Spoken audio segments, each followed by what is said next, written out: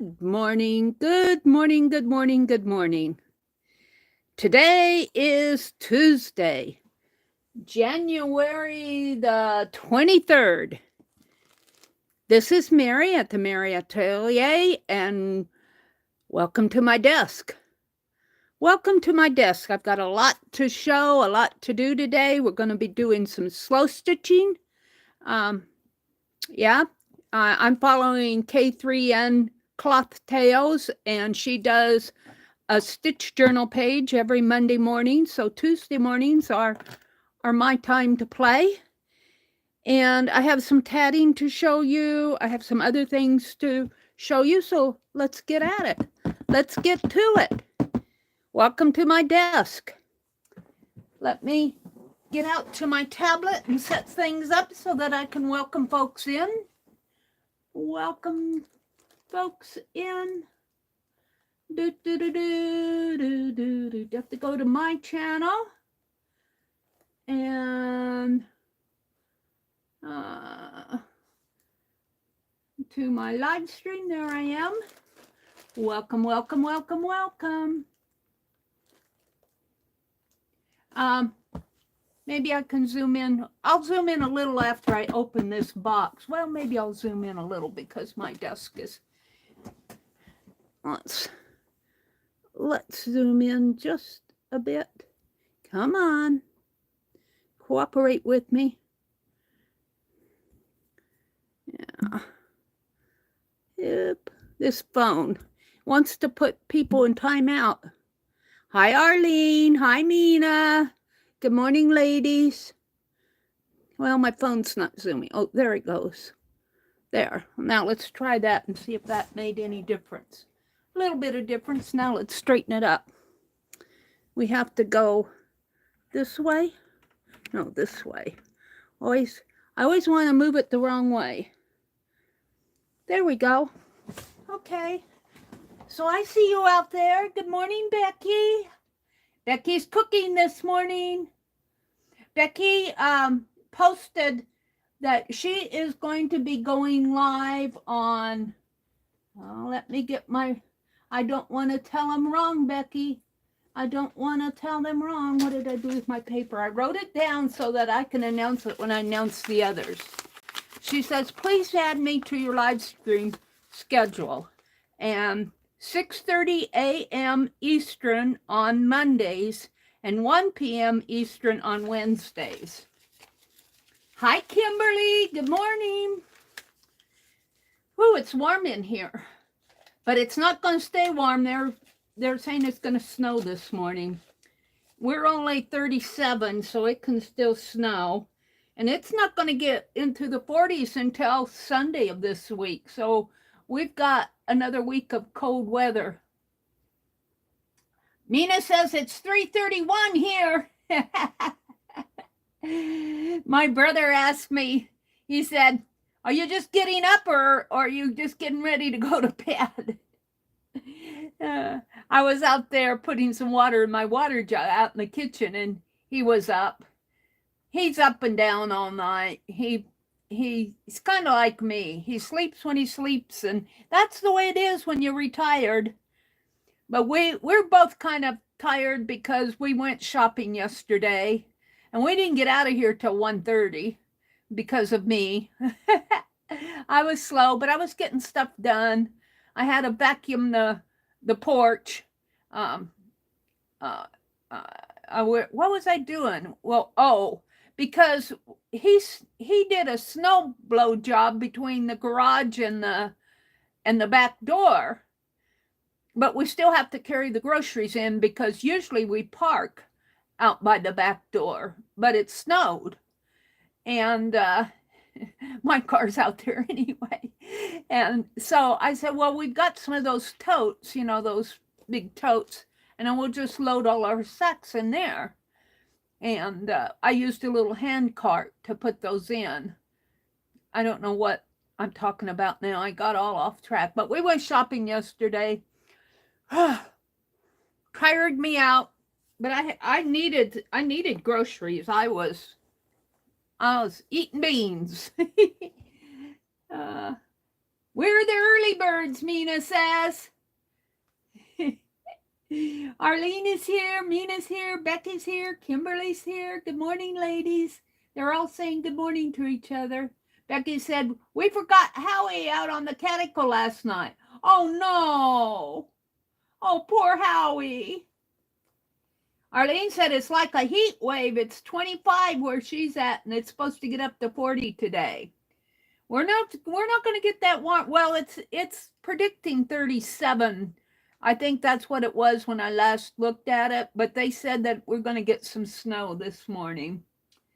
So, and it's more likely to snow in the 20s and 30s than it is when it's 25 below. But then it's not going to warm up until Sunday here.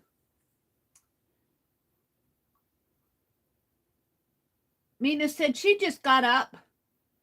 Arlene says, that's good, you rested a little.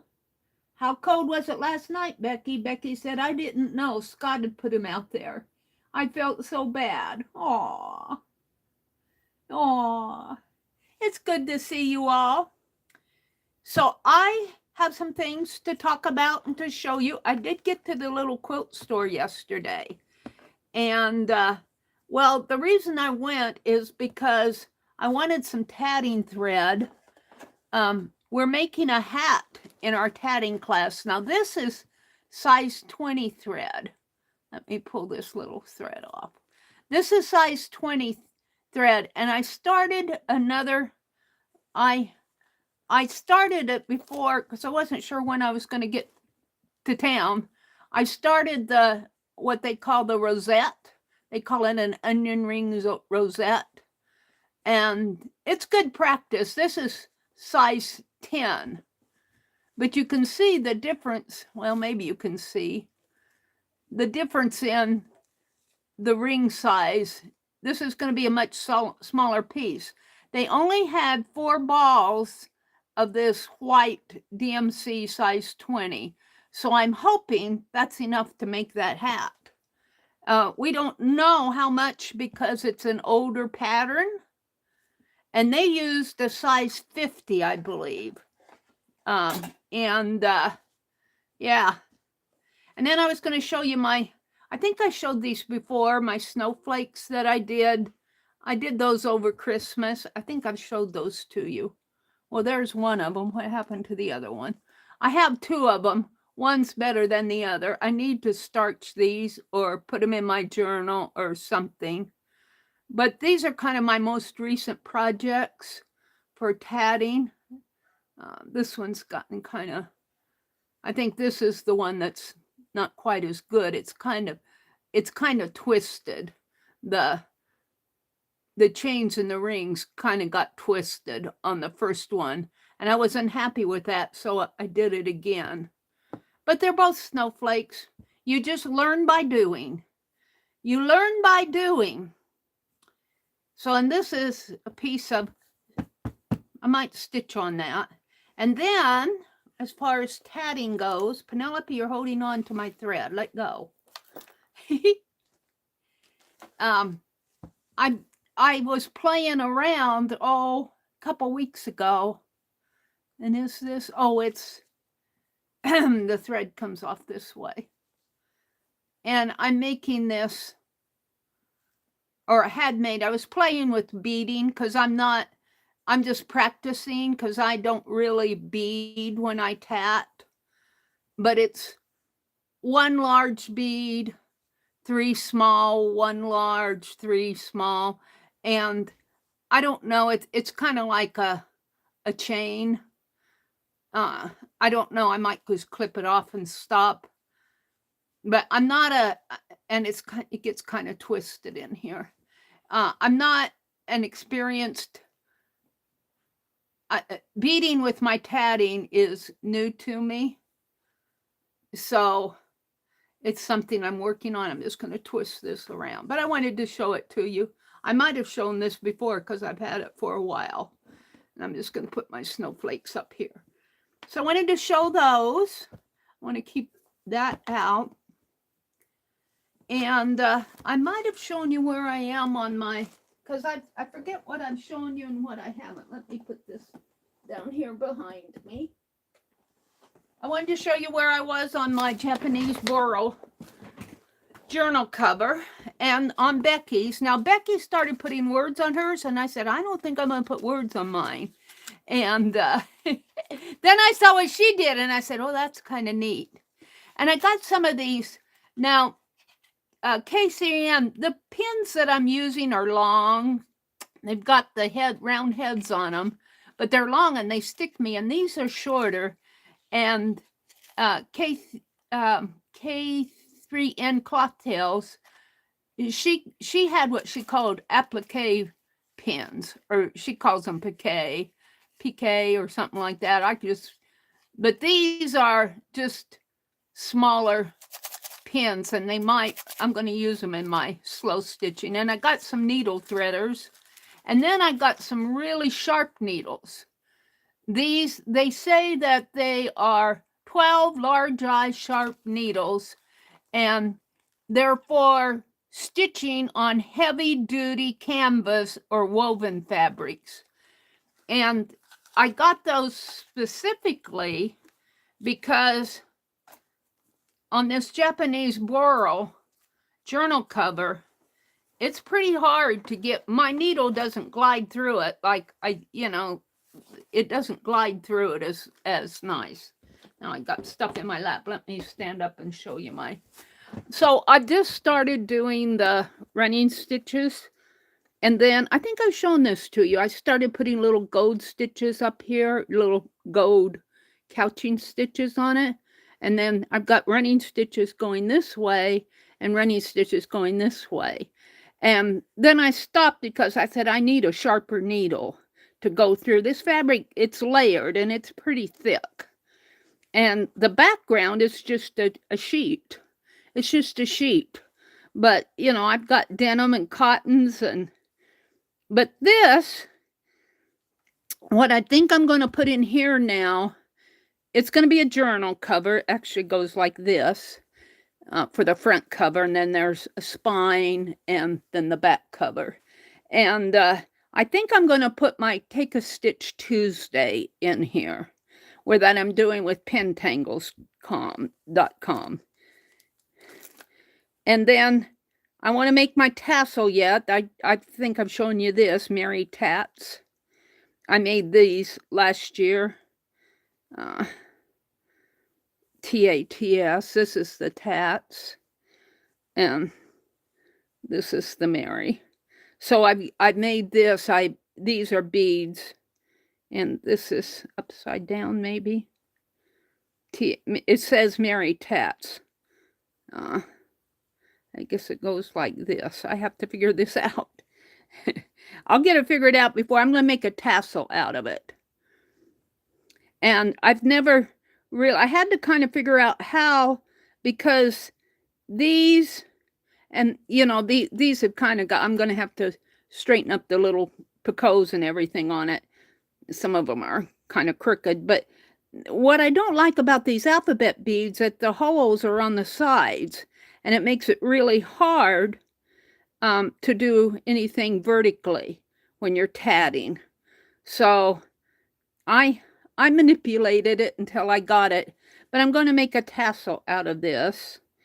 So that's that, and here's the cover that I'm doing for Becky, and I did do some stitching on it, I think, since I showed you.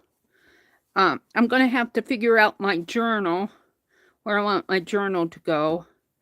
Oh, I showed you, I did the first round of this online, I believe. The first round of this, but then I went in and put in 2 more rounds around there. And I think I'm going to put some seed stitch on the inside, because it's kind of, those stitches have kind of gathered this in, and I think some seed stitch will look good in there. Then I started doing the blanket stitch. This is not stitched down. It's got my needle in there holding it on one of these skirts. And I'm about halfway done with that, just with the blanket stitch. But this is going to be my journal cover, and I think some words in here. Well, I think I'm going to put seed stitch in there. That I liked what Becky did with hers. So Becky, monkey see, monkey do here. Monkey see, monkey do. Let's see. I'm going to pull out one of the, I'm going to pull these out, and I'm not going to stitch on my Japanese fabric. And look at this. I was at the quilt store yesterday, and look what I found. And who do you think I thought of when I saw this? I'm going to go back. We have to go back to town next week. Look at this. Fabric. Who do you think I thought of? Who do you think I thought of when I saw this? Is a fat quarter. And I'm sure they don't have fat quarters unless they have the yardage, and I'm going to get some yardage of it. And maybe I'll pay Miss Becky back for all the goody stuff that she's been doing for me. But I'm going to keep that piece because I've torn off of it. So I want these out, and I might have to get back in here for some thread, because I am going to do a little bit of stitching today. Well, maybe not. Let's just pull these out and put them in here. Maybe I'll take this ball of thread out of there, tatting thread, and put it in with my needle in there because I'm stitching on it. My scissors are in there. What's down there? Another ball of thread. There we go. So this is kind of my the journal stuff I'm doing, my box, and then I have another box for my other slow stitching that I'm doing. So this is more a show and tell right here. Let me put this on the floor behind me. Oops. There were all my doodle cards from the other night. I haven't picked them off of my desk yet. Let me put this behind me. And what did I do with the lid? I don't want to run over it. I got a Christmas decoration that keeps falling. So, let's get these off my desk. I want to welcome you in. Let me get these off my desk and I'll take a look at chat. My doodle deck is growing. We're going to be doing 5 prompts every Sunday night. But this is after week 4.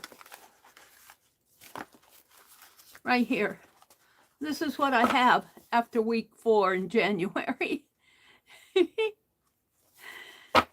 So I'll have by the end of the year, I'll have a nice little deck of doodle cards, and I might just keep going with them. We'll see. We'll see how long that lasts. And let me get this off my desk. I do want to do a scavenger hunt, at least one today. Scavenger hunt page. I was looking at this, and I was looking at the include sewing, and I thought I would take some stitches, and you'll see what I have here. Maybe add some more little fabrics on there. So if I get to that, I will, but that will fit quite nice on my, what did I do with it? My journal page, my scavenger hunt journal, which is down in here somewhere. Well, underneath all of this. Okay. Now, what did I do with the fabric? Well, I'll just take it all over here and get it off my desk. I'll find it. Oh, there's the fabric. That'll go nice on that little journal. Maybe put some pretty little fabrics on it. Penelope says, there's no room for me on this desk, Mary. Clear it off.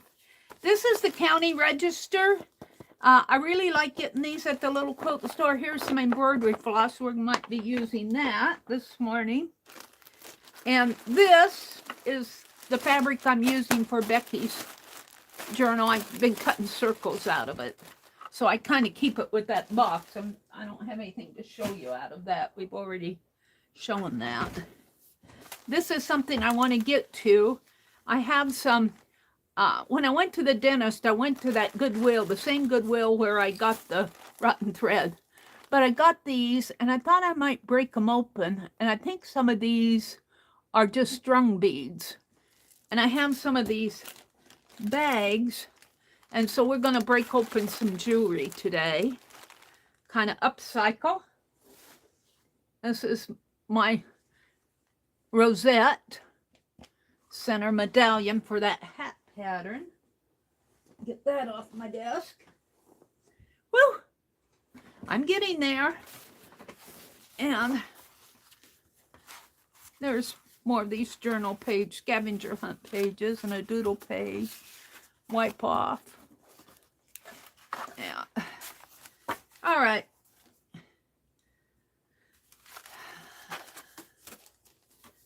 So I wanted to kind of share, before I get into too much here, this county register, because this is so fun. These are freebies at the little quilt store. It's a quilt, beading, yarn, and scrapbooking. Kind of 4 little shops combined into one store. And I really enjoyed going there. I spend too much money, but I get these, and I pick up 2 of them because they always have extras at the end of the period. Through February, there'll be some left. But look at those pretty cardinals on there. And what I wanted to share with you, well, a couple things.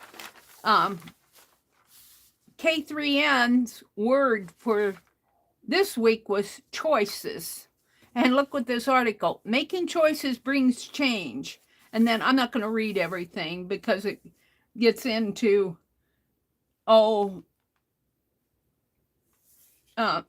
their life through COVID and everything, and how it caused them to become more centered and more creative because they were at home. But what I would like in here are all the illustrations and Susan Branch has this every issue. She puts in that this says, be your own Valentine. Be your own Valentine. So I might cut this. What I like to do with these really is tear these pages in half and use them in my journals, because that's about the size of my journal pages. They might be a little bit bigger, but that's okay too. They were the size of my other journal. I might use them anyway. And then they have some free quilting patterns, but what they have in here, this was an interesting article about the sorrowful saga of the sad irons. And it talked about the development of our irons that we use to iron things. And it's a great big article about it. But it was very interesting. There was a lady, so that talk about her down here. Welcome relief came in 1870 when 19-year-old homemaker Mary Florence Potts of Ottumwa, Iowa, was awarded a patent for a dramatic improvement to the sad irons. And they called them sad irons because, well, let's just read this.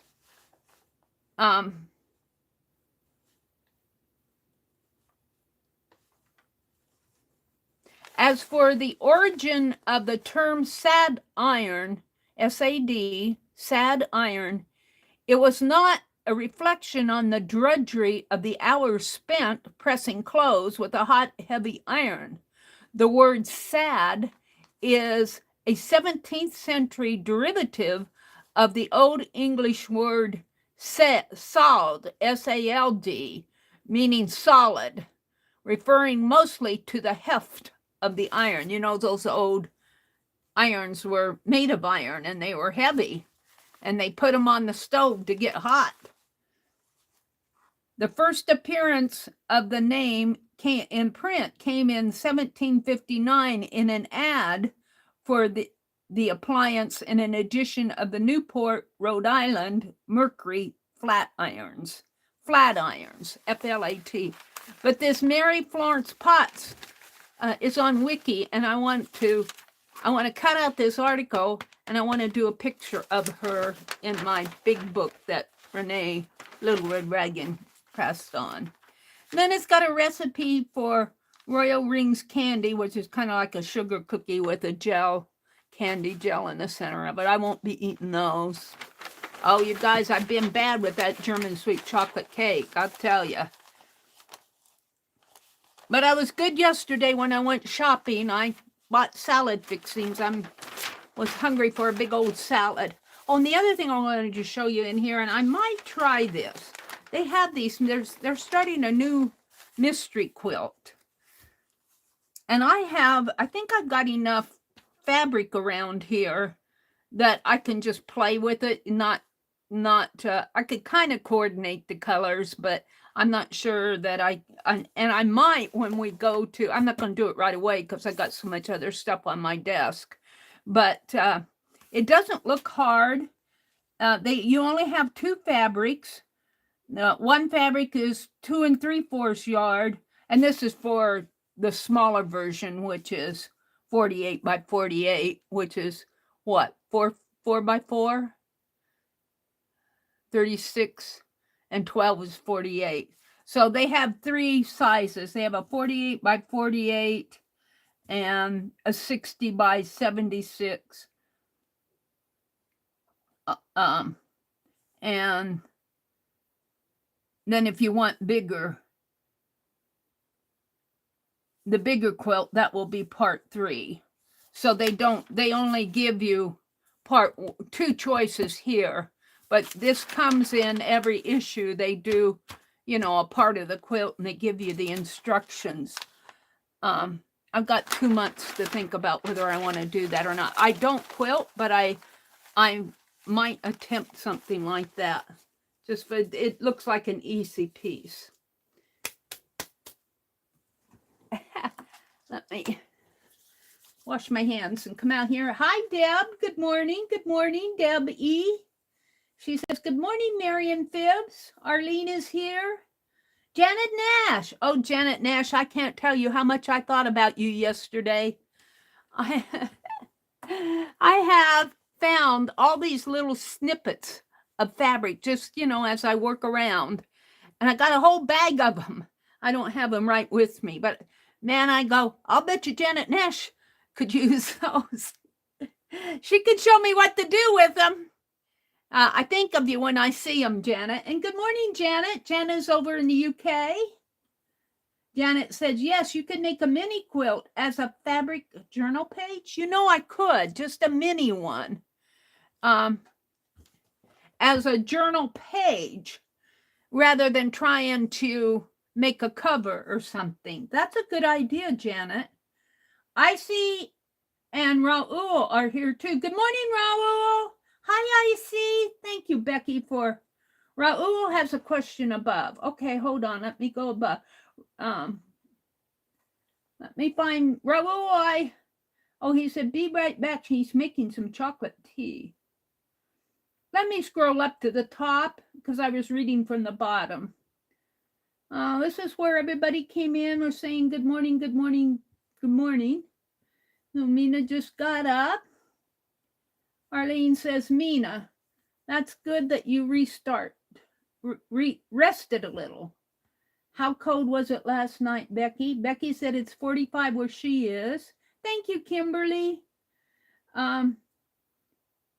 Arlene dropped a link to Becky's channel. Becky said sequin pins are very small. Sequin pins are very small too. Well, these were the smallest that I could get at that shop. And I wanted to get some handmade labels, and I'll tell you, handmade by labels. And I forgot to look to see if there were any at Walmart. But at the little quilt store, they didn't. And I got this at the little quilt store. The little quilt store, they didn't have any handmade by labels. So I didn't get any. I'll tell you why I wanted them later. Let's see. Arlene dropped a link to K3N Cloth Tales. Boy, let me tell you, I enjoy listening to her.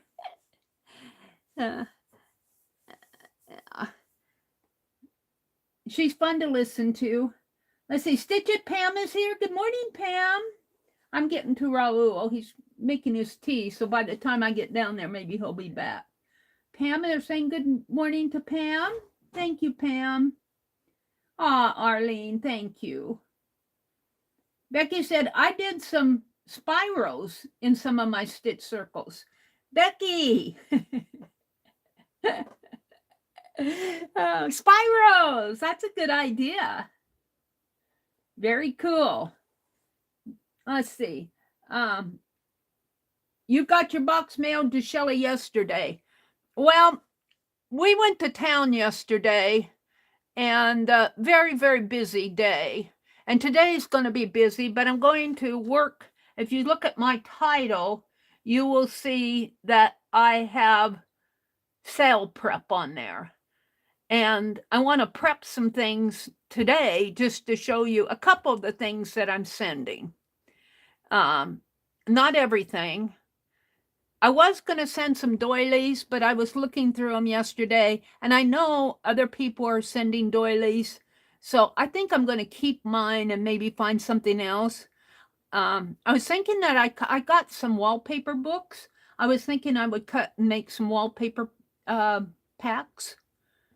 I got a lot of those. I don't, it's the one I have down here is out in the back porch. I'm not going to do it this morning, but I've got a couple of other things I want to show you that I'm going to do this morning. This is where Janet says good morning. Becky said, so you could use those to play a game too. Yeah, the doodle cards. Yeah, you could use those to play like a pick 10. And, you know, I need to number my cards, but I could number them from 1 to however I have at the time. And then, you know, we could pick numbers, not saying which card it's going to be. And then I'd pull one out of whoever picked the number, and I could do that up to 10, and we could doodle with them. That's a good idea, Becky. There's Icy. Hi, Icy. Good morning, Icy. Welcome in. Here's where Raul says, hi, Meri and Fibs. Meri, can I put your second time slot for the Valentine Zine collab premiere at 3:30 p.m. instead of 4:30 p.m.? I want to close the lineup, and Jasper and I will be making official posts. Raul, if you're out there now, the answer is yes. Just adjust that schedule. I'll keep that entire day free. I kind of know what I'm going to do for at least 2 of the zines. I'm going to participate in all 3 of them. We can participate in 3 time slots, and they will be videos, and there'll be video premieres. And I will be there to chat with you during my premiere. I don't know what everybody else is doing, but a premiere is a video that has a chat stream attached to it. So, and it is a Valentine collab, a zine collab. And so, Raul, yeah, you just that schedule is needed. And if I don't get a reply from him here, I will message him after the stream. But the answer is sure, yes. Becky's saying good morning to Raul. And I don't mind that type of an adjustment because, well, I will be there, but I'll be free that entire day. Wait, is that on a Wednesday? What day is February? Is that on a Wednesday, February 7th?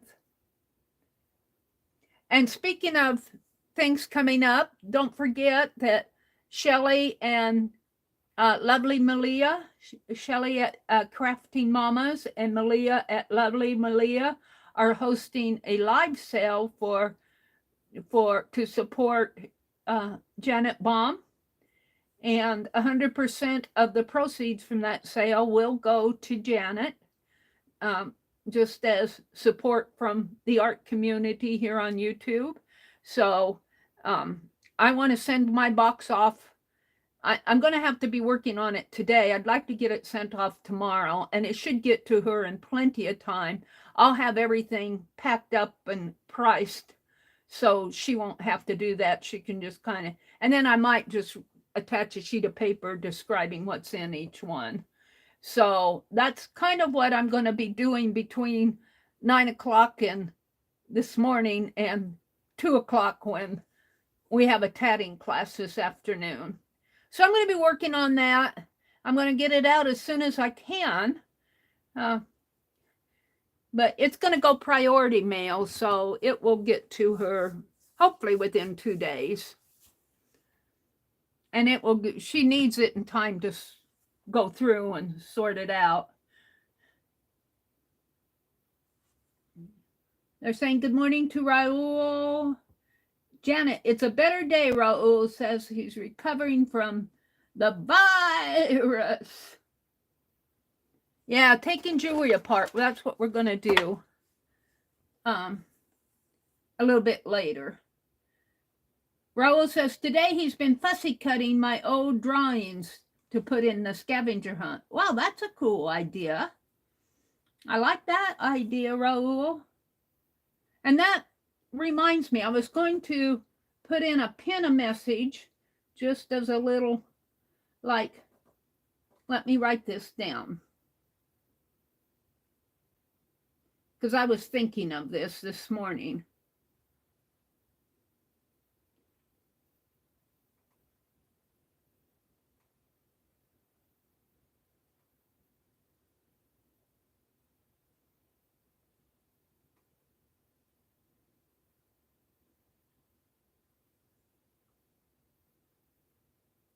Hold on, I have to find there it is. Okay, what do you hope to accomplish today? What's on your desk? Oh, Raul is here. Raul, did you see that I said that that's okay? Did you hear me tell him that? There's Derby. Hi, Derby. Let me pin this message. I kind of want to pin it. What's on your desk? What do you want to get done today? I want to get my box, and this is kind of centering me of what do I want to accomplish? Like yesterday, we went shopping and I cleaned the back porch. And by the time we got home, it was going on 5:30, 6 o'clock, and I was tired.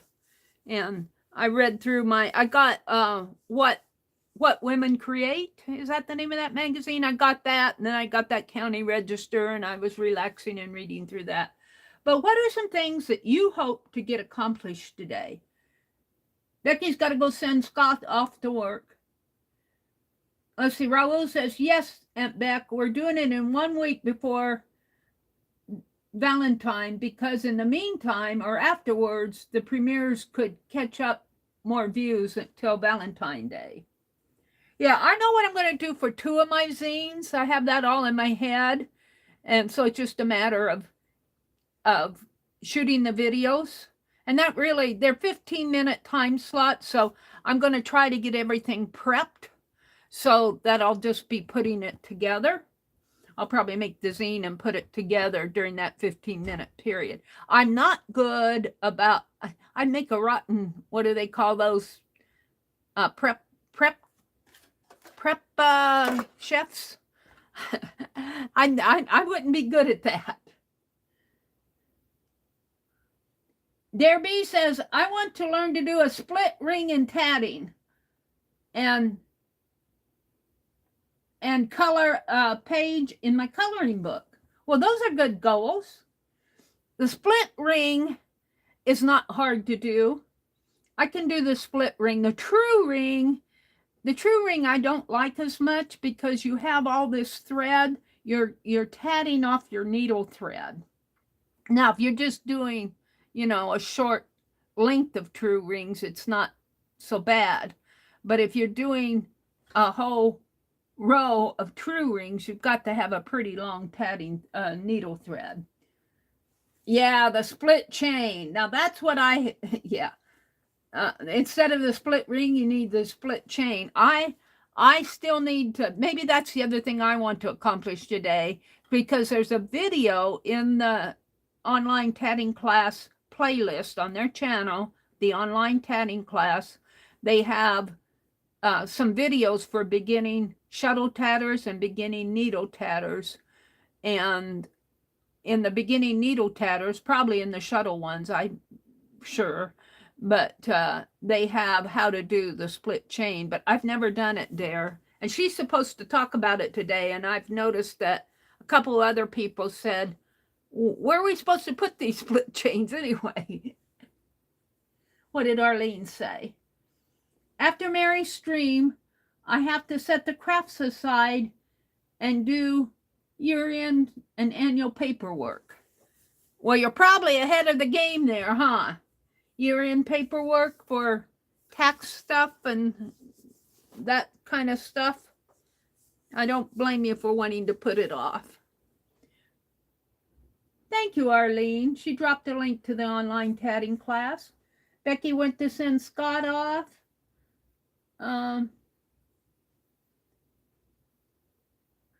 Becky said she didn't price hers as she thought it was an auction.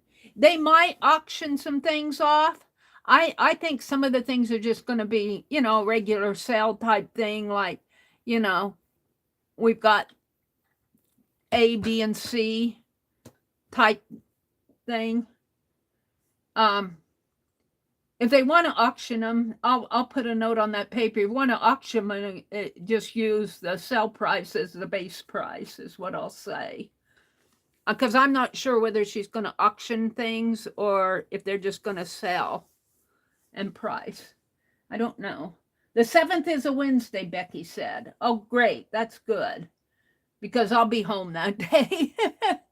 Tuesdays and Thursdays are crazy days for me. Monday we went shopping. I don't like to go shopping on Monday. For some reason or another, I don't like it. But I don't like to go Tuesday and Thursday because those are busy days for me. Fridays, I don't like to go Friday because I stream Friday morning and Friday night, and going shopping in between just wears me out. So that leaves Wednesday. Yeah. So I don't know. But I don't go shopping every week. That's the thing. We don't go shopping every week. In fact, I won't have to go shop. We'll have to go next week because I didn't get to the bank, and my brother wanted to get some meat to make some beef jerky, and he forgot that. So we decided we'd go next week. So hopefully we won't go on a Monday. All right, what else? Dare B, she's doing some beautiful tatting. Becky says, I love using Premiere as I can chat in the chat while watching. Yeah. This is where Dare B came in. She says, good morning, Meri. I'm glad you're here. I miss you when you don't come on. Aw, that's sweet, Dare B. And I miss you guys too. I've been, you know, this really confounds me. I don't understand YouTube sometimes. I'm going to kind of do a little vent because I've been really good in January with streaming, and I even put up some shorts early January, and I've been doing a lot more in January. And do you know that the in quote estimate of the money that you get from the videos on my page went down half? And I'm going, how can I put in so much effort and lose half of my money? That just bugs me to no end. And I kind of, I can tell you guys about it, but I don't want to bitch too much at them. I'm thankful for the platform, but I don't understand how I can put in so much work. And I go and I look at my monetization, and it just keeps going down. The harder I work, the more it goes down.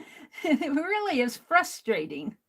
So, and then they just say, oh, it's just an estimate. We're just estimating. It's because, we have to alter things and blah, blah, blah, blah. Well, it's frustrating to work and just see your salary go down and down and down.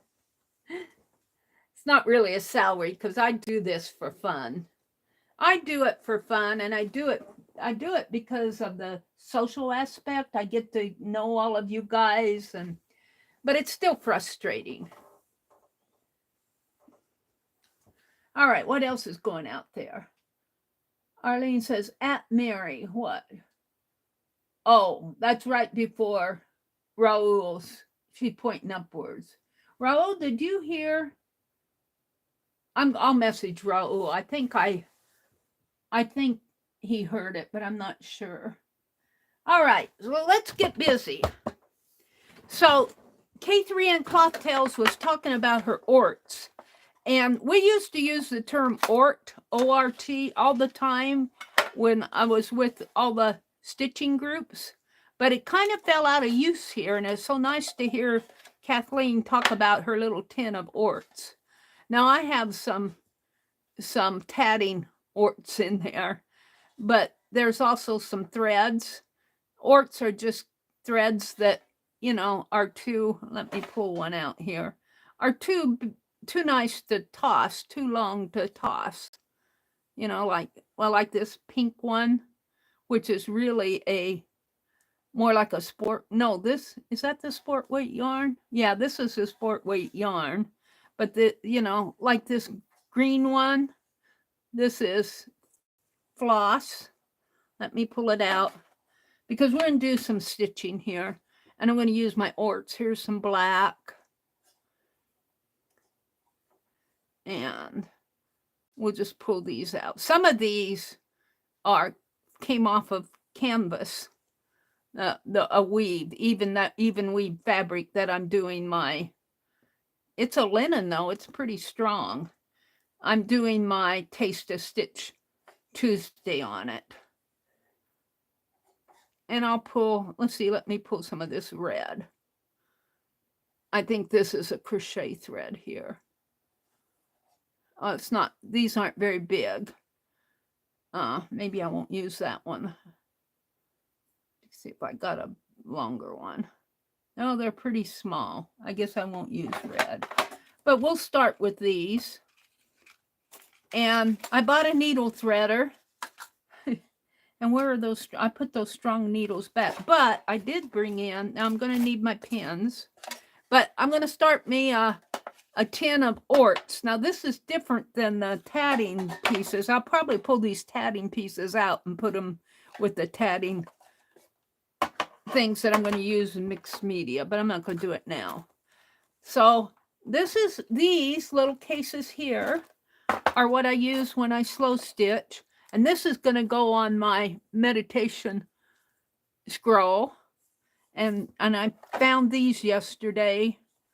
I found this crochet. I think this came in a bag I got at some extra thread here. Look, and there's one of my wreaths there. I'm going to put those on my meditation scrolls, but these are pretty.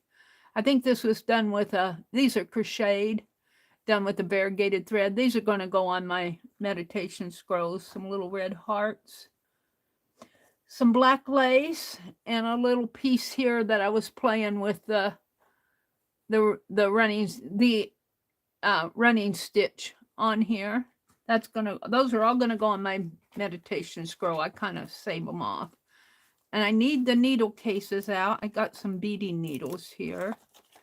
And this are all when I'm tatting, when my end threads, they're too big to throw.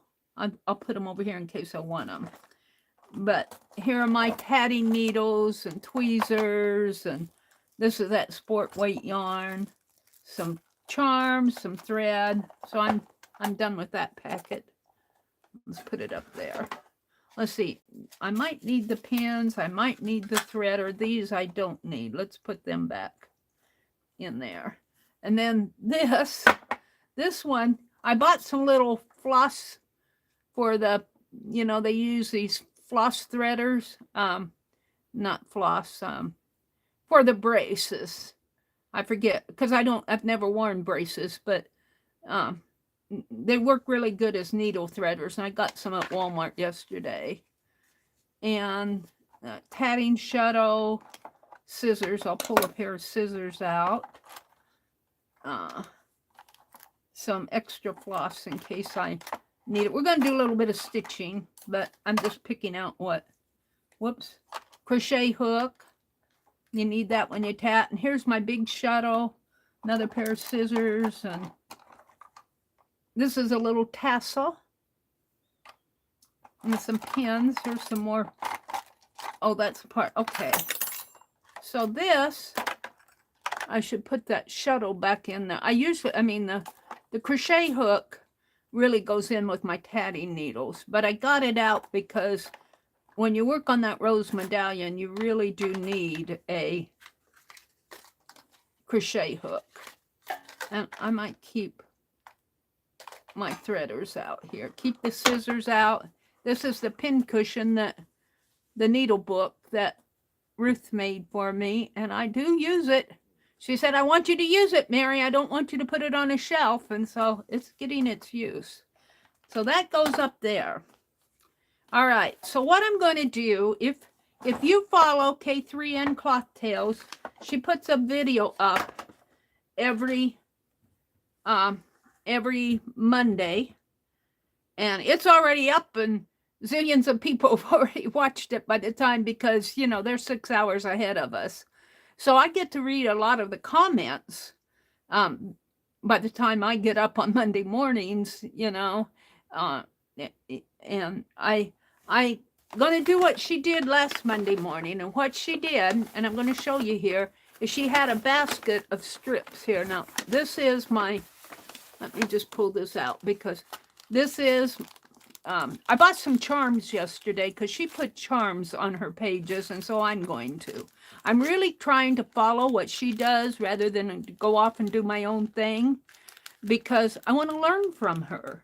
Let me zoom in at this point so you can see this. And I like what she's doing. She's using a word. Let me zoom in here. My chat's getting in the way. Come on. Well, it's gonna, somebody say something. My chat, there we go. Now, I can't zoom when my chat is there. Huh. Hi, Marguerite.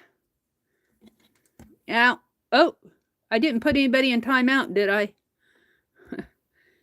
Yeah, it's not moving. I'll just hold it up. Well, no, I want it to zoom in. Why is it doing this? Let me unpin this message for a minute. What is it doing? It's doing my chat. My chat's not letting me zoom in. Oh, there it went. Ooh.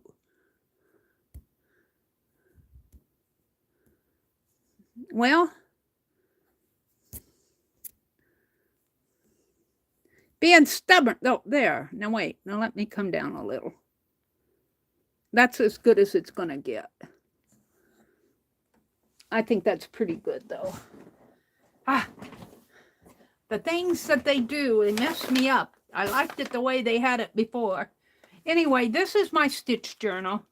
And I bought some, these charms are like, I don't think I paid over $1/4 for any of these in here. And they're little brass charms, and they're just cheapy charms. But I'm going to put them on here. So I think I got about $2 worth, maybe $3 worth of, there's butterflies and leaves and dragonflies and fleur-de-lis in there. So this is the first page here. And the prompt was community, and it was fabric weaving. And I've kind of messed with my page because I didn't like it how it was. I like it a lot better now. And then the second one, I goofed, and this is not real fabric. It's a plastic fabric. And I was going to be smart and iron it. And I'm going to leave this because the prompt is dark and light.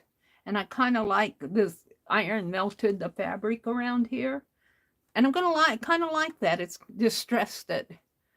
And then this, she likes to twist. She does a fabric twist. Well, this is not a twist. This is the Jacobian stitch done with 2 different colors of thread. And you can't see, when you do the Jacobian tat stitch, you just use one leg of the double stitch over and over and over again, and it makes its own little twist. Well, when you use 2 colors, you can't really see the twist. It's in there, but it's because of the colors in there, but I like it. I like how it did it. And then this was last week's, and I've been so busy. I got this one all stitched and this one all stitched. I got these put together, but I need to stitch on them and attach them down. So I am ready for week 4, and I'm going to use, I think I'm going to use this yellow as my background fabric. And it's about the size of the page, so it will fit on there. And I'm going to do it, the piece across this entire piece of fabric. So let me just snip it right here or right here and give it a tear.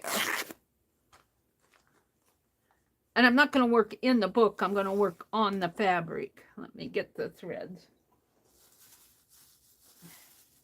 off. And this will go back in my little fabric. I got little fabric pieces like this that I've been using in slow stitch. This will go with them. So this is what I'm going to work on this morning. I am going to slow stitch this morning because it's mostly the running stitch and it's going to be on cotton, so it will go fast. I'm just showing you where we were in here. Now Becky's, the journal cover that I'm doing out of Becky's fabric will be the cover for this journal. But this journal will not be done until the end of the year, so I have all year to work on the cover. So I'm going to set this aside, and here's the fabric I'm working on. And what she did, K3N, in her video, is she had a stack of scraps, strip scraps. And these are mine. These are mine. Some of these I had, and some of them I added to, because I thought, well, I can always use them. I can make tassels if I don't use them all. But what she did, her word was choices. And she wanted to not make so many choices. She wanted her choices to be random. She didn't want to have to, so what she did is she didn't look, and that's why I put them in this bag. And she just pulled out one and she stitched it down. And that's what I'm going to do. You can see I'm not looking. My hand's reaching in there. And it's like a pick pin. And I'm going to pull out one, and it happens to be a very light colored one. But that's what I pulled. This is kind of like a tan goldish piece. And I'm just going to use it like that. And she did hers diagonally. And you guys know I love diagonals. So that's what, and thankfully this is a fairly long piece. So I can kind of put it in the center of this. In fact, I think I might be able to go almost corner to corner with it. Not quite. But that's okay. And I don't think she ironed her fabric, and I'm not going to iron mine. And what she did was she took one of her orts, and that's what I'm going to do. I have to decide which one I want. I don't think I want the sport weight. I'm going to put that back in. That's a little bit too heavy for what we're doing here. How about this green embroidery floss?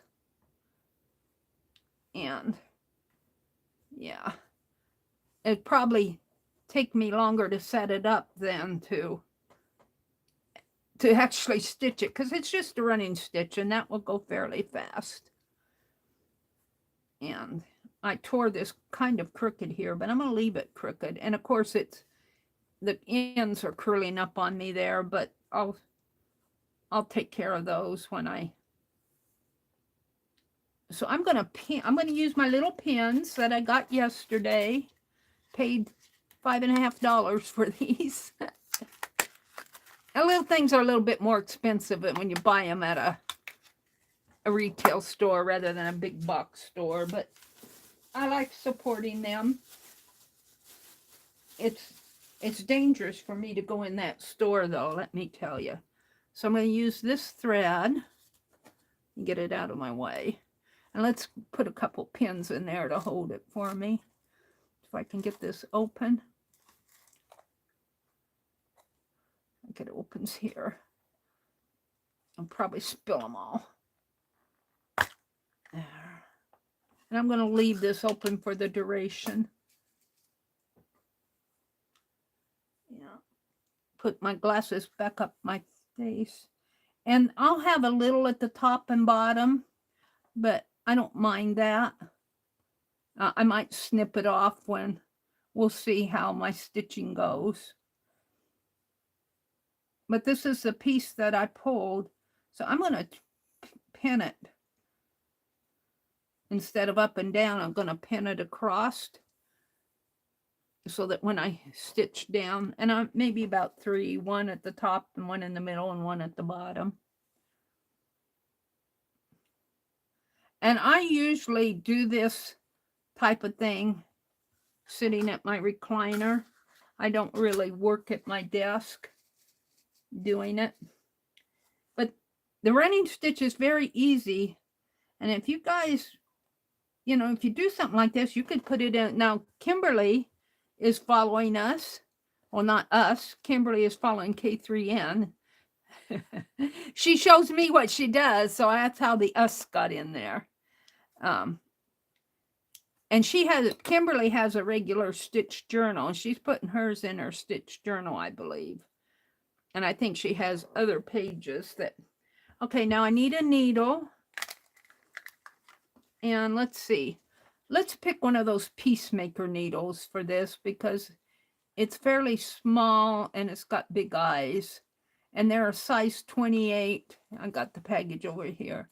They're a size 28. It's a fine sewing needle. Size 24. It's a little gold needle. It's not a 28, it's a 24. And it's got a fairly large eye. I might not need the needle threader. I'll set that there while I put this back over here. And I'm going to use 2 strands of floss. I think I got one strand already separated here. Pull this one out. It's shorter though. No, it's long. And I've already pulled at this, so let's see what's coming out of it. Let's pull on one. Oh, that's a short one. Don't want to clip it off here. Hold on. Boy, it's warm in this room. So I think I started this on some piece of fabric and I think I decided it blended in too much, so I didn't use it because I wanted my stitches to show in that case. So you just find the ends here, put them together. And let's see if I'm a floss slicker. I like to a little saliva on that. Let's see if I can do this. Joins those threads so that they go through the eye better. No, they're not both going through. I'm going to use a needle threader. And that's why I bought needle threaders.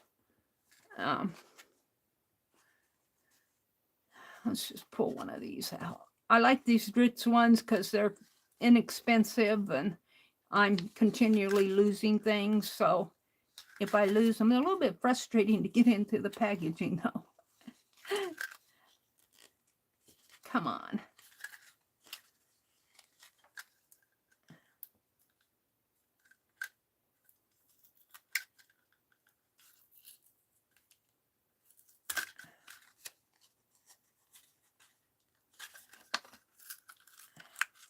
I got these at Walmart.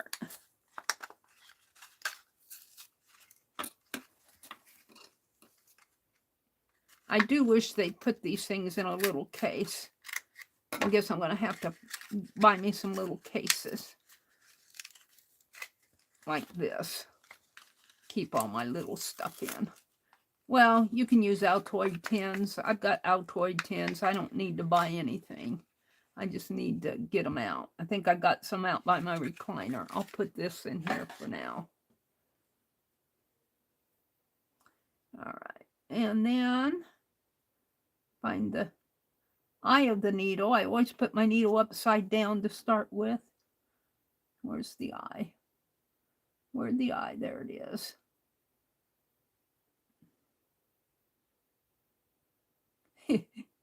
You have to laugh when you can't put the threader through the eye of the needle. There. No. I have to get it closer to me. It's too far away from me. Come on, get in there. And I know I got it in there when I can hold it like that. I do this with my tatting needles an awful lot. And then you thread your thread through there. You guys know how to use a needle threader. I don't have to tell you, but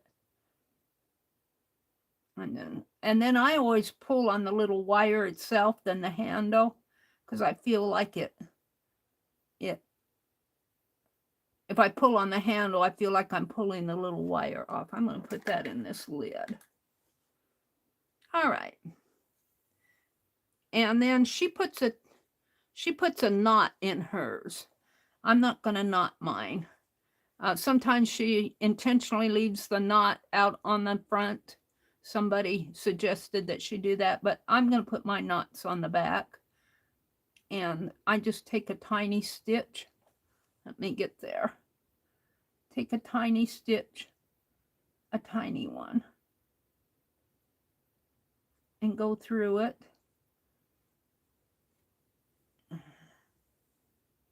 And pull it through. And I always leave a little tail, because invariably I yank too hard on it. And let's pull it through again. And I don't think I went clear through that time, which is okay. And I always pull more on one thread than the other, so they get a little uneven. Let me hold on to these so I don't knot it before I get there.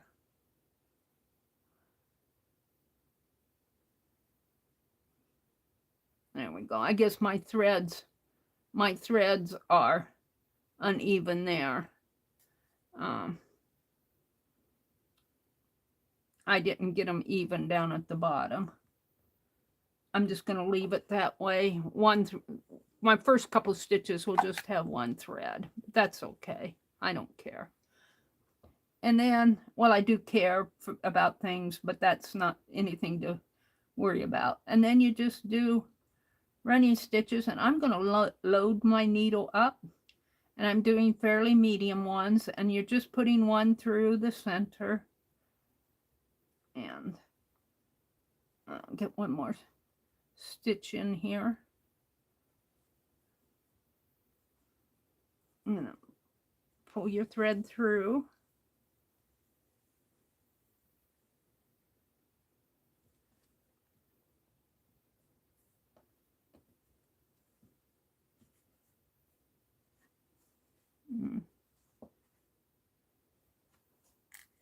Take that pin out and see my thread.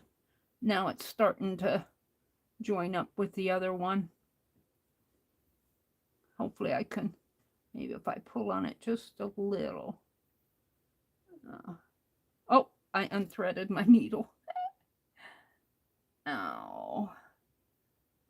I'm just going to use one thread. I'm just going to use one thread in this one. It'll still show because it'll be easier. Where's my needle? Where'd it roll off to? It was here a minute ago. Do you guys happen to see where my needle rolled off to? There it is. It's hard to see on this black.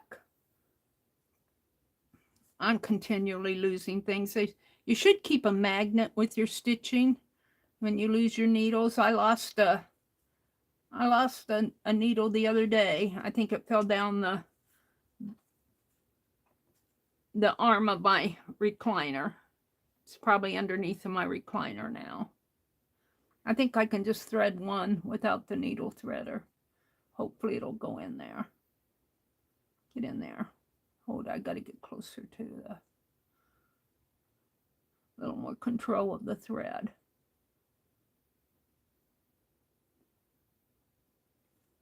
We'll just use one this time. All right. Because I want to get this done. And I'm just doing a running stitch. But the fun of it is that these pieces will be pulled at random. And whatever you pull out of that bag is what you're supposed to use. I don't pull too tight on that or I'll gather it up. And so whatever you pull is what you get. You have to use. She said, I'm going to keep you on the honor system, that you won't cheat and go and start thinking about it, making it not random anymore. But it is about making choices. We do a lot of choosing in our art journaling, but you know, it is also the randomness. And in art journaling, you'll hear the phrase, don't overthink it. And that's kind of working at random. And I'm one who says, think about it. Think about what you're doing, especially if you're drawing. Sometimes when you're drawing, and I'm not the best at realism, but I try to think about how objects relate to each other. You want to think about your perspective. Now, there are random things like what that neurographic, do I have enough to go back? I think I'm going to leave my needle threaded and we'll just park it up here. And we're going to pull another piece. And what she did, she worked from here up to here and from there down to there. So I'm not looking. I can't see. I'm going to reach down and pull a piece out and see what I have here. Oh, it's a salvage piece. It's a salvage piece and it says copyright protected. I don't think I'll use the Marcus fabric. I think I'll put copyright protected right next to it. I'm going to clip this off because I don't want them to claim copyright to my beautiful stitched page. And so let's clip. I'm going to stitch it and then I'll clip it. So my needle is up here. Let's pin these. And I'm going to let my running stitch show. And then put my pins back in here. Of course, you can't get a hold of them when they're in the lid. Let's just grab one out of here. Can't get a hold of it anyway. Got two of them. Little pins.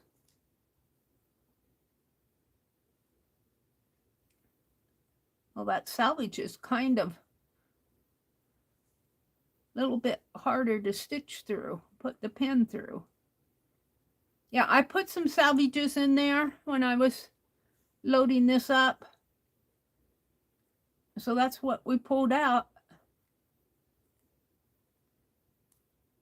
I tried to put all different types, but all of these are fabrics that I've had around. Some of them are fabrics that I've got at the thrift store. Some are some fat quarters that I bought at that little quilt shop, and then I just pulled the, did I use that other one? I just pulled a strip off of some of those. So hard for my big fat fingers to get a hold of this stuff. I'm going to leave the copyright protected on. Don't try to copy my page. Oh, it's just, now let's just snip this off.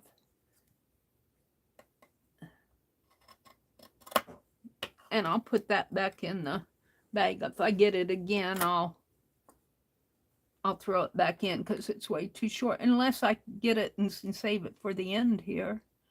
That might be a good idea if I pull it out again. I probably won't because I'll probably feel that it's short. All right. And this might take me a little bit, but I wanted to actually do some slow stitching. Let's see, what time is it? It is 5:44. I go until 9 Central, 10 a.m. Eastern. So it's 5:44, it's 5:45. So let's say if I'm not done with this, I hope to be done with it by 7. But if I'm not done by 8, I'll quit. But I'm sure that this is going to go fast enough that I'll be able to finish it pretty fast. Because it's just the running stitch. That's all this is. It's just a running stitch. But the fun of it is just pulling these strips and using whatever your hand pulls out of the bag. Something like a pick 10. Whatever prompt. And there are no wild cards in this game. You can't say, oh, I don't like that one. Let's try. Can you give me an alternate? Can you give me an alternate?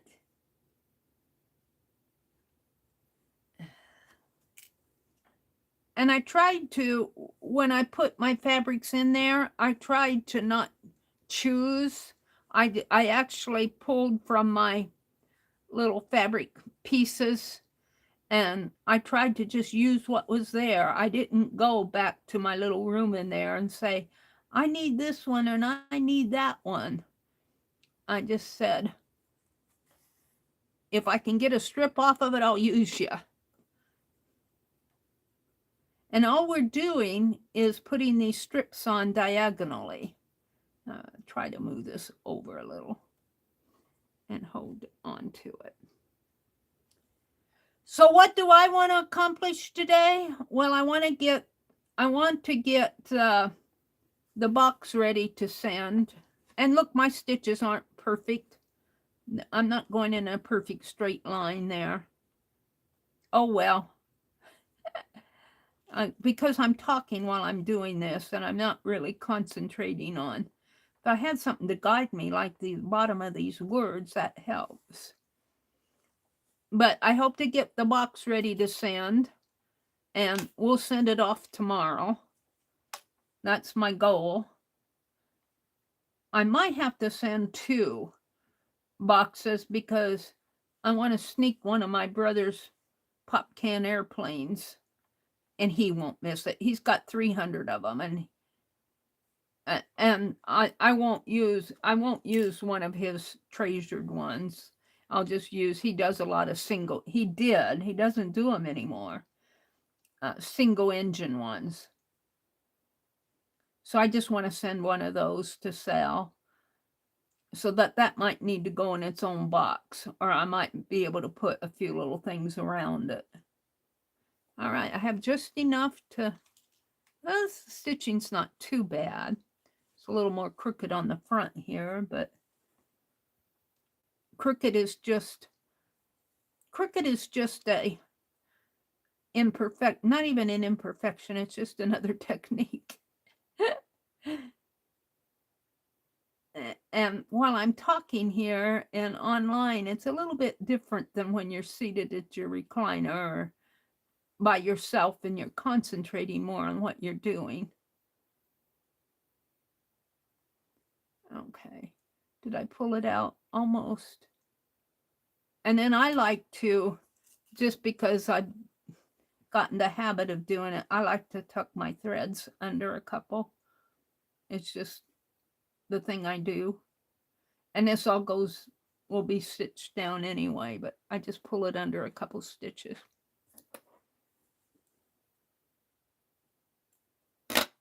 Snip it off, and I will throw this away.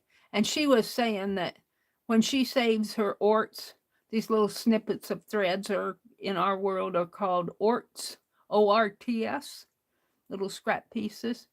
Well, this is fairly long, She says she saves them about 6 inches, but I'm going to toss that by the time I get my needle threaded. All right, it's time to pull another piece. And I'm working up to this corner. I'll put my needle in my fabric so I don't lose it. So let's pull another one. But before I do, let's come out and see what's going on in chat. I need to refresh my chat.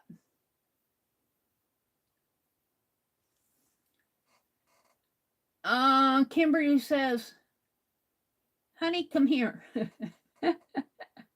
Arlene says, ha ha ha, no, he was not wearing them, but that's an idea. What Arlene says, I totally understand the don't overthink it saying, because I will become paralyzed by thinking too much and wind up doing nothing. That never happens for me. I kind of think we overthink not overthinking, because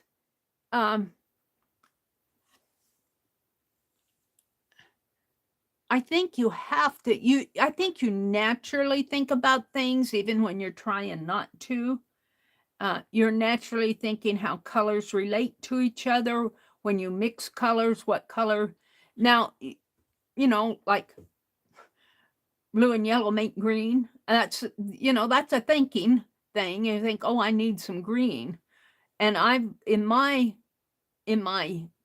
stash, I don't have the right blues and the right yellows to make a pretty green. And I'm always having to think about what, you know, how much of that do I use, or how much of this do I use, rather than, because I'm trying to accomplish a pretty green. So in that sense, I'm thinking about it. But there are instances where I don't think about it, where things just happen. And you'll be working on something, and I'm more, it's less about technique for me than just doing it, and what you're doing will spur an idea. I mean, you know me, I go down these rabbit trails, and I know a lot of people do. And I struggle with trying to not overthink it. Because I think. So, and I think sometimes people think your art, if you don't think about it, is prettier. And sometimes it is, but I don't think that's the only way to accomplish. You know, I'm not saying, you do you. I mean, you do you. But I think we need to be aware that thinking about something, or even overthinking about it, dwelling on it. Now, I'm working on my December daily. Here's a good example. I'm working on my December daily. And in fact, yesterday I was at that little quote store, and I was looking at beads. And there are some beads that, I'd have to pay like $5 or $6 to get 6 of them. But there are some beads that would work nice. Not Kimberly, Susan Jarrell. I'm doing my December daily. In fact, it's a 4-inch spine, which is about the size of this, width of this page. And I'm doing it Midori style, where I have the, Becky calls that elastic thread rat tail. But the issue with that is the pages and the spine is a little bit shorter, a 1/4 inch on each side, than my book cover. And so when I prop it up, it falls down a 1/2 inch. And so we were talking about putting little stoppers in there, because I don't think that happens in the regular Midori, you know, like your travel books that are about this size, because your pages are, even the Midori ones, they hold them.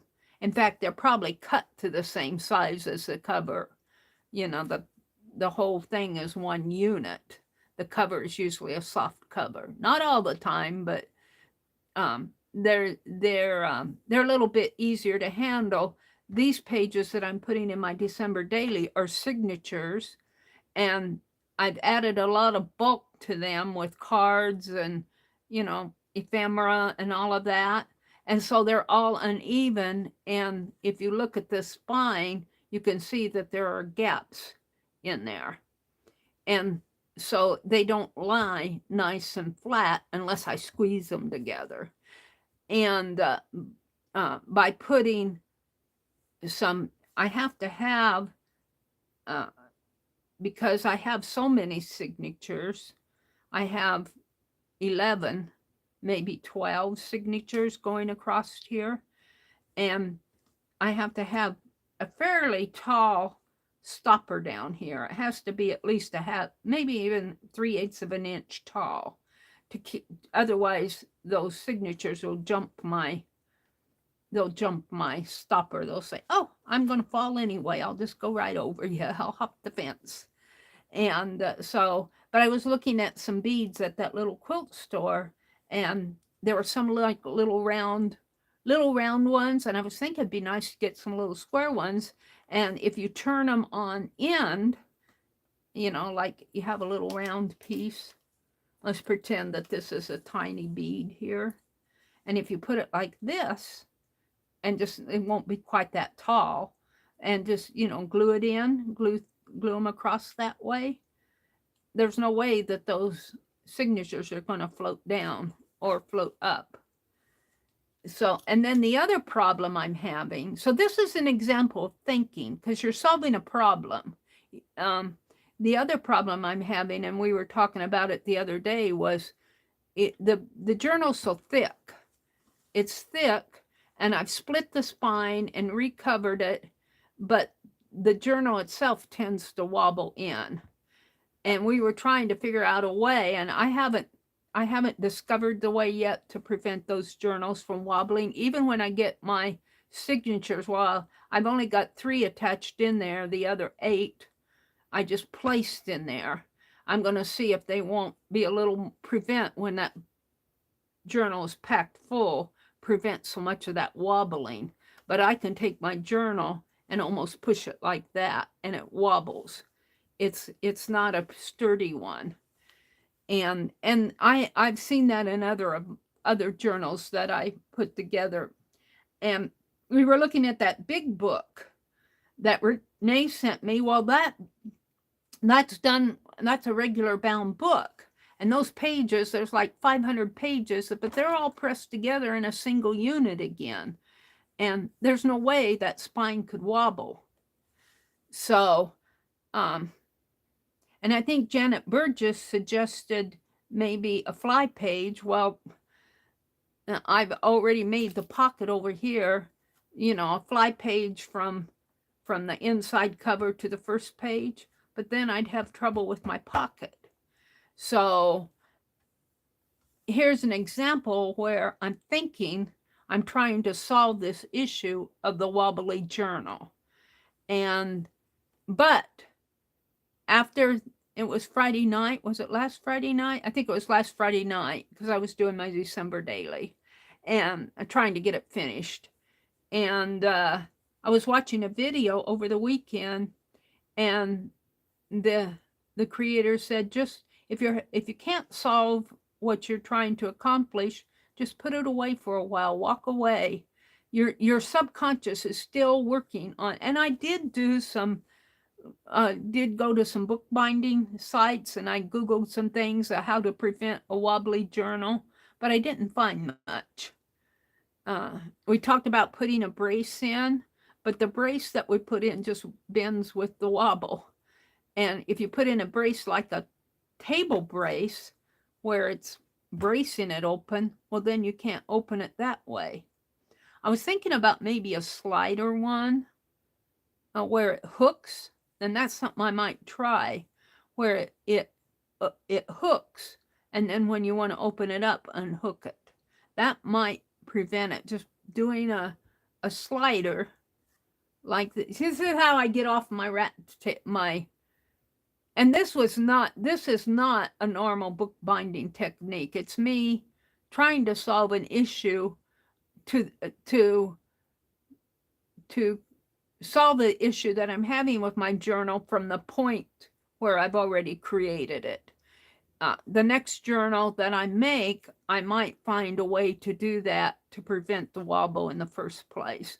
But I'm trying to prevent that wobbly with the spine, because right now I can just almost flatten it. So it's an interesting issue, but there's an example where I think thinking about what you're doing is necessary. Probably because I didn't think about it when I first started it. All right, let me refresh chat again, because I got off on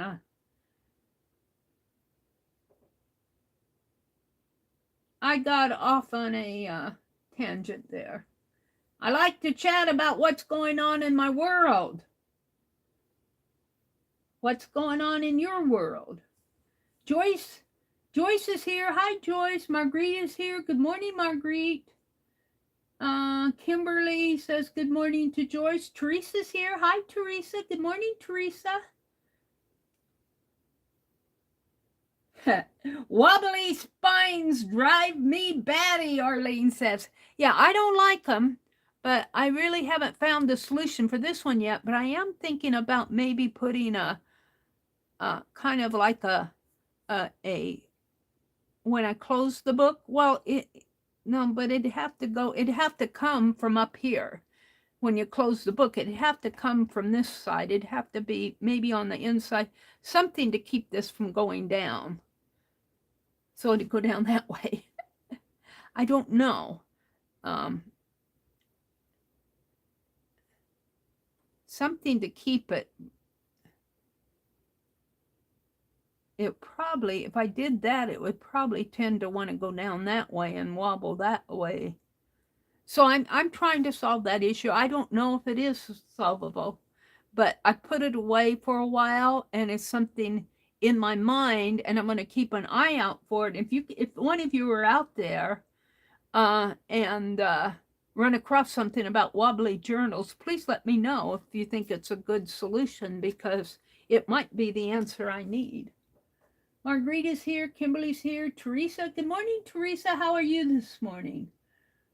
Becky said, I'm here. I'm just stitching in the background, and I want to have all my sections ready to sew together for tomorrow.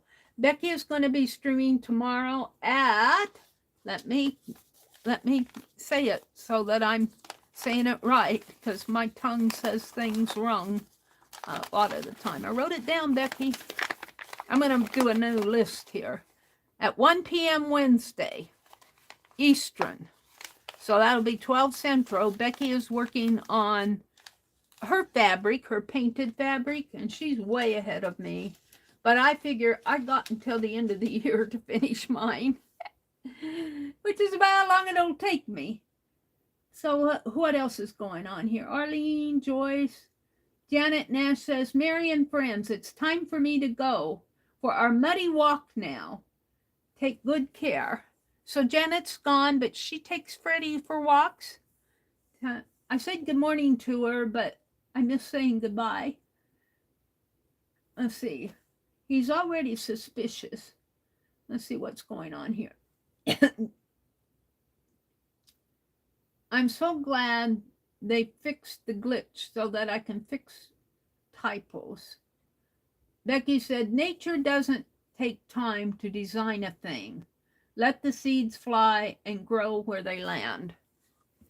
I would like to say that I believe that, but I'm not sure I believe that in every aspect. I think it's true in some cases, but I don't think that's true in all cases. I guess I'm at the point to where I think that we think whether we realize we're thinking or not. I don't know. I'm not saying you're wrong, Becky. I'm just saying I'm not sure I totally agree with everything. Let's see what else is going on out here. Kimberly says, I used a denim leg from my Fellas jeans, so it's nice and sturdy. I think she's talking about her What are you talking about? Your journal? And that's probably where Arlene says, I love to use denim. Was he wearing them at the time? Oh dear. That's funny. She says, honey, come here. It's wonky. Well, my stitches are kind of wonky. You finished your page, Kimberly? Well, you can see where I am on mine. I go slow. I'm not fast about things. But the purpose of doing this page is randomness and just pulling what you get from here. Now, in this case, I'm not thinking about it. I'm not trying to say, oh, this color should have been darker, so go pull another strip. I'm just using what I pull out, and that's what she did. So I do think that there are times where randomness is a truth and fits. But there are other times when you're, like when you're making a quilt. When you're making and designing a quilt, don't you try to, well, first of all, especially if it's a star, you try to get nice even corners and nice sharp points. You think about that. And you try to match up your fabrics. You're choosing colors. You're choosing things that go together and that coordinate. You're not just pulling fabric and plopping it down wherever wherever that fabric lands. That's what we're going to use. And that's kind of what we're doing here is not thinking about it. But I do think that there are times that we need to and do without even, it's a given. When you're quilting, you may be following the design, or you may be designing your own, where there is a definite thought process to it. So that's my take on it. I don't want to debate it, but I guess I am. A small tackle box would work great for a little stitching organizer. It really would, because I have all these little, that's an excellent idea. I have all these little pieces. Now these little pieces are a set of a larger tray set that I have all my tatting threads in. And I keep these out in front of it, but these are very portable, so I can move them around as I don't move around a lot, but sometimes I do. But that is an excellent suggestion, a small tackle box for, it would have to have room for needles and nail files and scissors and big balls of thread. I might need a big tackle box. My brother would say, is that for me? All right, let's move on. Let me go down to the bottom of chat here. See if I missed. There's Brenda. Good morning, Brenda. I've been listening as I walk the dogs, made coffee, and put the roast in the crock pot. I'm walking the dogs at the same time. It's not easy in snow. A lot melted overnight. Yay! Becky said, but I do aim for balance. I take a picture and use grayscale and more squares to get balance. Now, that would be a good word for her, for K3N. She might use that, Becky. Maybe she's out there lurking. Or maybe she's watching the replay. I don't know. I doubt that she watches my videos. She's a very popular lady. I think she's going to really go places in the stitch world, but I'm not really into what's happening out there in the stitch world. I'm a part of her Facebook group, and I look at that work, and she commented, and I thought, oh, she must be talking about me.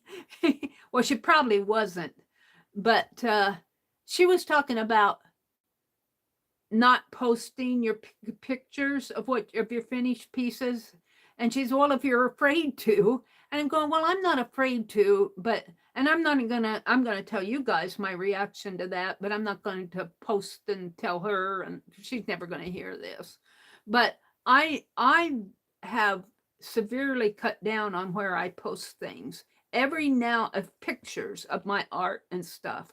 Every now and then I'll post something in the tatting that's, like where I am, my progress. And not very often, though. And because I've had experiences where, for one reason or another, I leave the group and all my pictures are out there and I lose control of them. And I don't like losing control. And I also don't like my stuff scattered across Facebook in this group and in that group and here and there.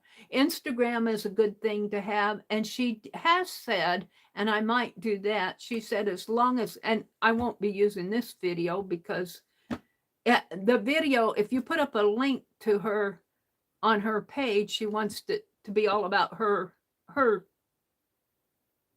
pieces. I mean, about what you're doing with her art, like what I'm doing here. And that's perfectly understandable. But, you know, I stream for 4 hours and do multiple things during my streams.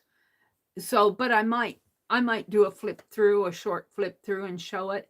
And she has said that you can put up a link to your YouTube channel. She's mentioned that. So I might do that. But she was talking about people who come into her group and say, oh, that's pretty, but I can't do this nice work and all of that. And that's me. I've commented on how pretty things are and how and because they are. It's the same in the tatting group. There are a lot of, I don't think you guys realize what artists you are out there. There's a lot of talent out there. And I look at some of the pieces that are there and my mouth just drops open. And to tell you the truth, my work does not compare to theirs because, you know, especially in tatting, I'm a beginner. And I'm kind of this is really not, I mean, yeah, I guess there is good stitching and bad stitching, but when you're doing this for yourself, there's really no comparison. But I just don't want to get into it with them, that I don't want all my photos scattered all over the internet because I've had bad experiences with it. But I might put up a link sometime to a YouTube video where I just talk about what I'm doing with her, because I enjoy her channel. I enjoy what she does. Brenda says, Arlene, I was trying to walk in places that are thawed and dark, which equals muddy. I found several icy spots. Yeah, when we went to town yesterday, I had to watch my step. I had to watch my step because they don't clean clear up to the curve. And, you know, even if you park in a parking lot, you're stepping into puddles and they're still icy. So you have to watch your step. And then when my brother parks just at an angle parking, they don't clean the streets up to the curve. And there's always ice and snow between when you get out of the door and the curve. I don't know. I guess they think everybody's can handle that. All right, I'm going to pull another strip. This is going to go slow today. I might be done by 8. What am I going to pull? I pulled from the bottom last time. Let's pull inside of the middle here and see what I get. Oh, I'm getting these. I'm really getting neutral pieces. This is a piece of lace. This is a piece of lace. You guys have seen this. I'm going to put it on there. And it's fairly wide, so that'll take up a lot of my chat time here. This will make my chat time slow. I mean, my stitch time, maybe I will get done by 8. I don't want to cover up all of that. I'm going to pull it out a little. This is a wide piece, and I'm going to use it as wide. This is I had cut some of this lace off of that big piece. And I'm going to use it. It's not a cotton piece, it's a lace.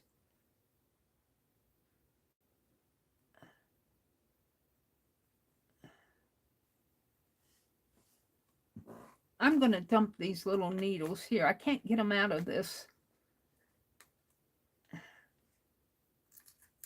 I cut my fingernails and I can't get them out of the tray. I can get them out here better. So I can grab a hold of.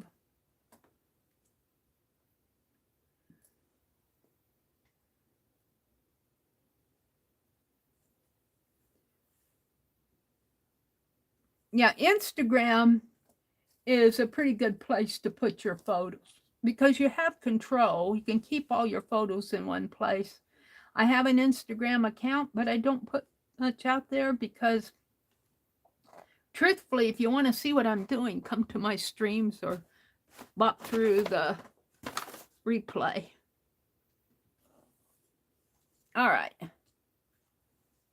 I think I'll use a brown. This is a dark brown. And I think I got this out again for something and decided I didn't want to use it. Oh, and look. I pulled it right. Hopefully I can not scrunch it all up here. Pull it out. It's a fairly long. When you have longer pieces, you tend to scrunch it up when you're pulling this stuff. Pull it back here and see if I can not knot it up before I get it out.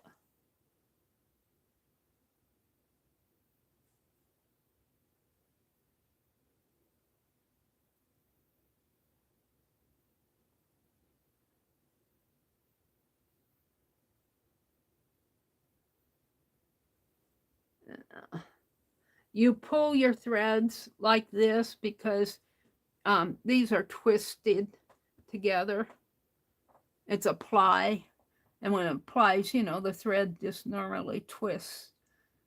And by pulling these out separately, I'm using 2 plies. I'm using 2 threads.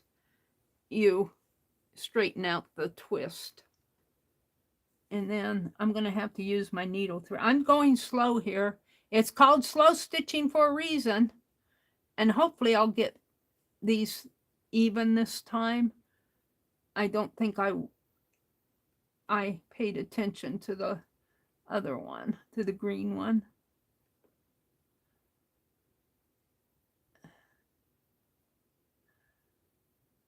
Put these ends together as close as I can. Hold on to them and make sure that, yeah, they're pretty even down there. So let's grab my needle threader and my needle and put the needle through the eye of the needle if I can see it. Oh, I had it in there.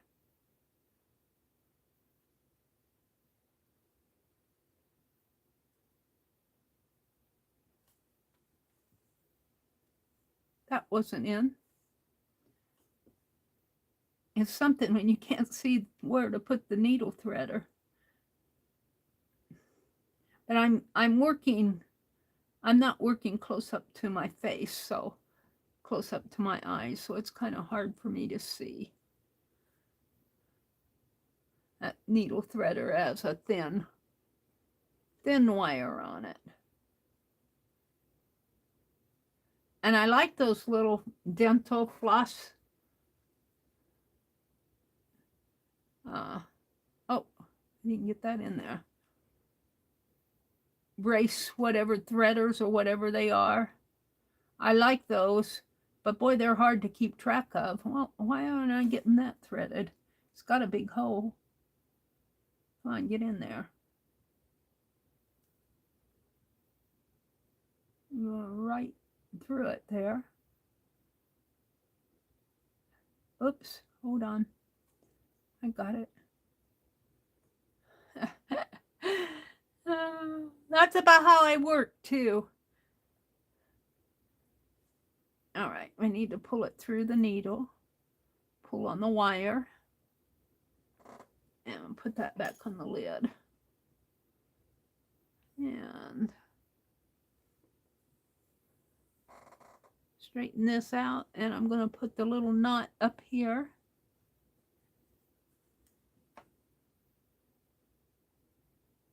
And maybe I'll pull that pin out. So I'm going to put the knot in there.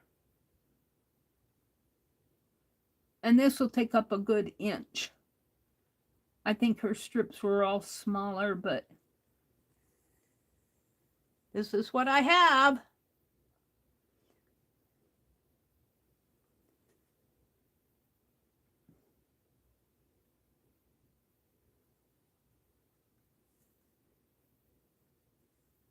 Yeah, I tend to scrunch this up while I'm knotting it.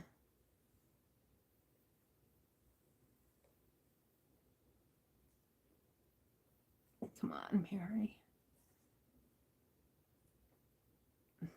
I cut my fingernails, so it's hard for me to pick this stuff up again.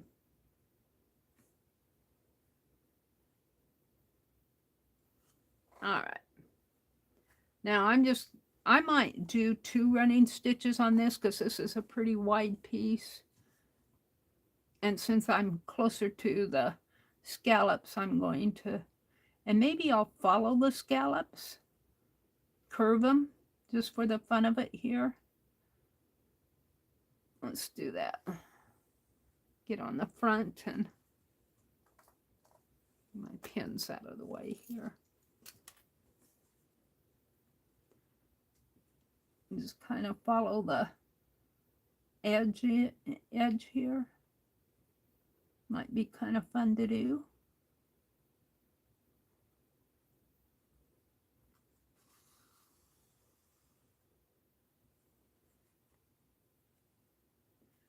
Now, see, if I were making a choice, I would probably have gone to a brown fabric or maybe a red or a black rather than another neutral. But random says something different. Random says you're doing neutrals today. So far. And I do have all different colors in there. I just happen to be pulling the neutral colors.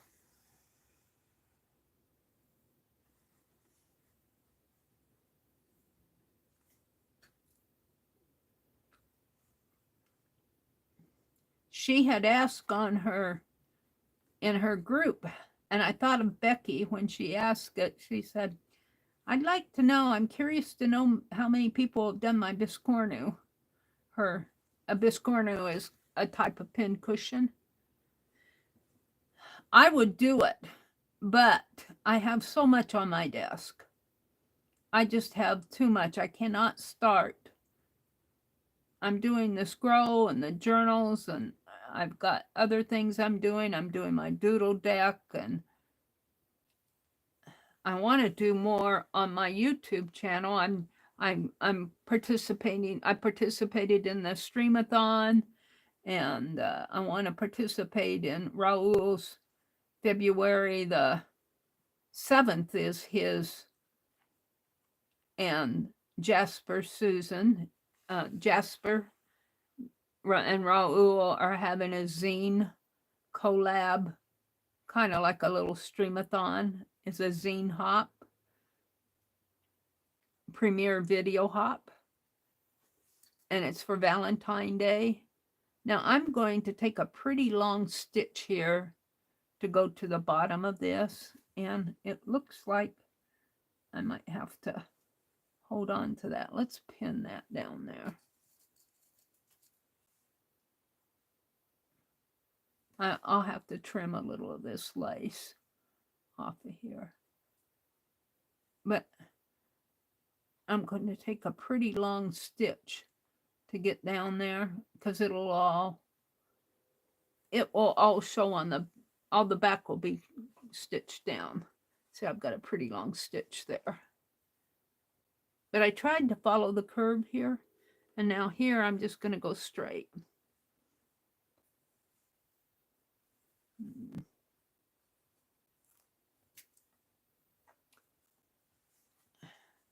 And this should go pretty fast.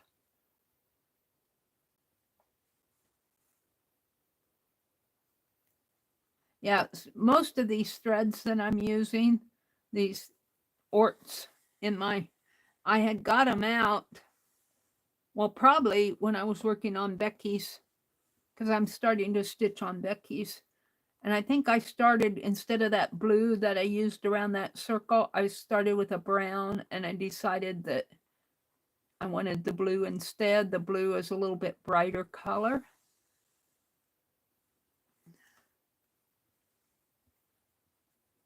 And I'm only doing both sides of this because the strip is so wide. I almost feel like going back down the center of it too, just for the fun of it. But then it'll kind of cover up the lace, so I might just leave it. So you can see some of the lace. If I put more stitches in there, it would kind of hide the lacy in there. So I'll leave it. But that took a bite out of the space on here, which is a good thing. I might get done by 8 o'clock. It's 6:30 now here. I want to do a little bit of sale prep here to kind of give you guys an idea of what I'm contributing to the sale. And because a couple of things I think you'll enjoy, but one thing I'm just going to tell you about, and that's, I think I'm going to, I got all those wallpaper books from when, that paint store quit doing their wallpaper, quit selling wallpaper. I'm going to take a little stitch in here. And I really need to use it up. And I think what I'm going to do is cut some up. I could make some, and well, see, this is it. I have to get that up. I could make some envelopes out of them, but I would be all afternoon doing that, and I wouldn't get my box ready to send. So I'll just cut them out and cut them. They'll have to be folded because my priority box is just a medium box. I don't know if I got that knotted. But I thought I'd make some packs of that, put some lace in there, add some lace. I thought I'd do some fabric packs,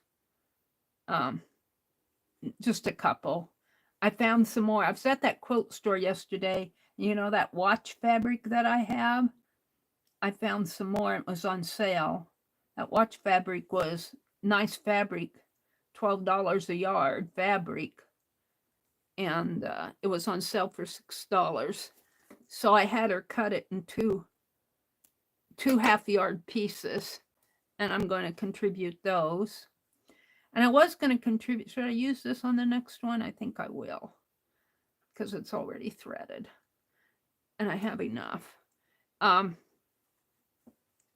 was going to contribute to some doilies, but I'm not sure that I want to send what I have. And I think other people are sending doilies, so I'm going to concentrate on something else.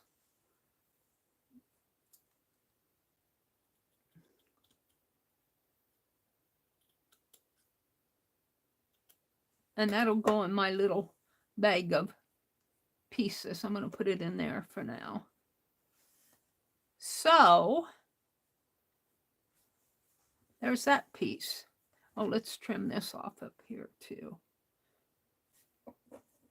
This is truly random because I'm not sure that I would go so neutral on this when I'm doing this. I guess my brown kind of adds a little contrast in there. All right, let's pull another one. Brenda says, I don't necessarily compare what I do to the work of others. I compare my work to what I used to do. Well, that's what you should be doing. I guess I have to be honest with you. I think I do compare myself to others. I think it's a natural thing to do.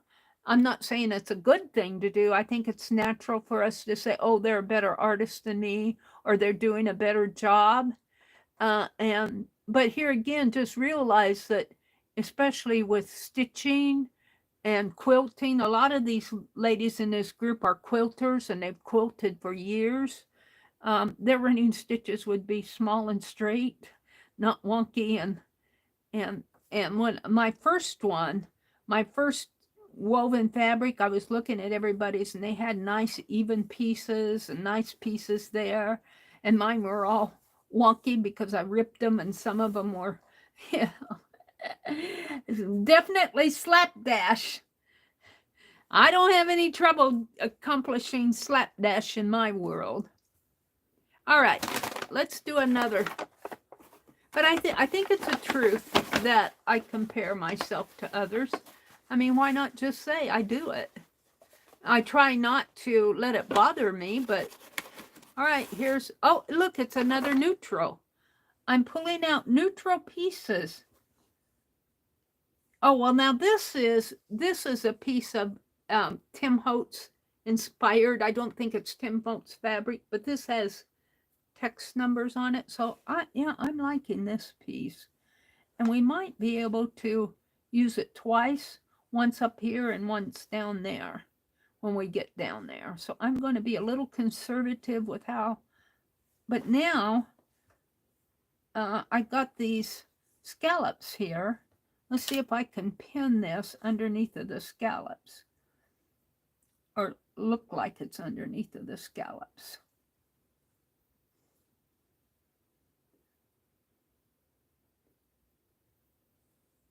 But as far as comparing yourself to others, I think it's a natural thing to do, but the thing is, you can't give up just because you're not, because I'm not, I especially when I'm trying to do something realistic.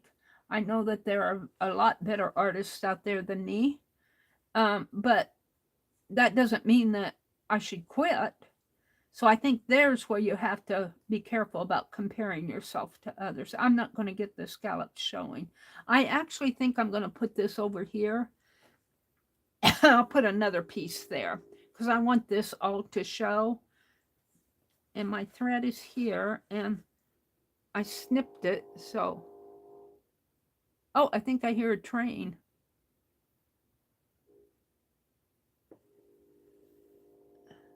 I think I have enough on here. It'll be cutting it short, but I'm going to put this over here this time. Now you're thinking, I'm thinking about this. I am thinking about it. This is a case where I said, I can't get it underneath the scallops. It looks better over here. So here I'm thinking about it. This is, and she had pointed that out too while she was working at times where, I think she had 2 strips of green and she didn't like that. But she went ahead and used them. But she commented on the thought that the fact that she was thinking about it. And I think it's okay to think. You don't want to let your, and the word overthink applies, because we can think without overthinking. Overthinking is where it does paralyze you. And maybe like that. And I don't like the word paralyze. That's my needle.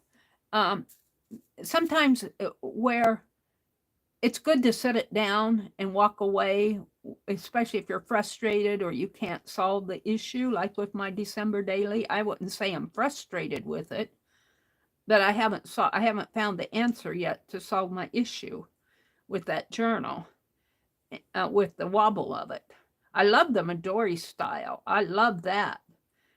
But the problem I have is that when I did my signatures and everything, I did not design that journal to be a Midori style journal. So I'm actually taking the journal cover that I intended to be bound differently, but I find that wobbleness in some of my other journals too, especially the bigger ones. Well, even in the little ones, I see a certain amount of wobbleness. And, it could be just the very fact that I'm not using a book press, and I don't have pages all flat up against each other, because even in a journal, an art journal where you buy it and you work in it, and you know how our pages alligator out, well, we have affected the way that journal's bound. And I'll bet you do get some wobbleness in there. It just happens. Now I am going to go down the center here because that's what we're doing. So I'm going to have to kind of conserve my thread because I want to use what's on my needle. So we're going to go up here and make a tiny, tiny knot.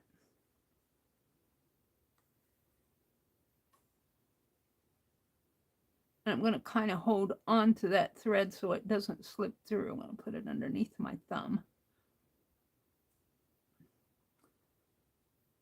And make another tiny knot.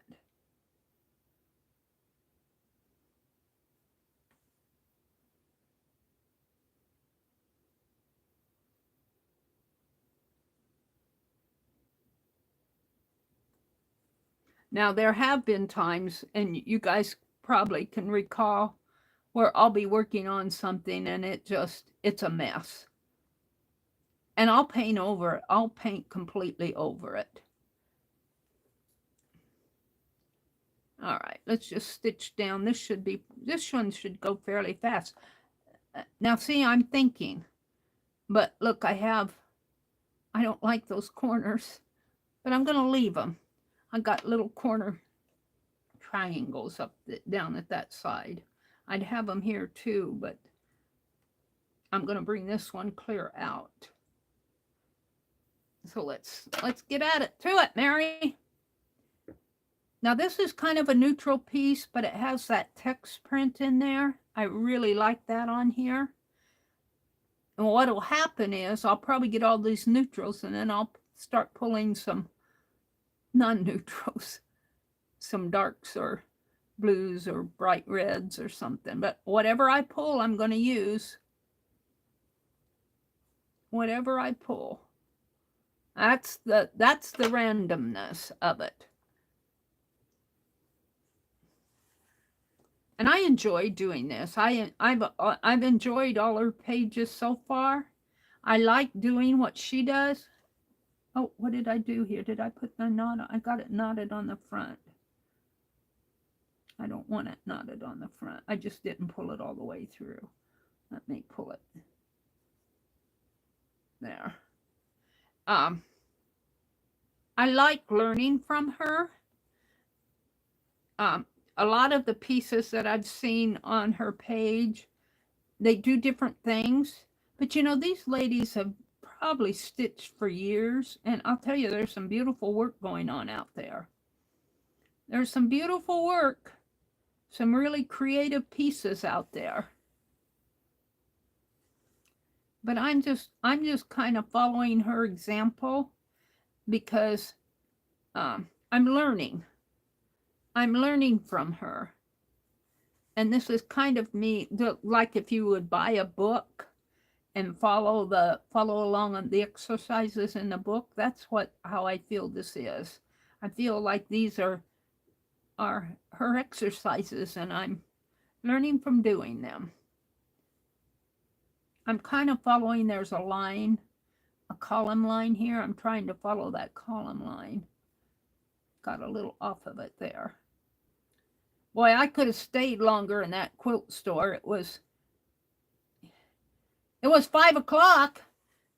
They closed at 5:30, but I looked up at the clock and I said, is it 5 o'clock already? And they said, yeah. I said, what time do you close? 5:30.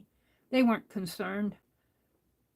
And I was looking at this and looking, I haven't been shopping since before Christmas as far as shopping. I think it was before Christmas. I think the last time I went shopping I told that story, that little Walmart boy. The little Walmart boy who was spending his money that he won for being a good student from the Chamber of Commerce. I let him go ahead of me in the line. And he was making his purchases and he was short $1.11. So I contributed. I said, you're a good student. Well, I didn't tell him well, I won't finish that sentence. Well, I will, because I don't want you to think that it was about him. I didn't tell him my grade point average. Although I was not a bad student. I could have been an A student if I would have taken less subjects. But I had to take everything, you know. It's just like when I do art. Some of the good students, did not take as many classes. So therefore, they had more time to study, so they got better grades. And at that point, I started intensely disliking the grading system in our education system. Because you can be an A student because you took two, not two, but maybe 4 subjects, and somebody who's taken 10 subjects may be a B student. That doesn't mean that they're smarter. I mean that the A student is any smarter than you are. It just means that he did less work to get a better grade. I'm going to toss that too. All right, I'm liking that. Let me get a drink of water and look at chat here. Becky says, and as we age, our bodies and minds have their own ideas, and we just have to learn to work with them. That is so true. I'm taking a gulp of water. When I drink, this is my water jug. It's a quart. The gynecologist said I need to drink 4 quarts of water a day. Keeps my kidneys clear. And so when I drink, I'll go get, like before I came in here, I got a fresh jug of water. And it's just tap water. It's not filtered or anything. God knows what I'm drinking. But I try to drink like 6 ounces at a time. I'll take big swallows. But I ate some popcorn last night around 9 o'clock, and that's made me thirsty. All right, let's see what Becky's talking about. Brenda says, the one place I still really enjoy is doing crafts and arts with the kids. At day camps and when I go to school and work with a class to create with them. Kids are not judgmental.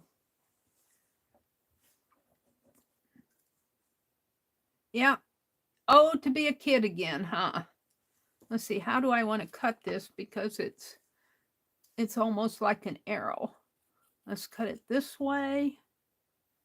And then this way. There.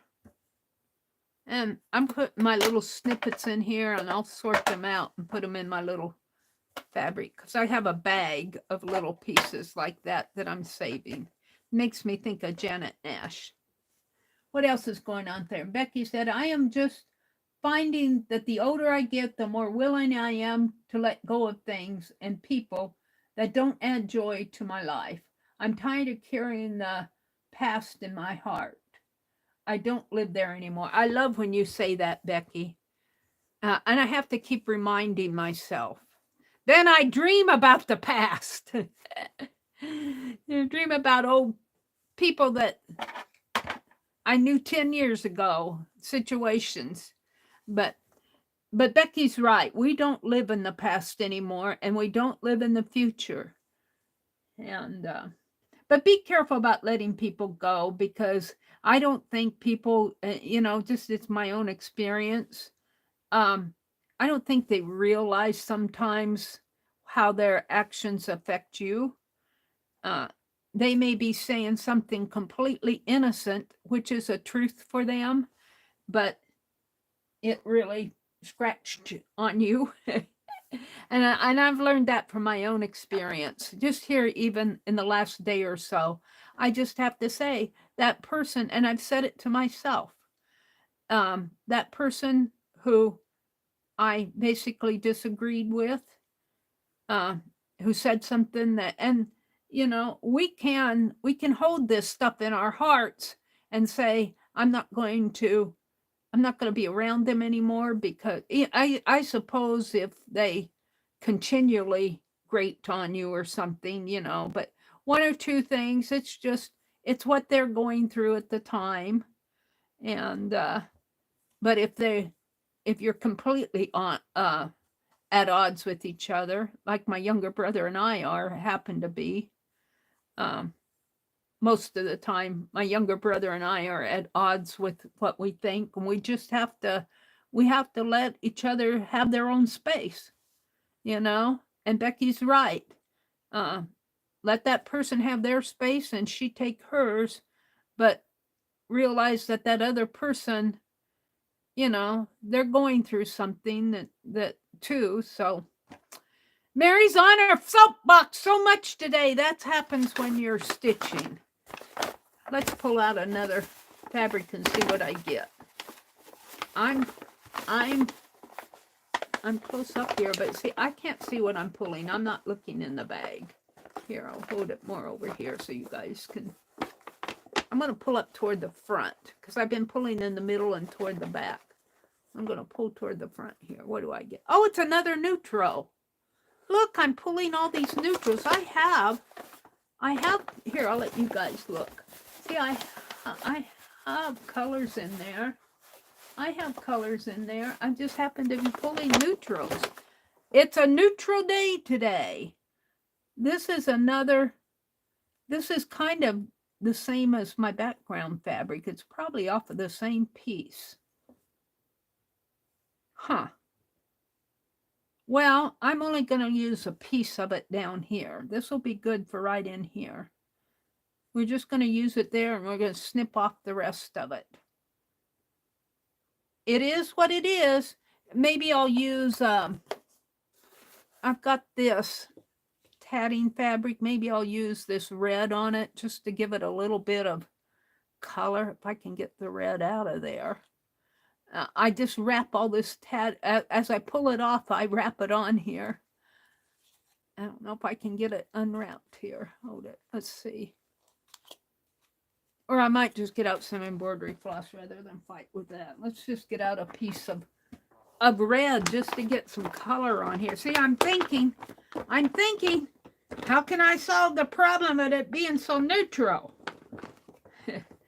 You shouldn't be thinking so much, Meri. Do I have red? Here's a red ort stuck in here. Here's a red ort. See, I've got orts stuck in here. Let's pull these out. There, on my embroidery floss. We need more orts anyway. I'm going to use that word now, ort. We used to use it all the time, and it kind of fell out of use in my stitching groups that I was in. We just stopped saving our orts. I mean, it isn't like the word was bad or anything. We just stopped. We used to save all our orts and put them in trays and Christmas ornaments, and I'm going to put all that over there. And I still save stuff like this because it's good thread. Look, that's pretty good thread. There's no sense in throwing this stuff away. And we would even save the little snippets. All right, I think there's, what, 4 pieces? Looks like I used 2 off of this. I think I've got 4 strands left. There's 1.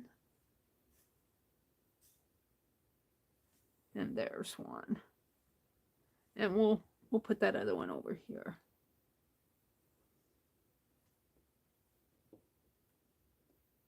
And get these even as possible. Make sure that they're even down. Sometimes my threads are different lengths, but they're pretty good here. So I need my needle threader and my needle. I'll set this down for a minute while I fight with this. I cut my fingernail, so I can't pick up anything.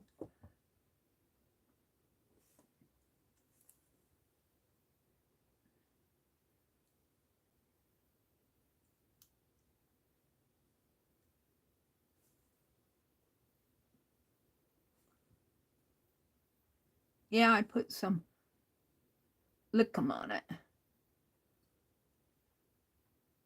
Sometimes I think I'm going through it and I'm completely not. Why is that? I think it's the way I'm holding the needle threader. Maybe if I come up from the bottom and through, that worked.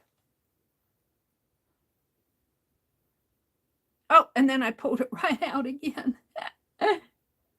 Luckily, I didn't pull it out of the needle, the threader out of the needle.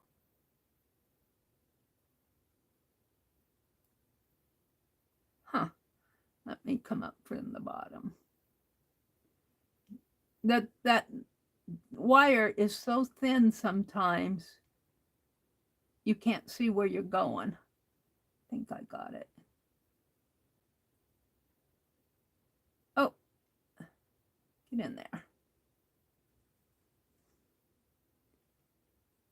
I can thread it, the needle, if it's just one thread, but when there's two threads, they're butting each other trying to get in the eye, and it's time to use a needle threader. One of those aging things.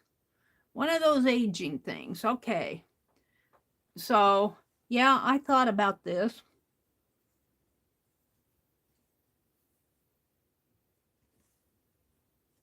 And I said I need a red thread because this strip probably came off of the same, looks like it came off the same background fabric. I think this was a sheet. All right, let's pin it.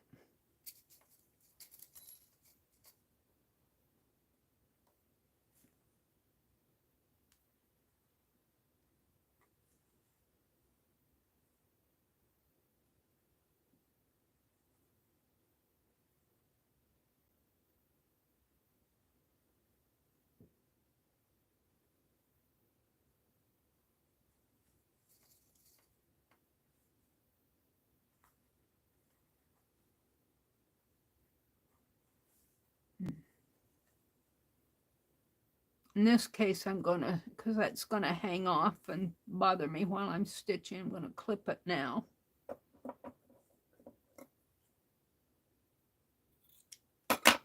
And I'm not throwing that back in the bag because we've already used it. I don't want to pull it out again. All right. Let me take a tiny stitch here.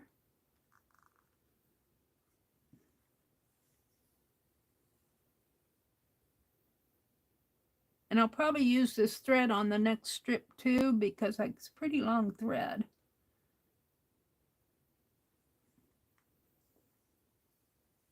Now this is called, for me, it's called slow stitching for a reason, because I'm slow. I do this stuff very slowly. I'm not saying it's any better if you go slow, but I'm saying that I'm slow when I do this. I'm trying to get that end thread out of the way. Get out of the way there. He's determined he's going to be up there. Get down. All right. That's much better. Thank you. Now he's still going to get in there. We'll just let him in. He's in there. We'll let him there. All right.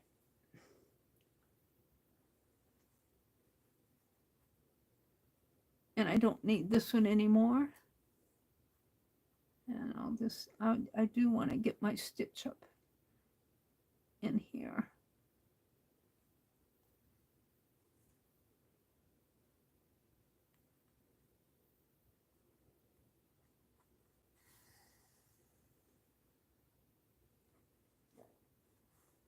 And it's, you know, it's good to think about the word randomness and think about, just think about it.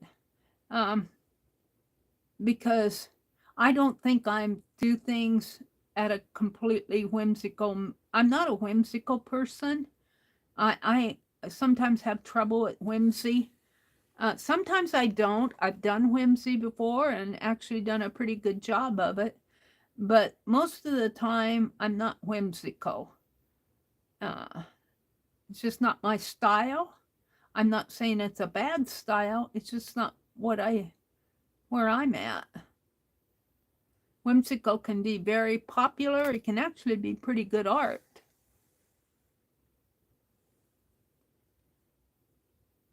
But I don't tend to do whimsy. And look, I'm going to have to snip this a little bit more because I moved it so much. That's okay. We'll snip it. We'll snip it off here. It's tending to curl up on me. I'm kind of liking the back of this almost as much as the front. I'll toss that piece. I'm liking the back almost as much as the front. Look, this piece is wobbling.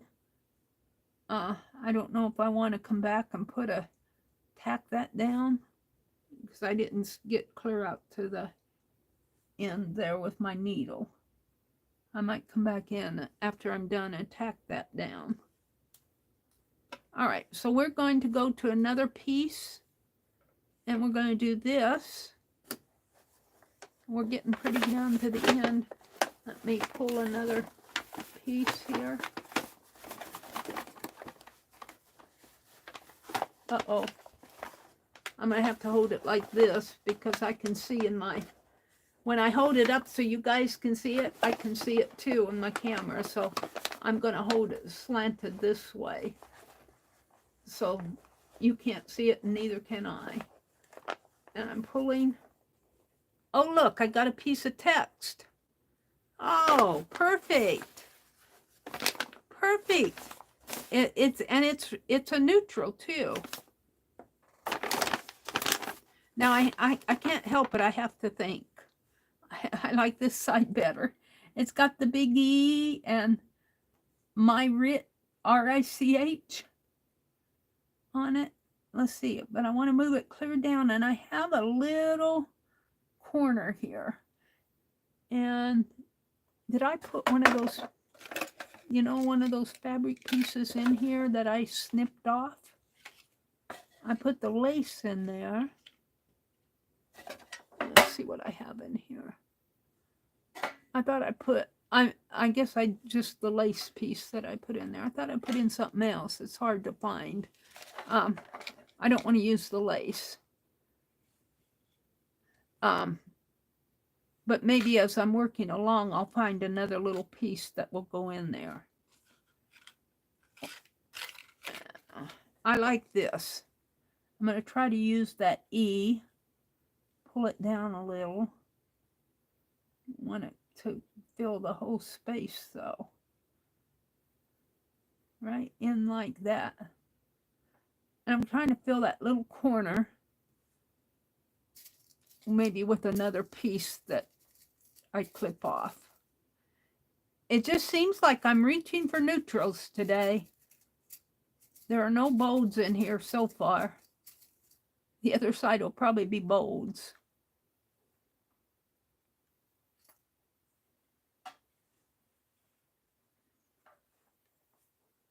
And after I get this all done, I'll show you all the different pieces that are in there so you can see that there are some colors. I must have more neutrals than bolds in there.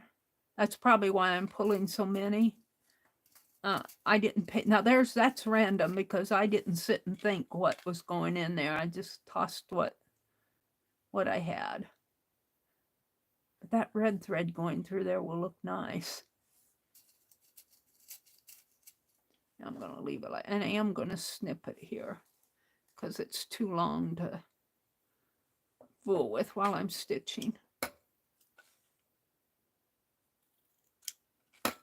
And we'll keep that out in case I need it for something else. I'm loving that. I'm loving that. This needs to be pulled over just a bit.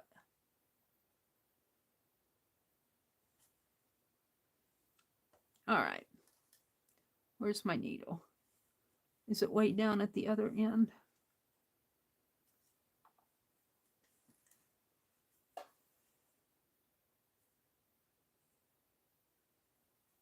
Where'd it go off to? It's over here, flopping around. So I wonder I haven't lost it.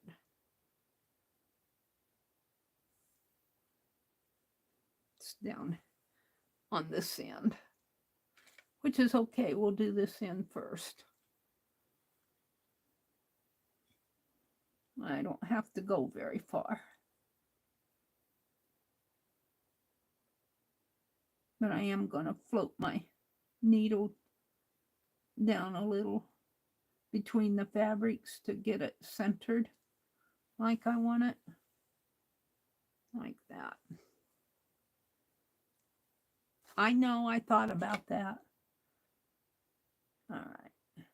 And that's why I say whenever you work on a piece, it's hard not to think about it. There's random and then there's random. Because as you're doing this, you tend to follow certain, like, oh, I want it snipped I want this to completely cover, or I wanted to move that down. I didn't want it to start right there. I wanted it to start in the middle. So there is a thought process, I think, that we do as we work that we don't give credit to as much. It just kind of, it's a part of the process.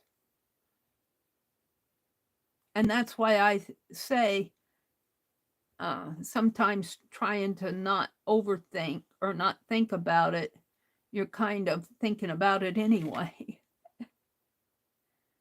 But there is I can live with the word trying to be more random more than I can personally in my own life and my own thought process. Trying to not overthink just doesn't fly with me, but trying to be more random does. All right, I do like that a lot. But I have one more little piece down here, and I think I'm going to leave that because I'm going to do some more strips up here.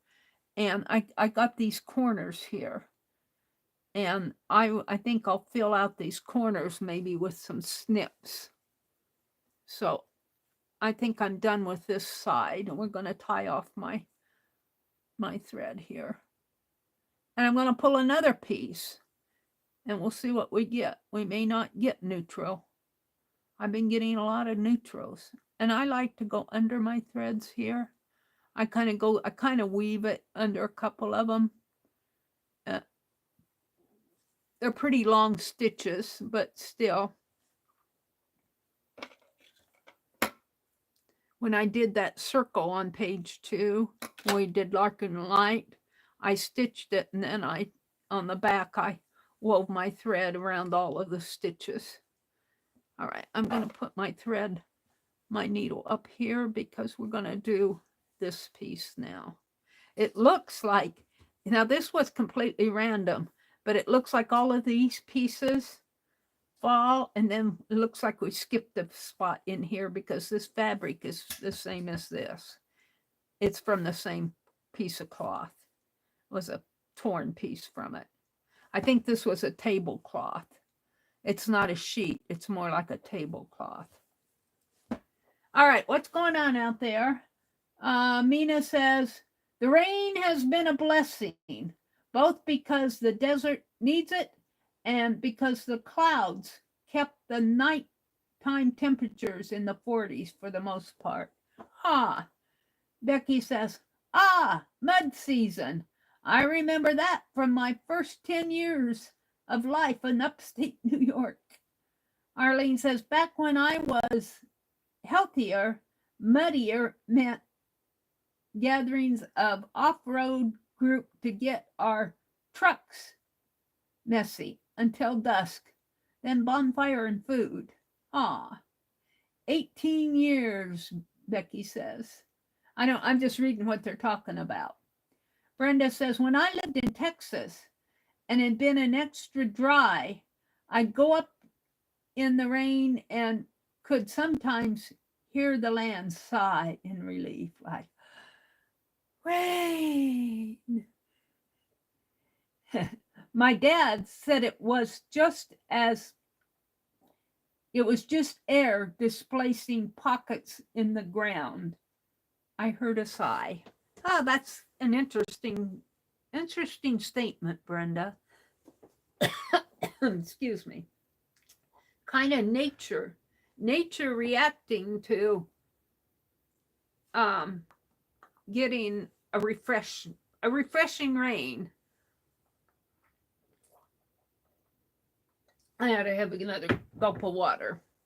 I'll probably have to head for the ladies' room at 9 o'clock. Brenda says, we don't have tea. Bo is supposed to send me a road report when we don't have tea. Oh, I see. Bo is supposed to send me a road report when he gets to work. It's 41 degrees here. No sun, but it's supposed to rain. I'm ready for mud. We're supposed to get snow this morning. So you're probably in a warmer area, Brenda, and you're going to get the rain and we're going to get snow. What else is going on out there? Mina says, I love the angels you made, Arlene. Will any be on sale at the upcoming sale at Melia's? Mina, no. Almost everything I make goes to the Defy auctions. Yeah, Defy is a organization, I guess you could call. It's a art group that supports handicapped. But you might get one from Defy, Mina. Do you know, I know when Keisha sells, like I would always want to know when Paint Girly was selling, but they don't, because I'm not going to spend all day waiting for the person that I want to buy from to come in. That's just one of the things that grates on me because, I got other things I want to do with my time. And I'm not dissing Keisha. I'm just saying that rule really didn't fit my lifestyle. And she has to do what she has to do. But I would have liked to know when like, okay, let's just say that Paint Girly was going to sell between 5 and 6 p.m. Then I would make a point to be there because I liked, and Mitzi. I like Mitzi's art. I like Paint Girly's art. But I'm not going to sit there and watch or make sure I don't miss who's on, when they're going to come on. And when it's an unknown, So I guess my question is to Arlene is, do you know what day and time you're going to be selling stuff? So if Nina would want an angel, she could make a point of being there? Or is that an unknown to you? We'll let them answer that. I mean, I'm not trying to tell anybody how to run their auction. I'm just telling how it affects me. And how, like I said, I'm not going to sit there for hours watching a sale and spend money I don't have, waiting for somebody I really like to come on. Brenda says, I'm thinking about taking the course again. It helped me a lot. What course was that? Let me go up. Brenda said, creating is my mental health balance. The art therapy course I did at the Working Art Museum was great. The instructor used the book, The Artist Way. Oh, that's written by, tell me who it is. I know I have her on the tip of my tongue. I can see her face.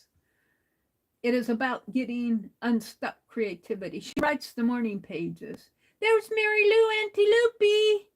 I don't know if she's still out there. I'm reading backwards, but Mary Lou, if you're out there listening, welcome in. That's what I like about you guys, because I miss when people come in and, they might come in and I don't see them, and you guys greeting them and making them feel welcome. I appreciate that so much. Becky says, Arlene, I told Scott what you said about about Chattanooga, and he said he wants to explore that area anyway. So I guess we are coming to Tennessee in 2025.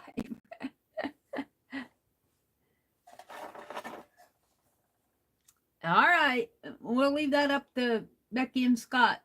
I have no opinion on that. I have the only part of Tennessee that I've seen has been Nashville, and that would have been in the mid-90s, 1990s. I went there for a needlework show. And we actually, I had a friend at that time. She was from Illinois, Champaign, Illinois, and we drove down there together. They're saying good morning to Mary Lou. Brenda says she's thinking about taking that art therapy course again. It helped me a lot. I love these live streams, the sharing of ourselves in a community that's been built. The face-to-face group felt similar. Yeah. Yeah, we don't see each other face-to-face. And sometimes that's a good thing. Like I can get up at 4:30 in the morning, but you won't want to see my face at 4:30 in the morning. I do wash up and kind of have my breakfast and coffee so that I'm fully awake and halfway alert, but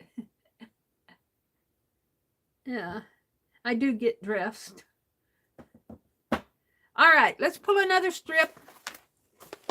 Let's pull another one here. I'm trying to hold it so you guys can see me pull. Let's see, I'll hold it this way because I can't see anything that way at all, period. And I'm going to dig deep down, dig deep and see what I pull out. I got a hold of, oh, it's another neutral. Oh, I put two of these in there. Well, it's a fairly, you know, because I pull it off of like a fat quarter type thing. And I pull it on the shortest end, and I got two of them. Now, this is the thing. I have to think about this. This is what she ran into. And she went ahead and put two greens right next to each other. And that's what's going to happen here. If I say I pulled it, I'm going to use it.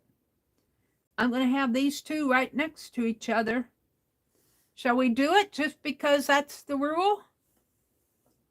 I guess so.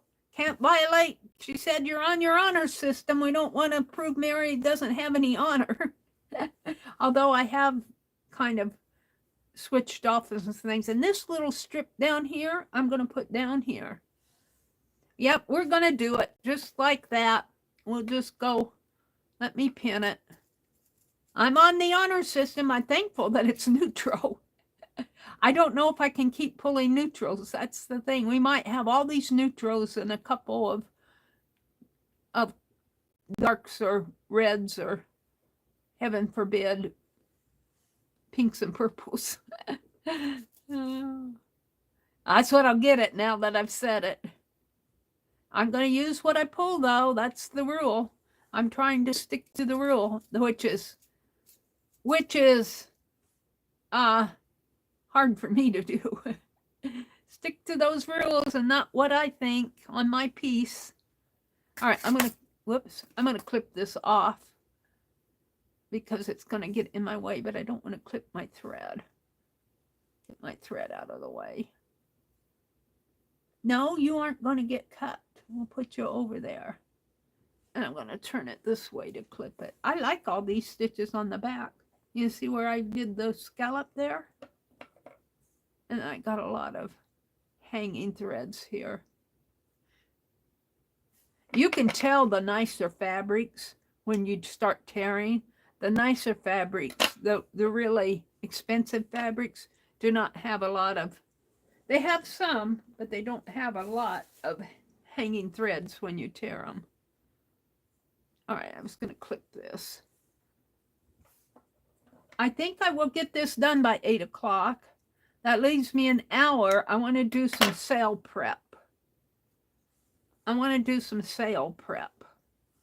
At least one I want to show you what I'm going to be selling. So hopefully you'll come and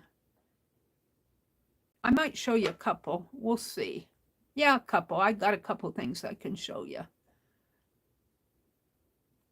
And I shouldn't have cut that thread. Well, no, because I used it down there. I'm going back to the other side of the fabric. Yeah. And I want a short tail because I've got a pretty long, and it's going to use a lot of thread here. One of the longer sides. Kind of keep that tail out of my way. So we have a tatting class today. We're supposed to learn about chained split chains, which I've never done. So that might be interesting. I'm going to come way up here to the top. Put my needle in. Now I pull this pin out. Whoops, pulled on a thread.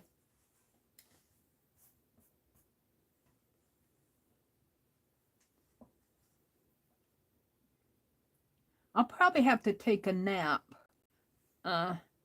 I was awake at, that's why my brother asked me if I was going to bed or getting up at 4 o'clock. He said, have you been to bed yet? Sometimes I'm up all night. I just can't sleep. But I did sleep a little last night.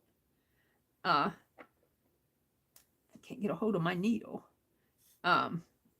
I did sleep some, but I woke up all by myself at 2:30. Pull these threads out off here. I woke up all by myself at 2:30.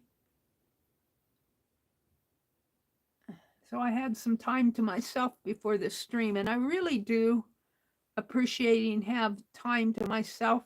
If you stream during the day or at night, you know, you get your daytime hours, you get your someplace in there, you might get some time to yourself. But when you get up early in the morning, and then you stream early in the morning, time to yourself is something you have to make a point to do. You have to make it a point. Now, I set my alarm for 3:30 so I can have at least 5 or 10 minutes to myself to get my motor running and decide what I'm going to do for the day and say a prayer. And I wonder how Leah is. Has anybody heard from Leah? She had a biopsy yesterday. She won't know. She won't know until they get the test back, but I wonder how she's feeling today. Has anybody seen her since yesterday? Let me hit chat. Nothing yet, Becky says. Did Roy pop in? Let's see. Brenda says, yes, Mary, I'm not great at writing my morning pages. What is her name? Did you tell me her name, Brenda? I don't have it on the tip of my tongue. Mina was going to get her newspaper. Who is that lady that does those morning pages? Becky said, Mary, FYI, I did not put my pricing on my pieces as I thought there was going to be an auction. What? Didn't you say that before, or am I off track? I think that's okay, Becky. If you didn't put prices on there, if Shelley wants prices, maybe she'll auction them off. I think that's all right. I'm gonna price mine so Shelley kind of has an idea of what I think the worth of them is, but I'm not going to paste it on there so that if she wants to sell them at a different price, she can. Or if she wants to auction them, she can do whatever she wants. But a couple of the things I'm selling, and I'll show you, I bought at the thrift store, but I think they're more valuable than what I paid for at the thrift store. I think they have more of a value because I looked them up on the internet. So, and that frequently happens when you buy things at thrift stores, because you find, well, that's what all these people who go thrifting and resell, they'll go to thrift stores or garage sales and they'll find the great items to resell and they charge a higher price. They say this is worth more than whatever they bought it for, and they'll resell it at a higher price. Now, I'm not going to make it a retail value when I price it. I want to be fair about it. But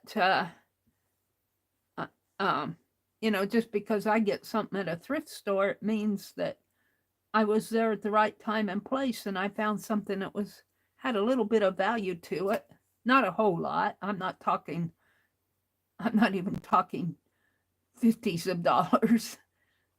You know, I'm just talking that, you know, well, let's just take an example because I'm not contributing these, but I have some of those Tim Holtz watercolor pencils type things.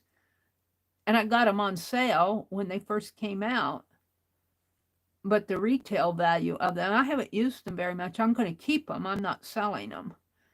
But as an example, you know, I wouldn't want them to go for just a couple bucks because they have a higher value than a couple bucks. I mean, I think what, they're $18 or $20 a tin. I've lost track of all of that, but you know, let's just pretend that they're $18 a tin, and there are 3 sets of them, and I have all 3 sets. I would probably, and I have used out of a couple I don't think I've even opened. Well, couple. I've used one of them. Let's say the other 2 I don't think I've opened. I mean, I might have. I don't remember. I'd have to get them out and look. But let's just pretend that I used out of all of them, and pretend retail value is $18 for a set of them. This is pretend. I'm not saying that's the value of them. Well, I would probably price them at $7. That's not half. 7 is half of 14. It's maybe be what, 60% off. I think that's a fair price for something like that. Something that's gently used, as Janet Nash would say. They're gently used. Now, if I used them and really used them, like my ink tint set, my first ink tint set, I've used and used and used, I would not charge $7 for them. I would charge way less, probably $4, because they still have value, but not gently used, more than gently used. Mary just likes to gab. I see on here where the pieces where I don't stitch clear to the point kind of curl up on me, but I'm going to leave it. Now, where's that piece? We're going to take this piece and put it down here. And I'll probably clip it off on both sides. Well, here again, I'm thinking, I like this piece has more text down at the bottom. So I'm going to put the part that has more text on it. We'll leave a little blank. Put it right in there.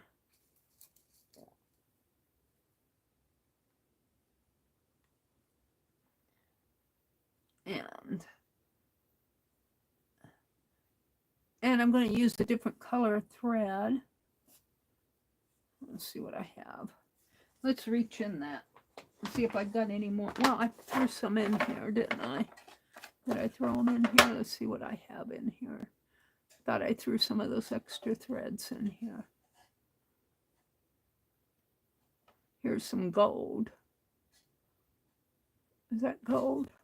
That's gold crochet thread. We'll use that. I don't know if I can get it in that needle, though. It's a pretty thick thread. Where's my needle? What did I do with my needle? That's my pen.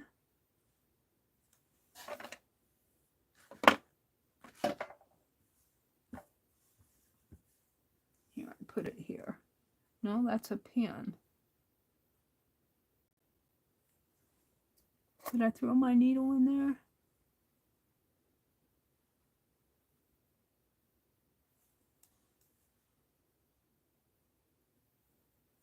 Well,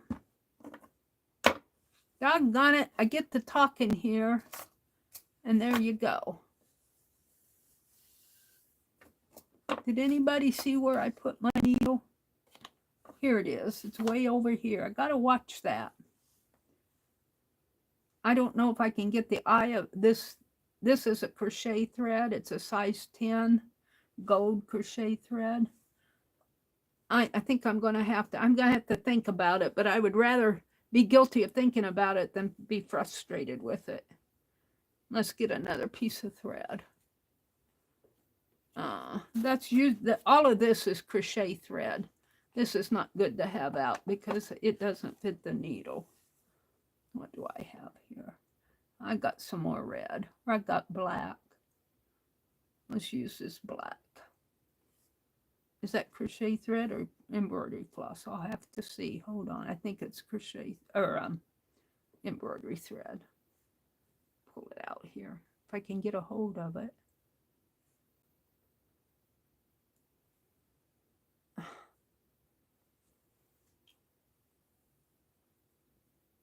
Oh, this has got a lot. I'll probably finish all of this. This is a big long piece, which if I'm lucky it won't knot up on me. And how many strands do I have? 1.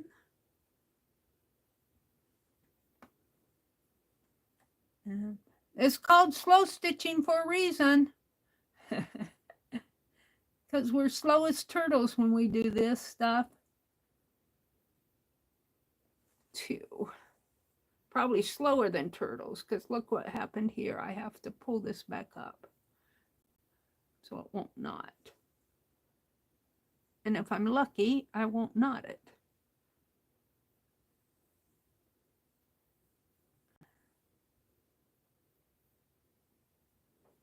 That's really too long of a piece of thread. All right. So let's match the ends. I tend to use long pieces when I'm binding journals, when I'm tatting.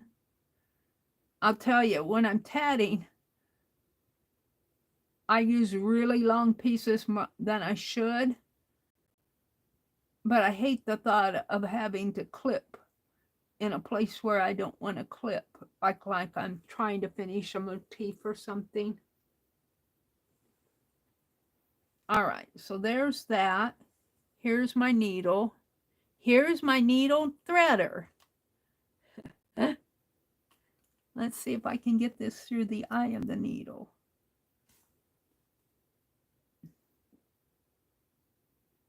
It's so thin. The wire's so thin, it's hard to see. There it goes. Now let's grab my thread. I guess we'll grab this end.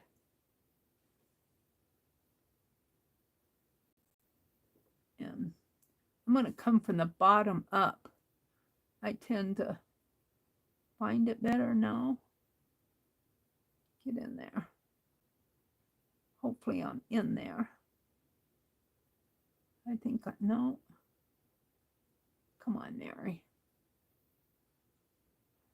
There we go.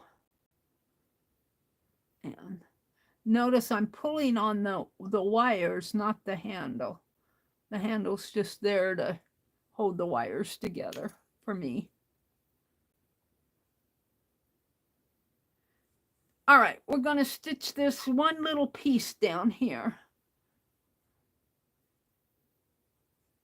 It's a tiny piece, corner piece.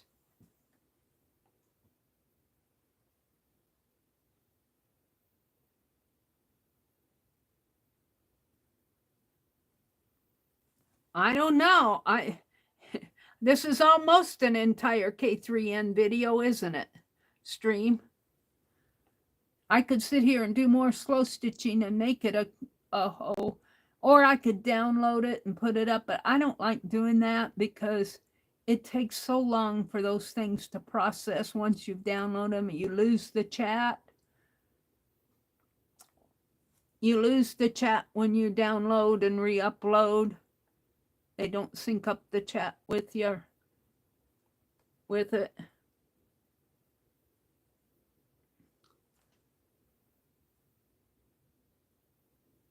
Hold up, let me put my finger here so it doesn't knot up on me.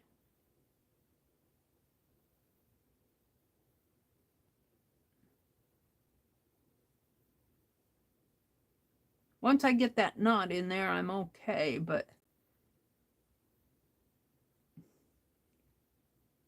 I'll put that in there. like so. That's a big knot for such a little piece. And I just want to stitch this little strip on. It's already got a little stitch in there, but come on, get in there. I find right here at the edge, these pieces want to flop around.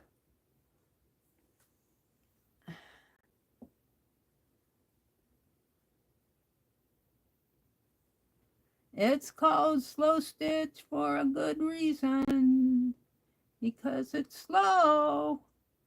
Let me pull that pin out the other way. I'm liking it so far, but I'm wary. I'm wary that I'm going to pull a piece that completely ruins it.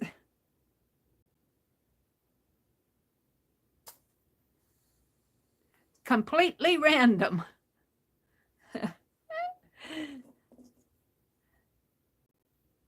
And completely, I can't live with it. But I have to. I'm wary that that's going to happen.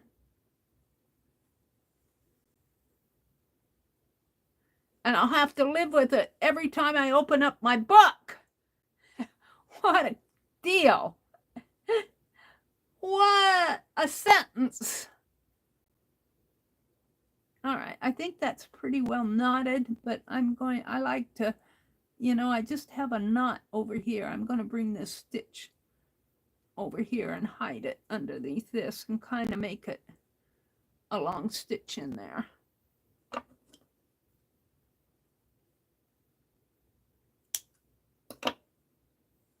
And this I'm going to put over here so I don't lose my needle again. I'm going to snip this. I can snip that thread. It's just a tail thread. And let's snip.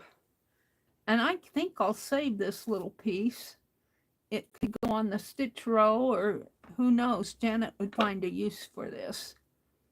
Little piece. It's all cream colored. We'll throw it in there. All right, so now it's time to pull again, but before I do, I'm going to refresh my chat. This is where Roy came in. Let's see what Roy said. Let me go back up. Where did Roy come in?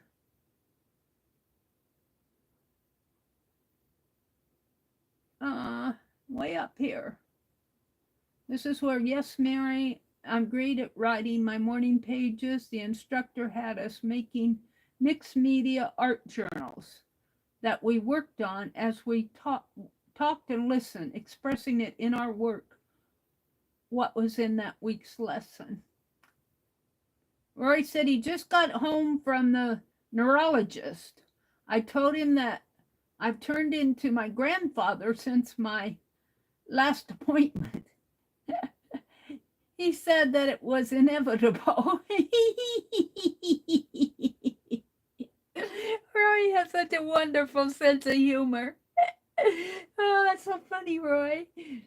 You're gonna turn into your grandfather, you might as well accept it. Becky said they're going to be celebrating their 40th wedding anniversary in 2025. Don't forget that. That's a reason to celebrate. 40 years, Becky. Wow, what an accomplishment. Let's see. Where did Roy come in at? He usually says good morning to everybody. I haven't seen where he came in. That must be his opening statement because I don't see him up above. I'm back to where Becky said that told Arlene, she told Scott what she said about what Arlene said about Chattanooga, and he said he wants to go explore the area anyway. So let's go down and see if I missed where Roy came in.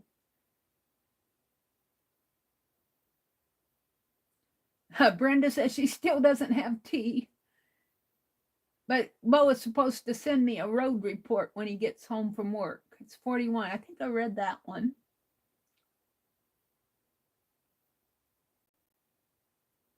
Arlene said she didn't know about the benefit cell until after the Defy picture was oncoming. I hesitated before telling people about it, generally because I didn't want to overstep my bounds. I wasn't sure what I could say and what I couldn't. And but you know what? If you don't contribute to anything, you can still people, if, like with Mina wants your, what was it, angels that she wanted, she can go to the Defy auction and buy them. And she can go to the Janet auction too. She can just spend her money everywhere. We won't mind. That's what they told me in the quilt store yesterday. I said, I've got to quit. You know, I had bought charms and fabric, and I went in there to see if they had the new issue of the Piecework magazine yet. And they didn't, so I was looking at beads. I didn't buy any beads, but and I also went in there to buy that tatting thread. And I bought fabric. Let's see, 18 years. Oh, instead of 40 years, it's 18 years. I don't know what Becky's saying. She said she's going to celebrate her 40th wedding anniversary. Then she said 18 years. I'm not sure. Oh, I remember from my first 18 years of life in upstate New York. And then she said 18 years. Arlene dropped the link to Colleen's channel. Here's where Roy came in. That's what I was looking for. He says, good morning, Mary. Happy Oatmeal Tuesday. And a group hello to all you slow stitch atelierettes. Well, Roy quilts. I don't know if he does any slow stitching, but I'll bet I don't know if he bastes or not. I'll bet he can do the running stitch better than me. There you are, Mary, comparing yourself to somebody. Becky said that they would be celebrating their 40th wedding anniversary in 2025. What month, Becky? If you're out there, shout it out. So I know your birthday's in March, I think, right? What month did you get married in? Scott is only good for a 3-day weekend trip. They're saying good morning to Roy. Fat quarters, Arlene says. My quarters are fat too. Let's see. Brenda says, yes, Mary, I'm not great. Okay, I read that one. Roy just got home from the neurologist, and he told him that he's turned into his grandfather since the last appointment. He said that it was inevitable. I think that's funny. And let's see what else is going on that I'm. Let's see. My favorite time of day, Arlene says, is early morning. It's like watching the world wake up. You know, I like that too. I especially liked it when I worked. You get up and it was like, I don't know if you're in a larger area. I'm in a small area now. And so the world still wakes up, especially in the summertime when you can get outside, even around 6:30, 7 o'clock, which is in our time. I mean, we're up at 4:30 or 5:30 your guys' time. It's still early in the morning. But when you can get outside and, you know, the birds are starting to sing, and I love spring. I'm tired of the snow already. I like the snow. I took my camera and I took a picture of that big old long icicle and before it melted. Arlene dropped a link to Dee Dee's channel and to Roy's channel. Janet Nash's channel. Mina said she's back again. A trifle damp from the rain. Mina went to get her newspaper, I think. Did Dee Dee come in? Did I miss Dee Dee? Oh, yeah, Dee Dee came in here. Dee Dee, I'm just chattering away, trying to keep up with all the chat in here. Good morning, Dee Dee. I missed you yesterday. We went to town yesterday. We got kind of a late start, but I missed both you and Janet. Monday night mornings are... I'll try to catch you tomorrow morning. Dee Dee's laughing. Roy, was Roy in there, Mina? He fell the other day. Yeah, Roy took a dive into the snowbank the other day. How you feeling, Roy? Oh, there he is. He says, I had a similar fall the other day, but still fell into a pile of snow left from our shoveling. No harm, and I was able to get up without the help of any John Deere equipment. Oh, Roy, you just make me laugh. Can't you see a big old John Deere, big old farm John Deere, one of those farmers on their big old tractors with the big old wheels going, we got to go get Roy out of the snowbank. Oh, it's so hilarious.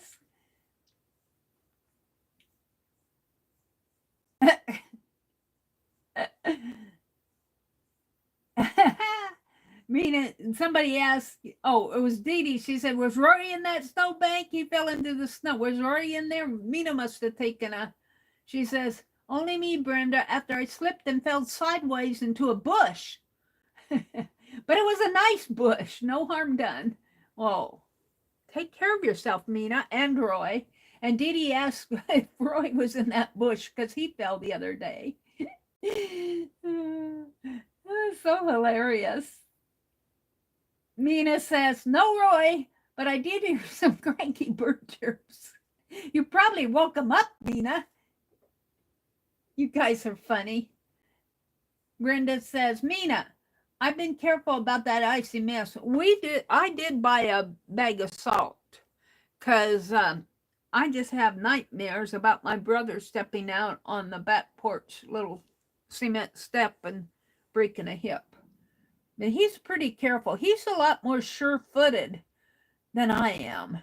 Like, he does, here's where he doesn't, where not thinking about it counts, I guess, because he'll just, I know when in fact, my grandniece has a basketball tournament coming up, and I have to climb those silly bleachers. You know, those bleachers, they don't make them for seniors. And I am, I can generally get up, but I have to grab for the rails going down because I'm sure especially with my bifocals on. My bifocals, I should just take them off while I go down the steps. But, and then I'm always weary about the last step. I don't care where I'm at because, I fell in the back porch where I hurt my shoulder. I missed the last step and I took a tumble. I fell backwards and then I hurt my shoulder. And so at the last step always gets me. And even when I'm stepping down at a curb, my brother will just go, da, da, da, da, da, walk on. And I go, da, da, da. Oh, there's a curb. Well, we'll put this foot down first. I'm a lot more cautious than I used to be. Sunrise will be at 7:22 a.m. It's only 6:30 here. Brenda says, have a great day, Mary Lou. Oh, Mary Lou wasn't here. Have a great day. I'm probably way behind, but I'm down at the bottom. Kimberly says, take care, Dee Dee. Dee Dee says, I've been here a while, but I'm heading to the post office and errands. Have a great day. Have a great day, Dee Dee. Everybody's saying goodbye to Dee Dee. And I think I'm down at the bottom. Mina said she did wake up the birds. The sparrows like to roost there at night. Oh, Mina. Brenda says, I spent 48 years in Tennessee. I spent first 14 and a half years living in 6 different states, 11 houses. It's too early for math. She lived as an army brat. All right, it's time to pull another strip and get this done before 8 o'clock. I got 20 minutes. At the rate I'm going, I might overshoot 8 o'clock. All right, let's pull another strip. Let me put this over here. I try to pull it over here where you guys can see that I'm not peeking. I'm not peeking, honestly, but I am kind of moving them around in there. You know how when you pull in a bag, you don't always pull the first one. You gotta You got to swish it around. All right, I have a hold of one. Let's pull it out. It's this one. Oh, it's another text one. Oh, perfect. You know, I'm really having good luck. Good luck. Good luck. I was just going to say, look, it says thought me. The first includes metal, additional security cam, munch, and the man emotionally 1974. See, I've cut this. This was printed at different directions, and then I cut it in a strip. Let's see. But I'm thinking about it. Stop it. You're not supposed to think. Do I want the big letters? I like these big letters, but then this will be upside down. And if I put it this way, the big letters will be upside down and this will be right side up. I like that. So that's how I'm going to do it. All right. I thought about it a little. I'm guilty of thought. I'm guilty of thought. Oh no. Send her to craft hell. Stitch hell. Thought me. THAUGHT. The list includes metal, something or other, additional security cam. Oh, that's the problem. They got a video camera going while I'm doing this. I'm getting hungry. I did eat some Fig Newtons with my coffee this morning and they didn't fill me up. And I did have, well, I've had plenty to eat. Why is my tummy growling? Maybe that's not a hunger growl. Maybe it's just a,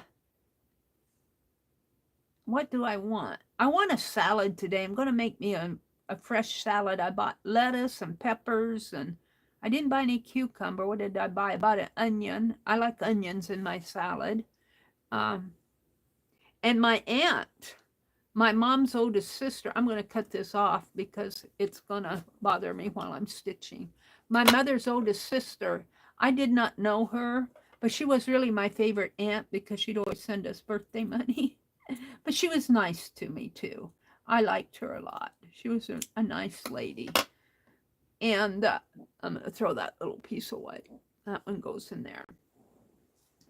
Anyway, I didn't get to really visit with her until I went out to Colorado and my mom went with me at that time. I wanted to go to Greeley State College in Colorado, but it would have been out of state and I couldn't afford the tuition. But tell me when I was 18 years old that it wasn't going to work. So we went out. My mom got a hold of her sister and said, can we come out? Meri wants to check out I wanted to be a teacher. I wanted to be an art teacher. And you know, I wish I would have proceed. You can't go back and change your life. I wouldn't be the person I am now if I would have gotten money to go there.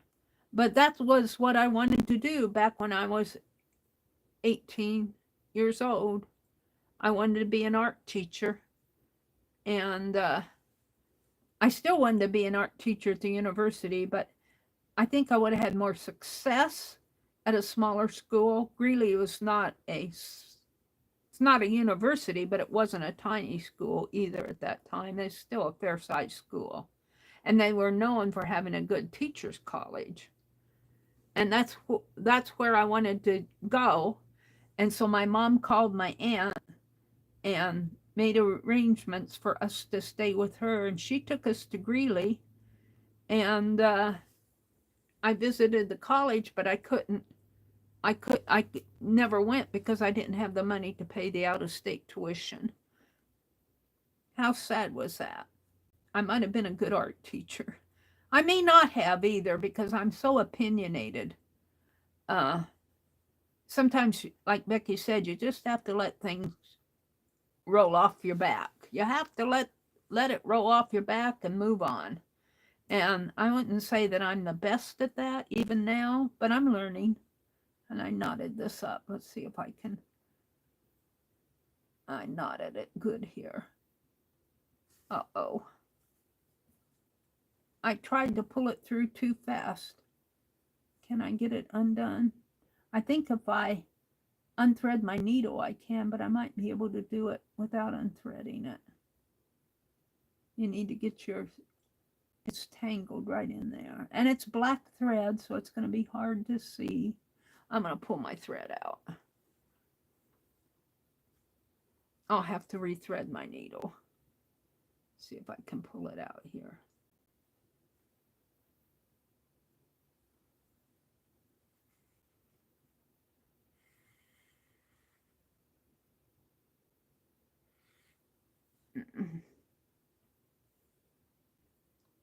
Let's try here. This will happen with longer thread, unless you go too fast. If you go slow with long threads, you won't have as much of a problem.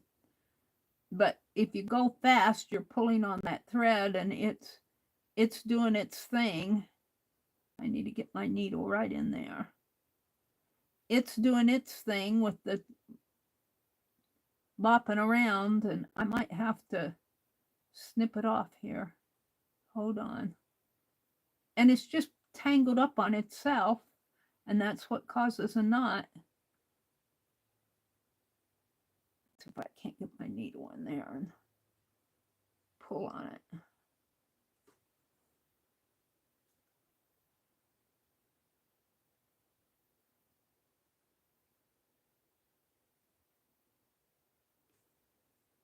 Can't see. I can't see it.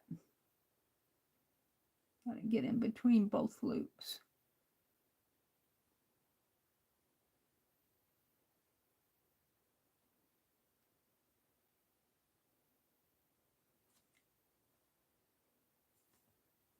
And it wasn't tied, it was just tangled. There, I got it out. Now we can rethread our needle. Isn't this fun? I do enjoy this though. I do enjoy it. And you know, I'm talking to you while I'm doing this. When I'm sitting there alone, I'm either listening to YouTube or my brother has the TV on. I do a lot of my work while the TV is blaring. But he doesn't ask for much, and that's his enjoyment. So I try to not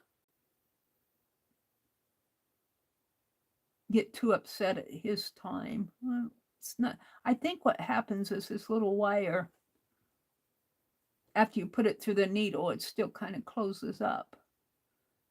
And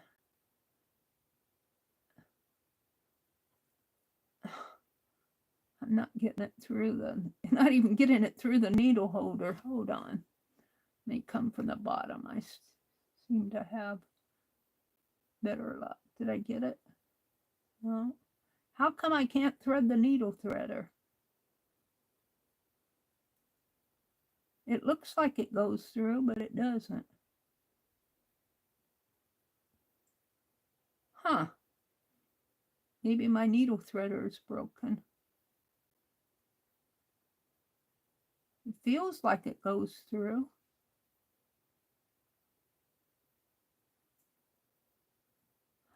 That's weird. I've got to get it up to my face here because I can't see what I'm doing. Maybe if I put my needle threader over the thread. Meri's learning how to thread her needle threader and come down. Nope, that didn't work because I can't see the wire. The wire is so thin. They need to make a wire colored so I can see it. Ah, I got it. I snagged it. I think it works if I hold my thread up and try to put my needle down over it. That's what I'm going to try when I do this stuff. Let's see if that's a good practice.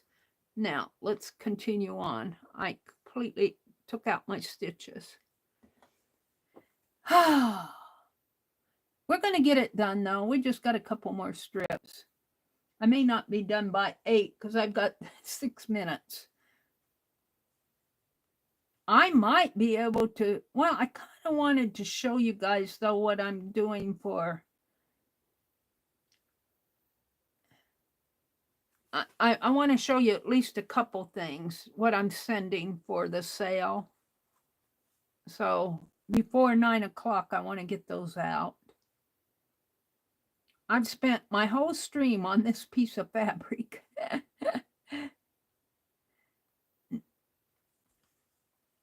But that's okay.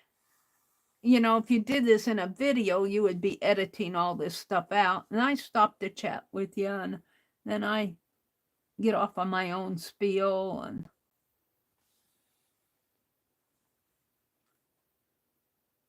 we still have some German sweet chocolate cake out there. That sounds good. I'm hungry, but I don't think that'll fill me up. I should be eating something better than that. I bought some 12-grain bread and some everything bagels.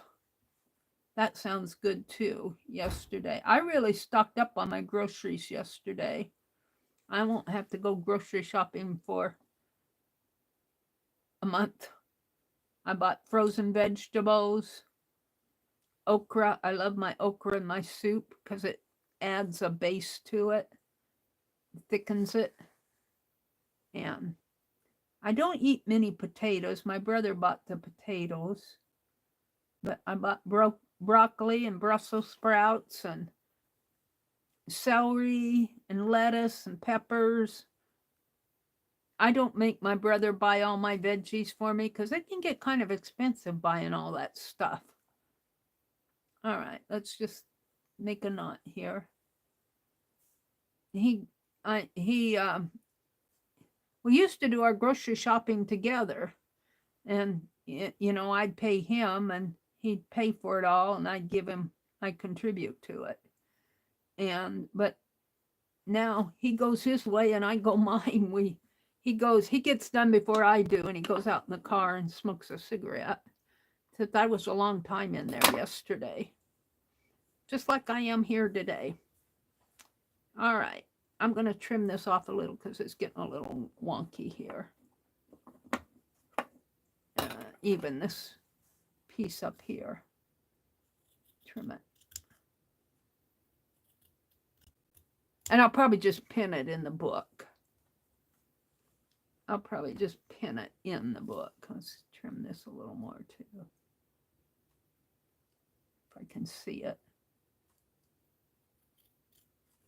Because I won't have time to stitch it down. Well, that's, if my piece wasn't curling, that would be fine. Now we need to stitch it, trim it down here.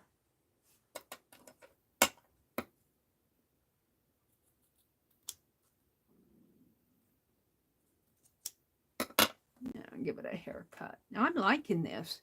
But I'm still wary that I'm going to pull some completely odd piece. And that's what we're going to do next. But let me look at chat. Brenda says, road report. Still ice in the shaded areas. Still on our road. Hill that takes us up on State Highway and still iced over.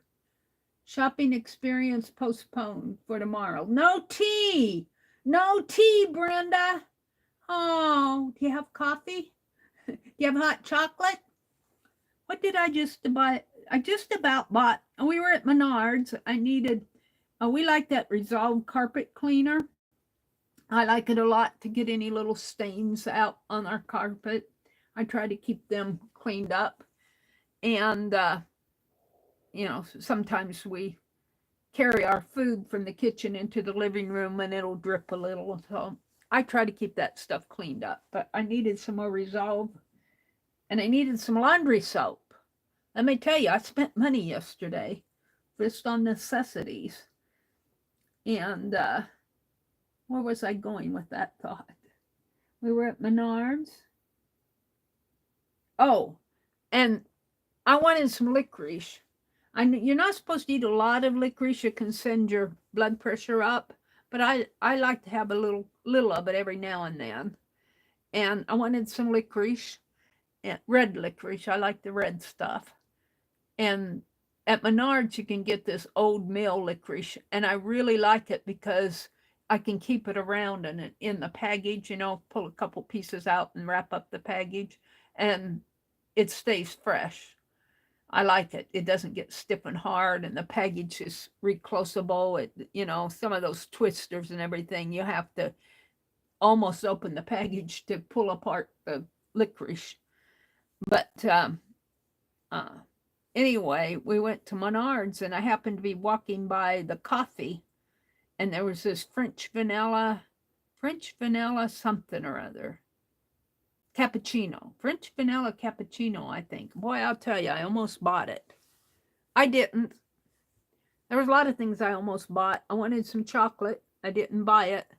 Boy, candy's got expensive, though. $13 for a big bag of candy. And if you buy $5 for a little bag of candy. All right, I'm going to pull another piece. It's 8 o'clock, and I just have maybe 2 strips, maybe 3 left, so we'll just continue until I'm done. And I am so afraid. I'm so afraid. Now, wait a minute. I can kind of see here. Let's make it so I can't see. Because I'm looking at my camera. I'm looking at my tablet. Okay, I can't see that. And I'm going to pull down deep because I can't see down deep. And I got this piece. And it's a neutral piece again. Oh, look, I pulled 2. Well, now see, this is, oh no, it's the same piece. Oh, I pulled a brown. A gold. Oh, and I pulled a neutral. I did pull 2. Oh, I'm going to use this. We'll use this. I'm going to throw this back in. That was just a oopsie. We'll use, oh, and I could use this neutral here, or I could use this, which I think I'll use. I'll clip this off. We're going to use, I'm thinking about it, but yeah. So I might, knock on wood, this might just turn out being a neutral page, which I'm really liking now. When I put that first piece on, this piece right here is my first piece right here. No, it's this piece in here.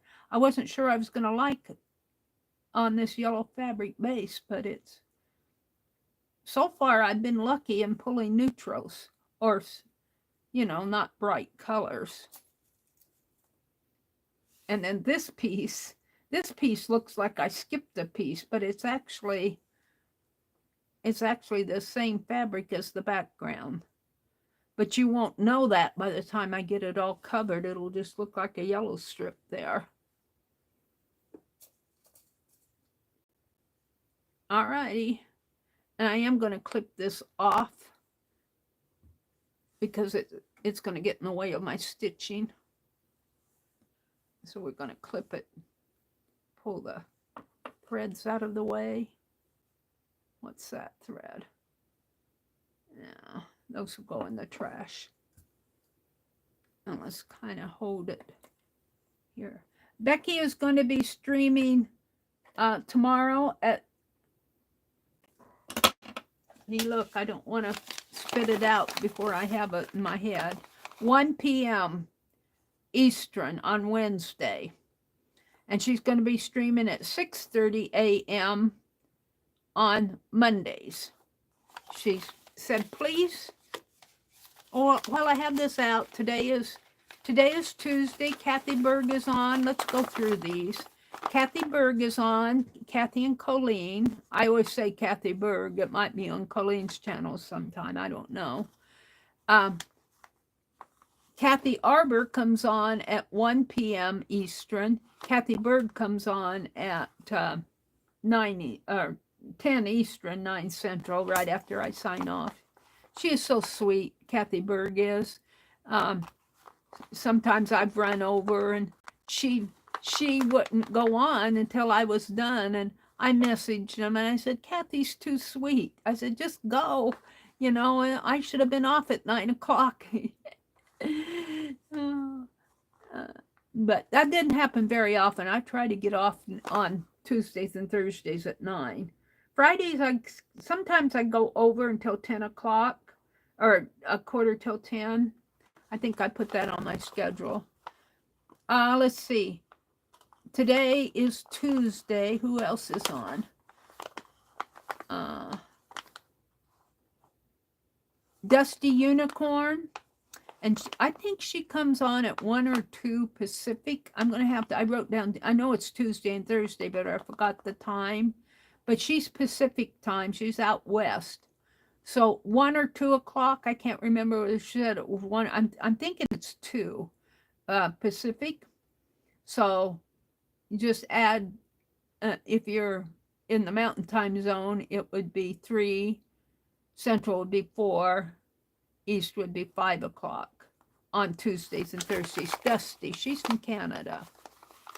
And I think that's, and then of course, I don't have Beth Schuler down here because I always remember her. She's on at 6 p.m. And Tanya and Lisa usually go on in the afternoons, around 1:30 on Tuesday or Thursday. I don't know if they'll be on. I kind of lost track of them. I'm going to have to get with them. And I think Lisa had Lisa's computer got hacked. Did you guys hear about that? So I don't know if they'll be on or not. I don't know if Tanya's planning on coming on, and I don't know if Lisa got that fixed. But Lisa had an issue with a hacker. Oh, mean people in this world. I'm going to throw that in the, I'll sort all that out later. It's kind of like my catch-all bin. Better than having it out here on my desk.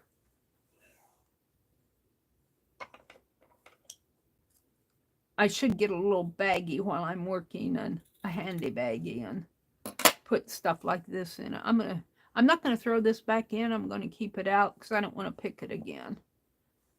All right, I only have a couple pieces left to do, so, and I moved my needle after all, didn't I? I'm really happy with how this piece is turning out. This is slow stitch. I'm going to have to come in and I think take some tacking stitches on, especially that lace and maybe this piece where I'm not getting the points down. Or maybe I'll just leave them, but oh, I wanted to do a...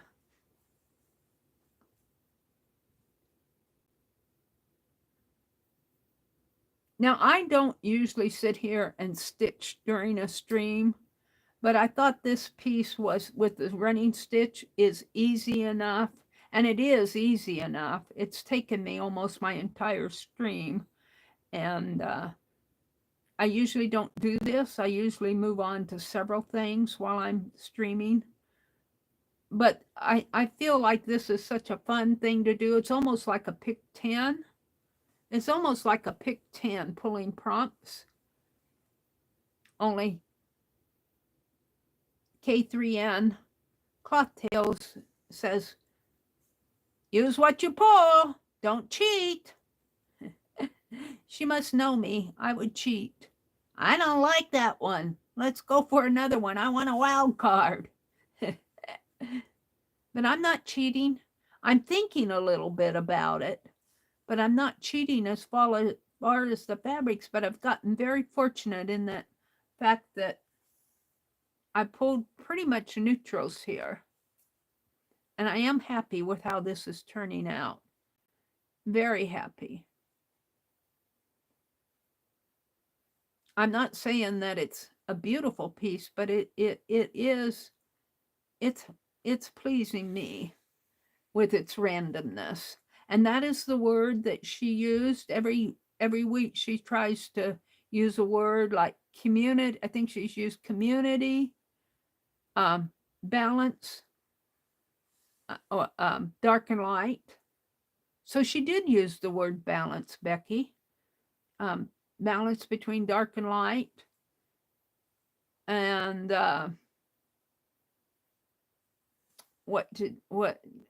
last week was diversity. It's kind of interesting that she's used both diversity and community. I'm going to leave my needle there, and next piece, I'm going to pull it over one. I'm going to jump over the fence. See, now some of these are going to, they're going to flop up because I started here instead of down there. But maybe I can tuck that under. I don't think it'll stay, but all right, we're going to pull one more piece, and maybe I'll grab something in here. Do I have a text yet? Did I put that? No, I've got a text piece yet. I might put on the very corner down here. So let's leave that one out, because that's this here. Let's pull the last piece right here. Hopefully it will match the rest. I feel like things match on here. And let me pull. What do I have? Oh, I've got a red deer. Oh my, I would not put this on here. This was a piece I was using in my December daily, and it's folded. Shall I unfold it, or shall I use it like that? I think I'll use it like that, and we'll leave the deer on there. Oh, oh dear. See, it's all neutral, and then I've got a bright red right up there in the corner. I almost want to put another one down here because she didn't say I couldn't overlap, and it would, quotes, balance it. I think I will. She didn't say I could use it in couldn't use it in both places. This is my creativity kicking in, my thinking kicking in. We're going to leave the deer on there. And maybe we'll have a deer in this corner and another deer down there. Or we could put a deer on every corner. We got 1, 2, 3, 4, 5 deer. She didn't say I couldn't go another direction and corner it off. She probably doesn't care. I might do that just out of my thinking about it. Out of my randomness. As long as I'm going to have a red piece that's not neutral, I'm going to play with it. And I'm going to, I might need to, well, these deer are all heads. We'll stay with these. Hopefully I can get all 4 out of this.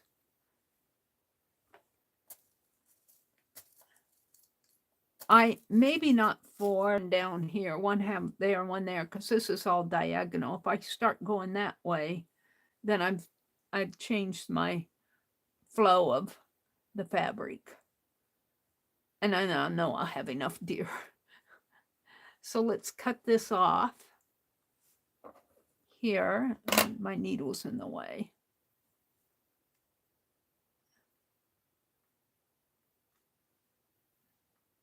It's funny because I found this piece laying on the floor by my recliner, and I threw it in the bag.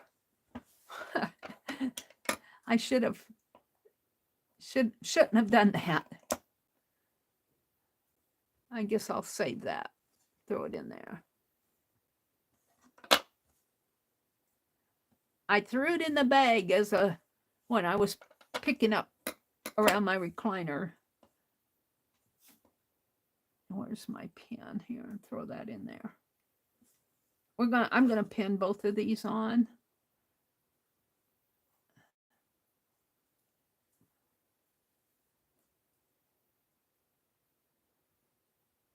So I unashamedly say I thought about this a little while I was doing it. I'm sorry, I can't help it. I'm going to put this deer down here. Right here, I think. Now, are they facing the same way? I kind of see it balances. It balances, and it's still out of the same piece that I pulled. And lucky me, I pulled this at a time where I could use it in 2 places and still use the same strip with a little left over. And I'm not throwing that back in the bag. I'm throwing it in the smaller pieces. So Meri, get on with it. And while I'm pinning, I do think I'll pin this piece of text on here.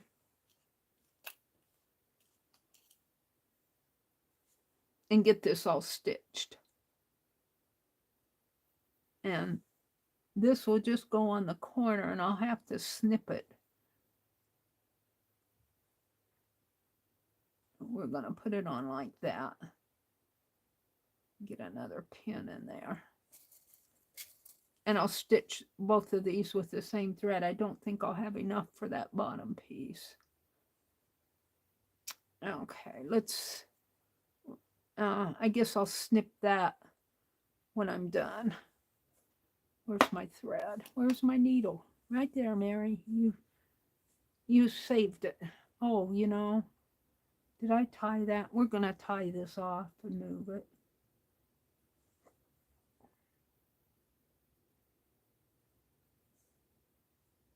I am happy with this piece. I think this is probably, well, I was happy with my week too. And in fact, the only one I really wasn't happy with was the first one. But the others, I'm fairly happy with what I'm doing. I'm liking this piece a lot. Okay, we're going to do the red. So I'm going to start right up here. And to make the little knot, I don't have to go clear through. I think I did. But make a little knot here. Boy, I'm getting tired. I'll probably have to take a nap because I was awake at 2:30 this morning. I did some reading. I actually started tatting at 2:30 on with my size 20 thread that I bought yesterday. I didn't close the ring though. My eyes were drooping and I said I'm not going to ruin it until, well, I closed the ring, but we're doing what they call a mock ring. You have to be a little more careful. It isn't just drawing it closed. Watch where you're going. All right, I'm going to do the running stitch here.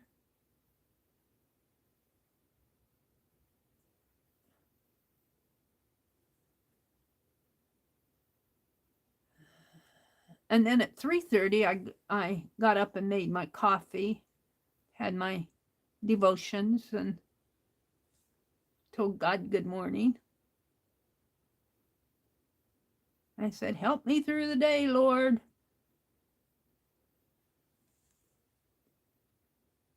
You know, I was confirmed as a Lutheran in a small Lutheran church in Nebraska.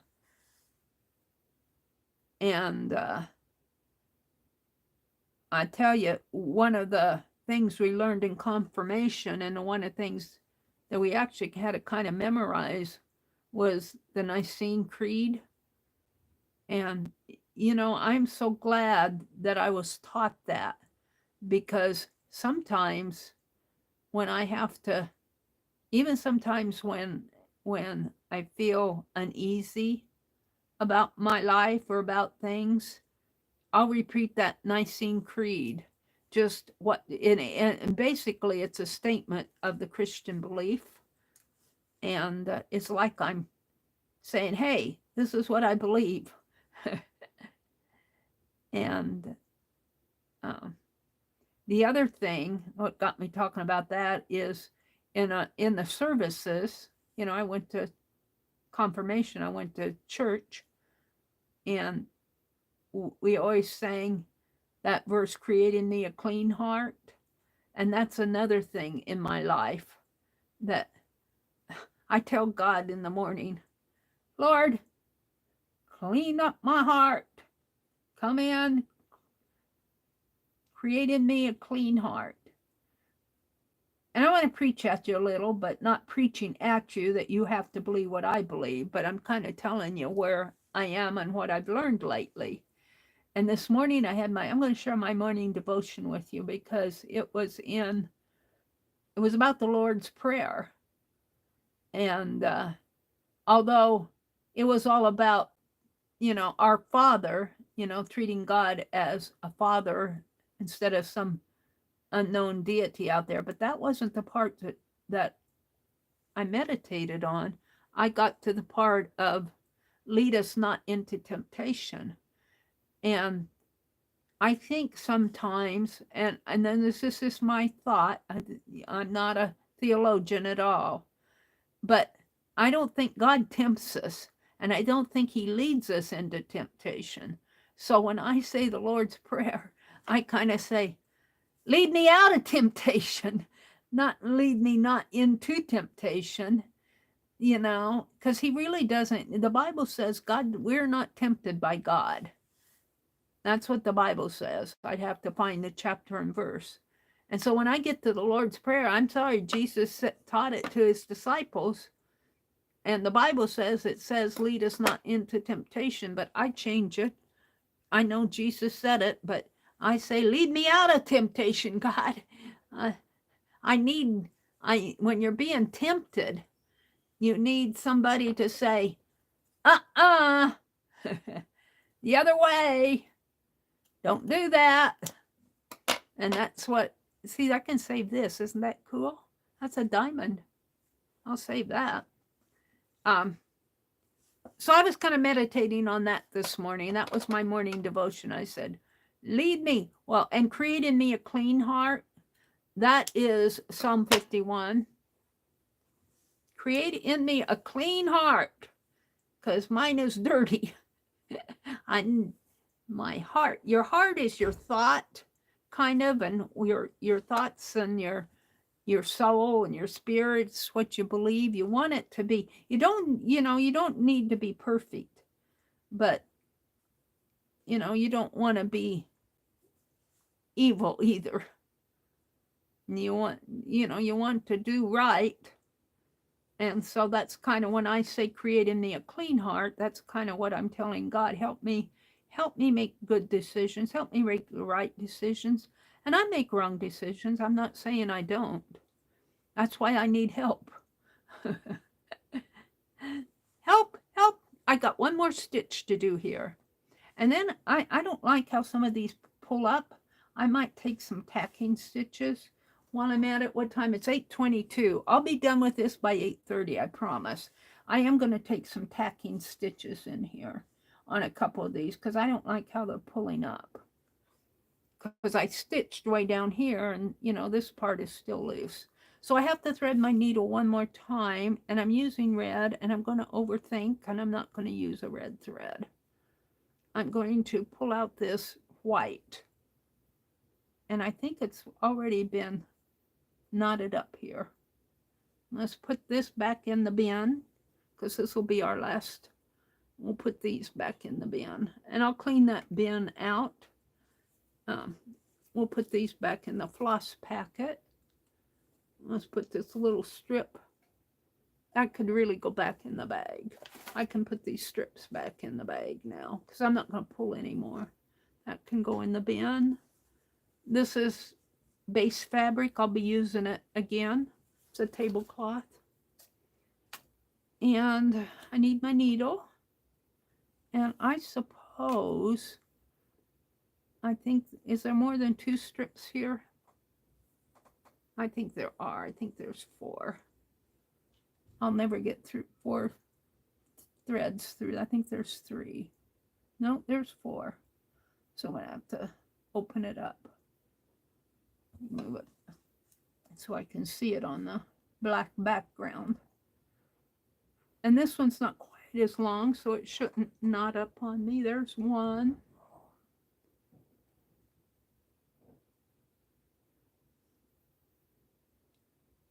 And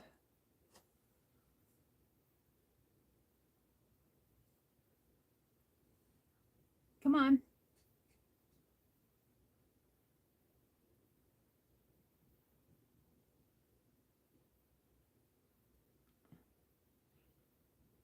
Two.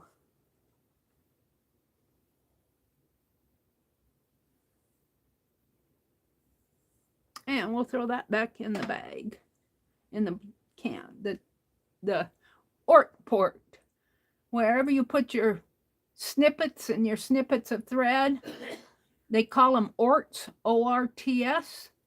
And what you put them in is called an ort port in the stitcher world. But I don't think many needle stitchers for cross stitchers and needlepoint, I don't think in our part of the country, I think we got kind of away from using and terminology of orts and ort ports.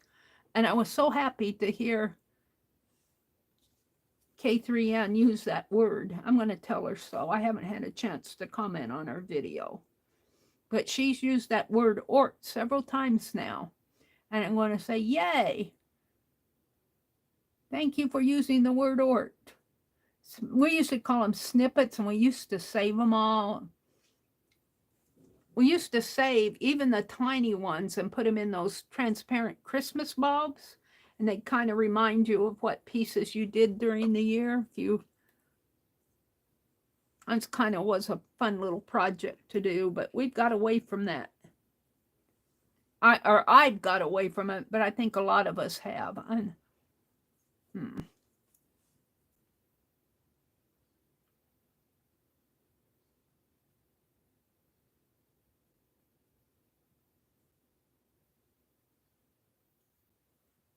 I did it. Now let's do this. Oh, I'm having such good luck with this. Usually I kind of struggle. But I think I've learned my lesson. Now I'm going to put this needle threader back in this little case with the pins for now, because if I don't, I'll lose it. And you can buy these little cases. I think I'll buy me a set of them. I think I'll go on Amazon and buy me a set of them. I think I'll do that today.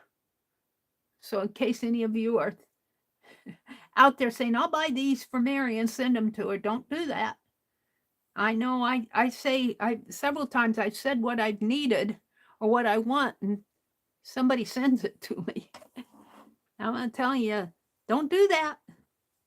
I'm going to buy them myself. You'll waste your money. Buy them for you. Buy something you want.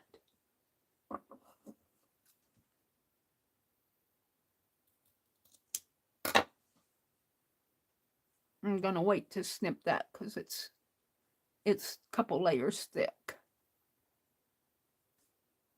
And I'm going to take this pin out. Whoops.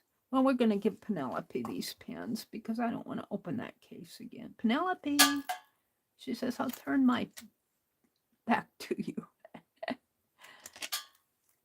All right, what did I do with the needle? Here it is.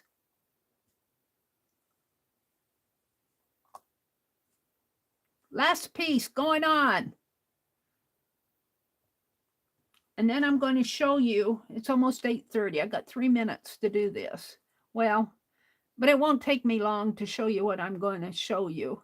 I just want to show you a couple of the things that I'm going to contribute to the sale. And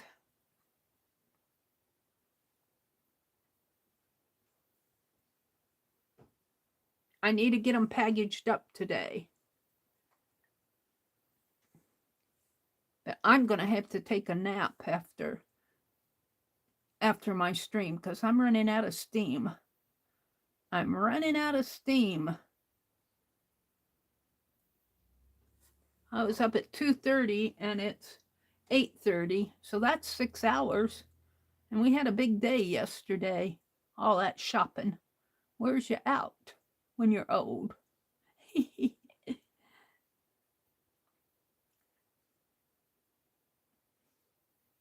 But it was good to go. I enjoyed it.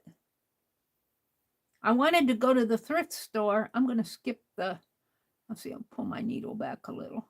I'm going to skip over the deer here and let him have his space. We'll come out behind him. Where's my pen? Penelope. She turns her back to me. We'll stick her in the back end. We'll stick her where it doesn't hurt. We'll stick her in a padding. Come out over on this side of the deer. Taking a pretty long stitch there on the back, but it'll be okay. I don't want to come through. I didn't want to stab the deer. Like he could feel it, Mary. Now I'm going to come up and take a little stitch up here because I'm finding that these points, I don't like how the points where I've snipped. And I'm just going to take a little stitch, just a little one there, and then I'm actually going to stitch over to this yellow piece that's sticking up. I'm just going to do a couple little stitches here, maybe the little hidden base stitch here. Which is a long stitch on the back and a tiny stitch on the front. So there's my long stitch. And then I just want to do a teeny little stitch and a long stitch. Fairly long. That one isn't as long. And a teeny little one. And when I take my teeny ones, I do a back stitch and I get almost close to that thread, but not quite. And then we're going to do a long stitch and I want to catch this point. That's flopping up on me. Right there. And then we're going to take another little teeny one and I'm going to work my way up to this lace that, see, I ended there and it fabric ends up above. So let me do the teeny little stitch. I don't mind a little of it flipping up. I could catch that one since I'm here. I don't mind a little flip, but when it, see, these are pretty nice. They're flipped, they're pretty good. There's just a couple of them here. And we'll do a little teeny stitch. And we're going to work our way up to here with long stitches and teeny stitches. And I learned that from Catherine, and that's what I say. I learn things that, you know, I'm not a quilter. Quilters might know how to do a hidden base stitch, but I didn't. And that's why I like to follow what she does, because I learn. And when I look back on this 5 years from now, I'll say, oh yeah, that's where I learned the hidden base stitch. And the other thing I think I've learned from her is maybe not what she wanted me to learn, but what was it? I had it on the tip of my tongue. Now I forgot what I learned. Oh dear. Pay attention, Mary. Pay attention in class. Stop daydreaming. You can be daydream later. Stop talking. What did I learn? Well, I was going to tell you another thing that I learned from her. What was it? It was about needlework. Oh, it was when she said when she goes to the thrift store and when she buys a lot of her fabric from the thrift store, like she'll look at old clothes and stuff like that. And she says she takes her needle with her. And she really wants the needle to be able to flow through the fabric when she's stitching, which I'm having a little bit of trouble with the Japanese boral fabric because I've got layers on there. And I bought some really sharp needles yesterday, and I want to see if they solve my issue with that. But she takes her needle with her, and she says she's never gotten trouble. She'll take the needle, and when she wants to buy something, when something attracts her and it's what she wants, she'll take the needle, and her needle that she likes to sew with, I guess, and runs it through that fabric to see if it's going to go through it smooth or if she's going to have issues. And I thought, what a cool idea. I might try that. And here's a thread where I pulled it down. I think right here, if I can get a hold of him, pull on him. And we're going to come down with our white thread over him, maybe kind of latch him in there. And I'm going to take another little knot here to kind of hold that thread down. So I'm liking this almost on the back as much as I do the front. I am liking this piece. I'm really happy with the outcome, even though I did get a red strip at the very end. I think we overcame our fear of randomness. All right, this needle, I do like this needle. These are Peacemaker needles, and it's a size 24.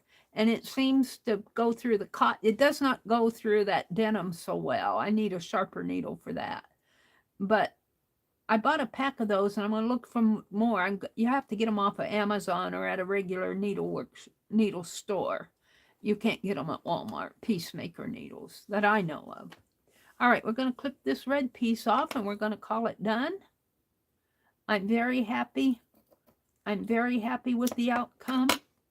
I think this will fit in my journal. Nice. Let's throw that in there. Let's put all this away. Now let me get my journal page out. It should be, we'll put that in there and kind of hold my threads down. But I'm very happy with how this came out. I do think it's a success. I'm happy. I'm happy with my neutral poles. Let's see. What did I do with the pages? I put them up here. So here's my journal, and I'm not going to stitch it in because I want to do one more thing before 9 o'clock. Here's my journal. I bought some charms yesterday for those of you who didn't hear. These are cheapies. Like some of these are only 10 and 50 cents a piece. And you can get these little leaves, I think, were 10 cents a piece. And you can buy 10 of them for $1. The little dragonflies, surprisingly, were 10 cents a piece. But they must be made out of aluminum or something because they were cheap. The fleur-de-lis, I think, were 15 cents. And what else did I get? Maybe the fleur-de-lis were... No, I think they were 15 cents. Some of them were 20 cents. I don't know. Maybe the fleur-de-lis were 20. And what did I get here? I wanted to get some keys, and I forgot them. I got detracted by those dragonflies. But I'm going to put those on here because she hangs a charm on her pages, and that's what I'm going to do. Monkey see, monkey do. Because I'm learning from the monkey. Oops, I just called her a monkey. This is my page 1, which really isn't that bad. It really isn't that bad. I just didn't like it at first, but I kind of worked on it a little since, and I like it a lot better now. I think it fits my page better. So that's page 1. This is page 2, and this is where I thought I had a black fabric, but I really had a piece of synthetic, and I hit it with a hot iron on purpose. On purpose. But I melted the synthetic. And I actually had melted some over here with my iron because it got on my iron, and I had to trim that. This is white terry cloth, and this is blue velour in here. And this is, I don't think that's that synthetic. This is actually a black. Oh, this is off of that jacket, a little piece of black off of that jacket that I had. And these I have to stitch yet. I'm not going to do them today. I've got 2 of them stitched and 2 in progress. That's week 3. And this will be week 4. And it's just a little long. Not too much. Maybe I'll pull it down to the bottom. I don't think I can trim it. So it'll peek out a little. but that's okay. I don't mind it peeking out just a little. When I bind the journal, you can hardly tell that it's peeking out. You can't even tell it. Could be how my pages are fitting together here, because, you know, they're just kind of not bound yet. They're just sitting in there. So it might be okay in the end. Let's pull this, straighten it up a little. No, it's gonna peek out just a little. But that's okay. I kind of like that down there. I might take some thread and run it down here just to make a little, maybe a little zigzag stitch there on the back of this. Just to decorate. And I haven't stitched these down now. I could zigzag all around in here. Well, these are kind of long, but they're going to get folded under because they'll be, the way you make this little 4 patches, you put little seams in there. So this might be a little shorter. So I might be able to zigzag hand stitch around here and zigzag down there. See, I'm creating. And then this would be my week 4 piece, and he needs centered. I'm going to pin him on here. Penelope, you took my pins, Penelope. She said, you gave them to me. Where'd you put them? Here's one. Did you eat the other one? She almost ate it.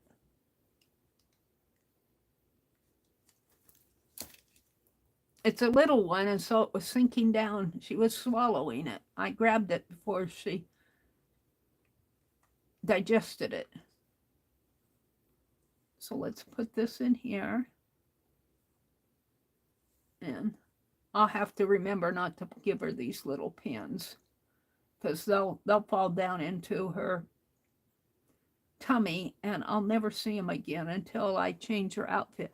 And speaking of changing the outfit, I was thinking it would be fun to pull all of these out this year while I'm playing with slow stitching and make her a slow stitch skirt. Not take the velour off, just make her an outfit, make her a costume, slow stitch a skirt for her. Would you like that, Penelope? But don't take my cameo off. Leave me my cameo.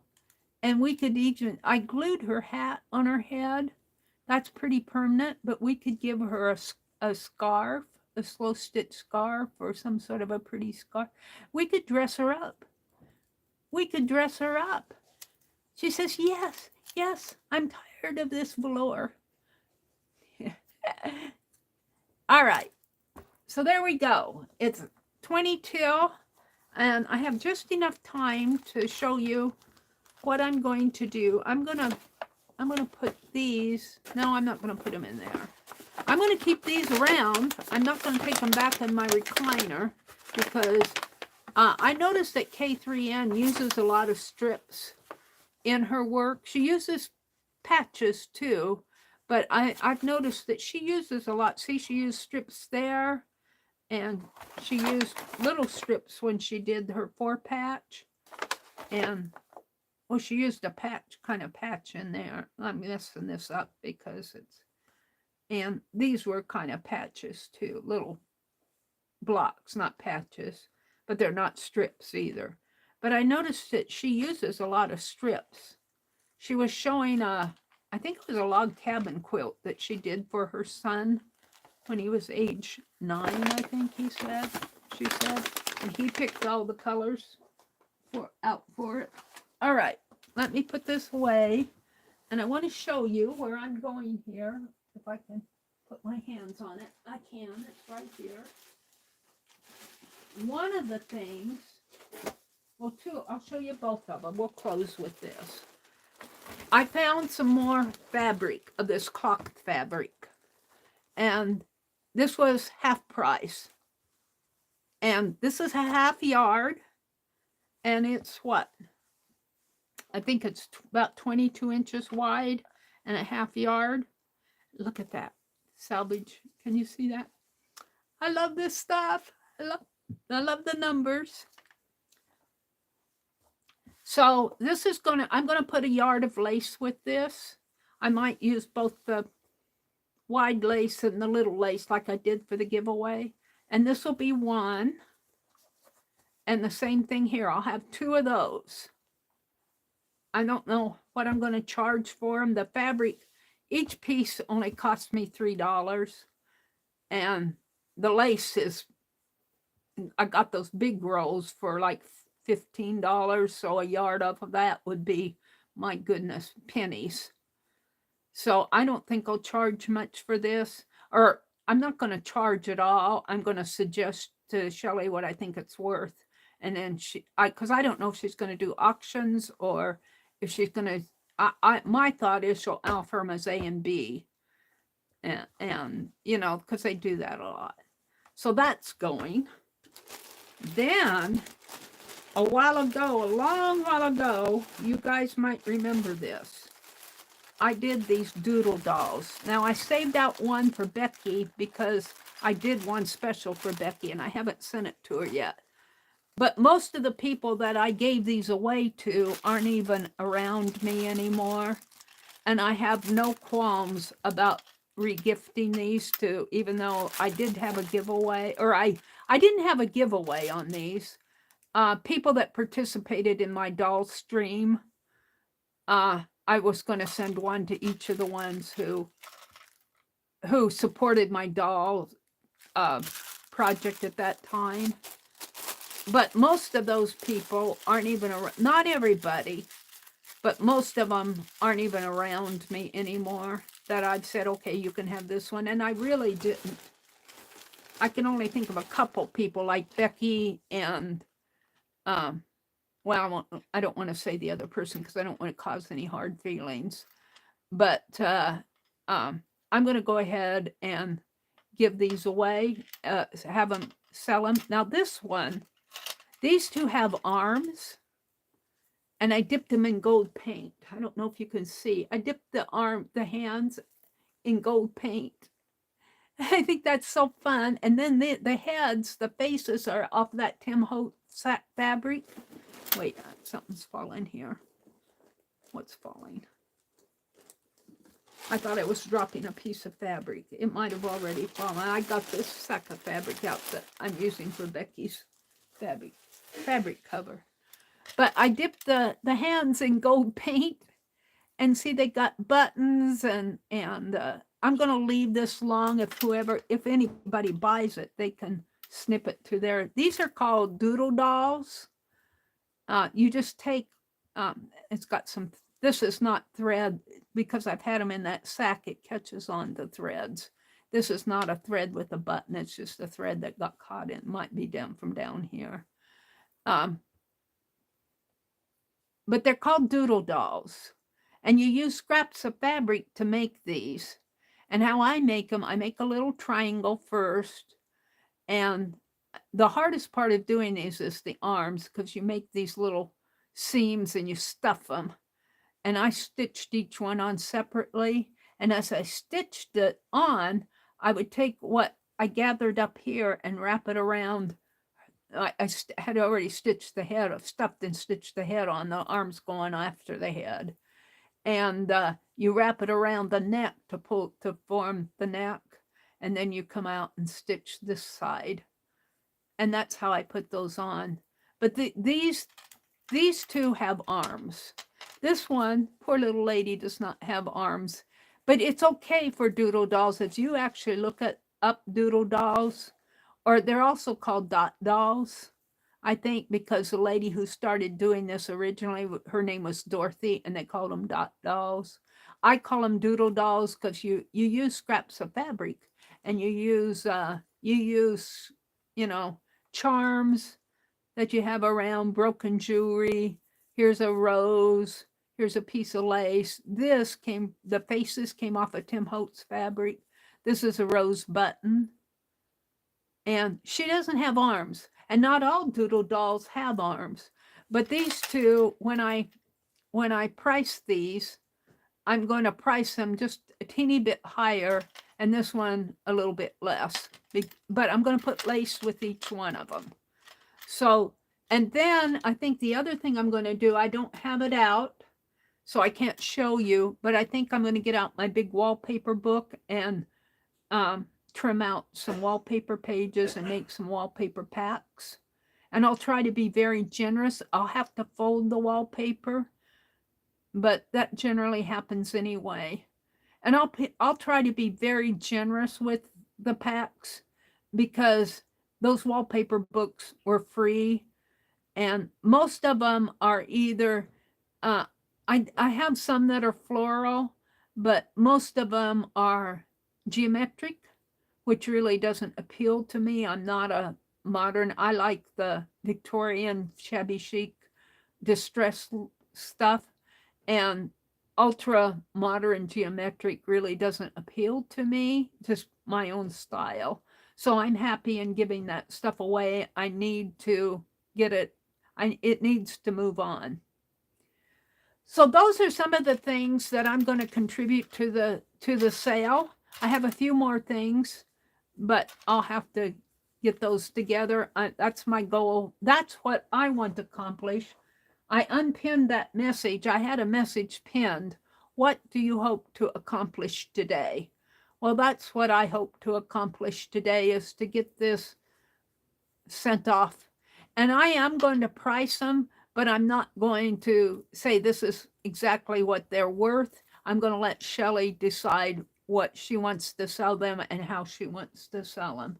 And this is for, the sale is February 4th at 12 p.m. Eastern on Crafting, Crafting Mamas. It's two words, Crafting Mamas, Mammas, YouTube channel. And it's at 12 p.m. Eastern on February 4th. So it's getting a little late now if you want to contribute, unless you're doing it from your own home and you're streaming with them, or you're sending in photos.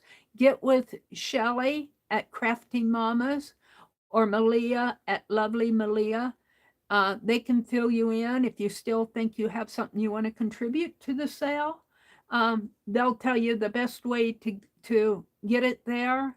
And if you can't contribute, you may want to at least send Janet Mom a card. Janet has been a moderator in many of our streams, and she still moderates, but her husband passed away this past week.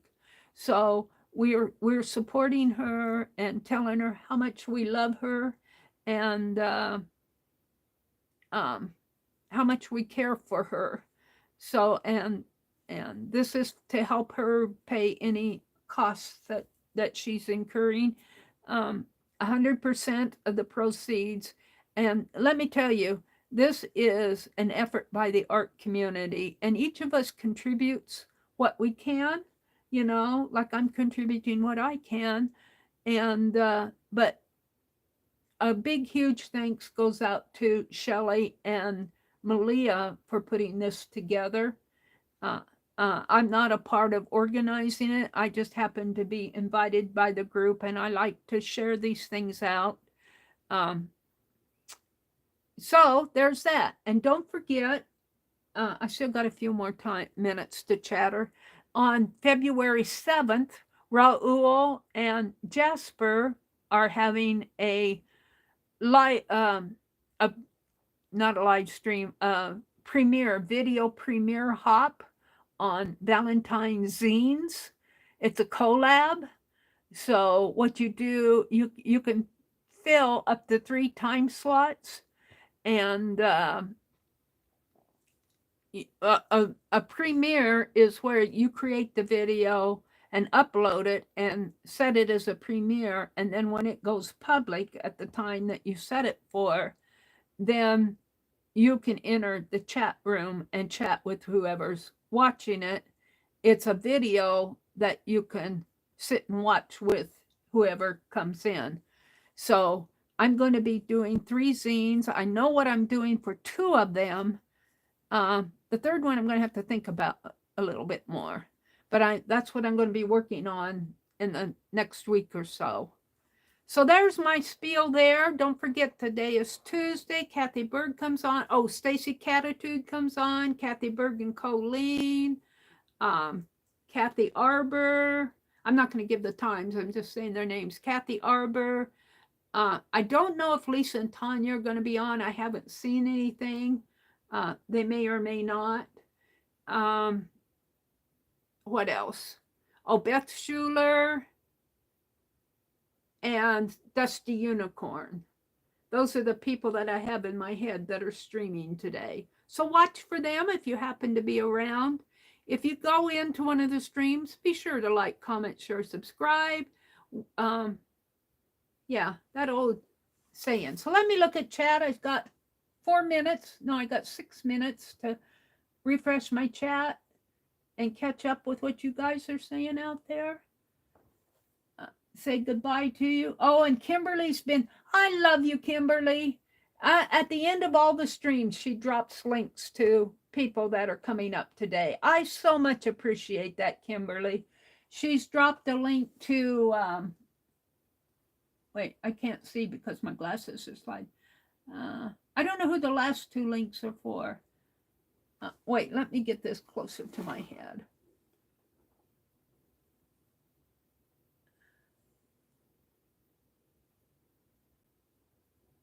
She says, you are so welcome. Oh, there's Dar. Hi, Dar. Who are those last 3 links for, Kimberly? Because I'm just, oh, Kathy Arbor, Beth Schuler, and who's the other one? Oh, CK. Is that, is that Chris? Is Chris coming on today? Is that our Chris down in Mexico? CK Art Mix. Who is that? I'm mixed up on that. One's new to me. Brenda says, these dolls made me think of, I owe someone a tassel.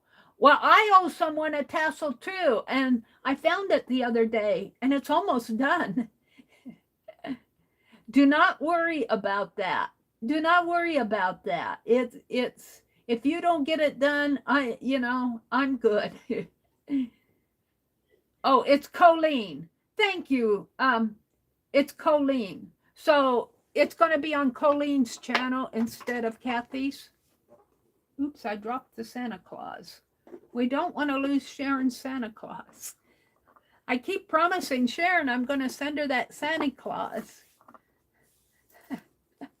I need to get this done first, though, today. Kimberly says to everyone, have a great day. Let's see what else is going on here. Hope you all have a great day. Dar said she's been lurking. Colleen, it's on Colleen's channel this morning, 10 a.m. Eastern. Stacy Catitude is also on today. Let's see who else. This is hi, Renee. Had to spit your name out. Little Red Wagon. Thank you so much for the elastic cording that Becky calls rat tail. It's good to see you, Renee. She hopes to fill up some mail for tomorrow. Yeah, me too. I want to get my packages out tomorrow because I want them to have time to at least say, this is what's going on here. I don't want them to have to open the box during the stream and say, what did she send? I don't want to catch her by surprise. So if I get it out tomorrow, and if it's priority mail, get to her by Friday. Today is what, the 21st, 22nd, 23rd, 24th.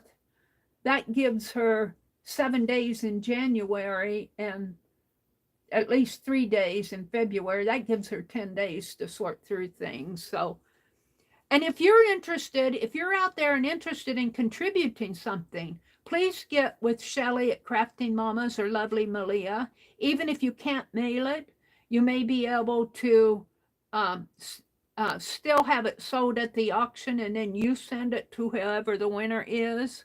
And Shelly handles all the invoicing and everything. I don't know how they handle mailing costs, but I'm sure they have it all worked out. And also, who was it that said, oh, it was Joyce, I think, that suggested that they also send email photos to them. So there are several ways that this can still be done. I'm sending mine in because then she can pick it up and show it like a regular sale, and I don't have to, I'm rotten at mailing. You know how rotten I am at mailing stuff out. So All right. I think I'm just about there at 9 o'clock. So I want to tell you all to have a good day. I will not be streaming tomorrow morning because I'll probably be pooped. But tomorrow morning's Wednesday. Becky, not Becky. Dee Dee will be on at 8:30 tomorrow. We'll go through all of that later. Becky will be on at 1 p.m. Do I have that right? Or 12 p.m.? I have to look at Becky. Yeah, 1 p.m. on Wednesday. Becky's working on her fabric that she painted. And she's making a bag, I think. She's working on that. So have a great day. And to quote Roy, go do something to make you smile. Bye, everybody.